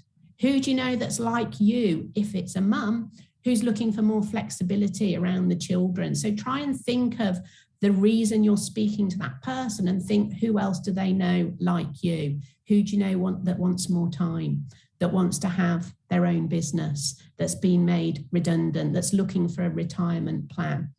So when you have these questions ready, the answers ready to the questions rather, you will find it so simple just to follow the plan and close the deal. But now, this is the most important thing you need to write down. And I can remember learning this from John and Jane 15 years ago.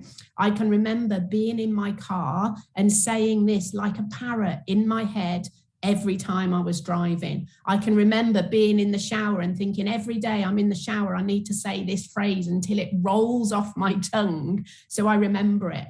And the phrase hasn't changed in 15 years. So write it down, learn it, talk to the kids. I mean, my kids could say this absolutely parrot fashion as well, because they've heard me do it. They've seen me learn. So at the end, you are simply going to say, so from what you've seen, can you see how working alongside myself and forever, you can make the extra money to pay the school fees, or whatever their pain point is, their hot button is, whatever it was that you picked up during the presentation, during that 5-minute call that they're looking for. So from what you've seen so far, can you see how working along myself and forever, you can make the extra money to have that dream holiday, taking the kids to Disneyland? Yes, no, or maybe, and feel perfectly happy saying no. Now, I can remember thinking about that last phrase, that yes, no, or maybe, and feeling perfectly happy saying no, and feeling like, oh, that's a bit scary, that's a bit cringy. And do you know what? You actually very rarely get to that point, because when you've said this, so from what you've seen, can you see how working along myself and forever, you can make the extra money to pay the school fees? And you're nodding as you're talking, because do you know what? If you nod as you talk, they're going to be doing exactly the same. And they're going to say, yes, I can. And it's very rare you get to the point where you say yes, no, or maybe, and feel perfectly happy saying no. But learn it back to front, learn it inside out so that you can say it. And I promise you, doing that, you will get the result that you're looking for. So when they say yes, you just say, amazing. I'm so excited to work with you. Let's get your starter pack ordered. If you're doing it online, you're going to literally ping them over a link.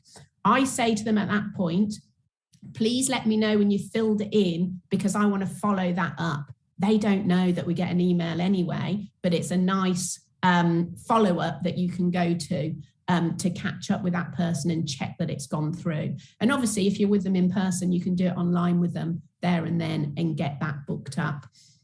So I know I've done that super quick, but I also know, we have been taking so much information that it's been running over very, very quick.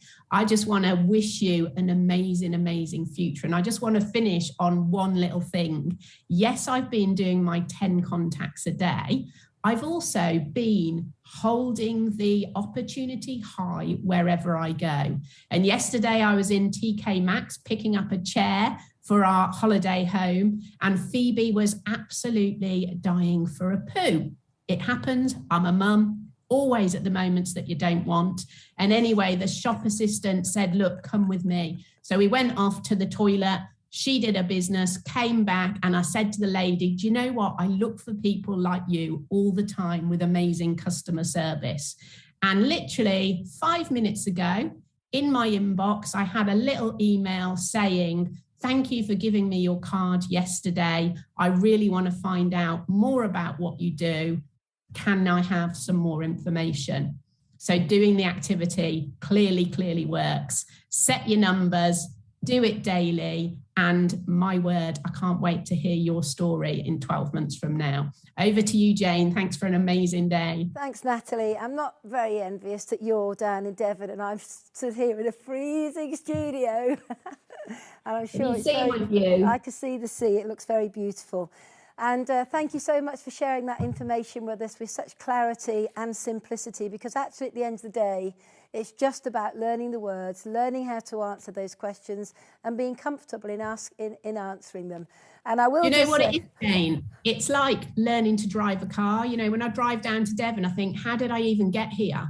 But we do it parrot fashion. Exactly. And soon you learn those words parrot fashion, don't you? Exactly, 100%. So I know that you've got some big goals this year and I'm looking forward to seeing them all materialise for you. But enjoy the rest of your weekend with the kids and we'll catch up with you all soon. Bye. She's just appeared now. She's been very good upstairs. Excellent. Oh, still in her pyjamas. Say bye-bye to everyone. That's the beauty of the business around the family. Bye, Phoebe. No. Oh, we've got a bit of a wave. Excellent. Okay, I think Natalie made a very clear point. Anything that is worth working for will take time. You know, none of us have built a business overnight. It's taken the blood, sweat and the tears, and it takes time. I just want to reference the point that Natalie talked about contacting 10 people a day. Just want to say she's full-time in forever. And so those are kind of the levels of activity you do when you're full-time in forever, especially when you've got big goals and big dreams. But for the brand new FPO, we're looking to get them started nicely on their 2 to 3 per day and get them into that, getting them learning the words, getting them learning the process.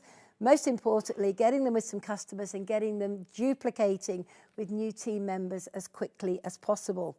So here we are. Natalie referenced the fact that we were running over time. Well, it wouldn't be a QLS event, would it? Let's face it, if we ended on time. If we ended on time, every one of you would be saying to me, Jane, what's the problem? What's happened? You've ended on time. I think half an hour late is not too bad. What do you all think? I can see you all there. Hope you've all had a great day so far. Yay! I can see Tonna from London. I can see, who else can I see? I can see Bernadette. I can see Zoe D'Souza. Yeah, I can see you all. I can see Michael, Emma. Yeah, I can see loads of you. Good to have you with us. Anyway, guys, this is it. Last 2 or 3 minutes. I just want to say that there will be a new QLS BP on Thursday night. That's this Thursday, the 21st of January. Oh my God, I can't believe I'm saying the 21st of January already. It will be at 8 p.m, the 20th. I've got a little thing in my ear here and it keeps talking to me. It's Maddie in my ear all day. I haven't done too much wrong today, actually. I think I've been all right.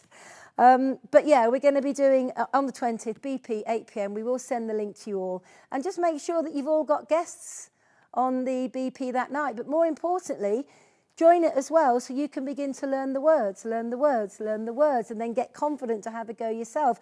And when I first started, I used to practice on the kids. You know, Marcus was 8, Matt was 9.5.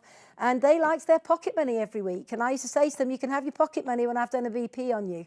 And I used to those kids, before they were 12, they could do business presentations. They could explain this, explain that, explain the other. So, you know, it doesn't even matter if you're doing it to nobody. You're just going through the motion. You're talking the words, learning the presentation. So we will do the group one for you this Thursday. Make sure you've got some people on it and we'll have a bit of fun together and get some new team members for you. And finally, let's just go back to one word. You know, this is something that we have kind of sort of embraced in the group. I started it about 3-4 years ago now, where I always felt that one word for a year kind of defined us in that moment, you know. And I always think that, you know, when you come onto these trainings, the QLS events, you start with one mindset, But when you finish the day and then you finish the weekend, you're almost like a completely different person in your thoughts, in your vision, in your goals, in your desire, in your energy, in your passion. And suddenly, without limitations and without restrictions and without all the challenges going on, you connect. And when you connect, you think about your word. Well, last year my word was balance, and boy, did I need to have balance in my life. And I needed to get balance in every aspect. And I really believe that as we close the door on 2021, I believe I achieved that. I believe that I managed to get balance in my year last year, not always at the right time when needed, but I managed to always keep the word balance at the forefront of my mind. So I want all of you guys to think about what your word is going to be. Some of you are already holding them up, which is absolutely brilliant. I can see one there, productive, community. So many. Now listen, don't feel you've got to do it today. This is not about doing it right now, but this is about tomorrow, the end of tomorrow. I really want you to have given thought to where you are right now in your journey with Forever and where you want to be in the next 3 to 5 years.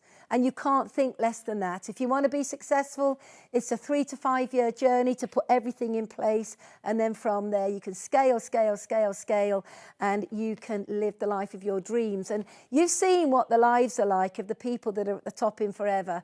And I think everyone should aspire to that. We've got some great speakers for you tomorrow.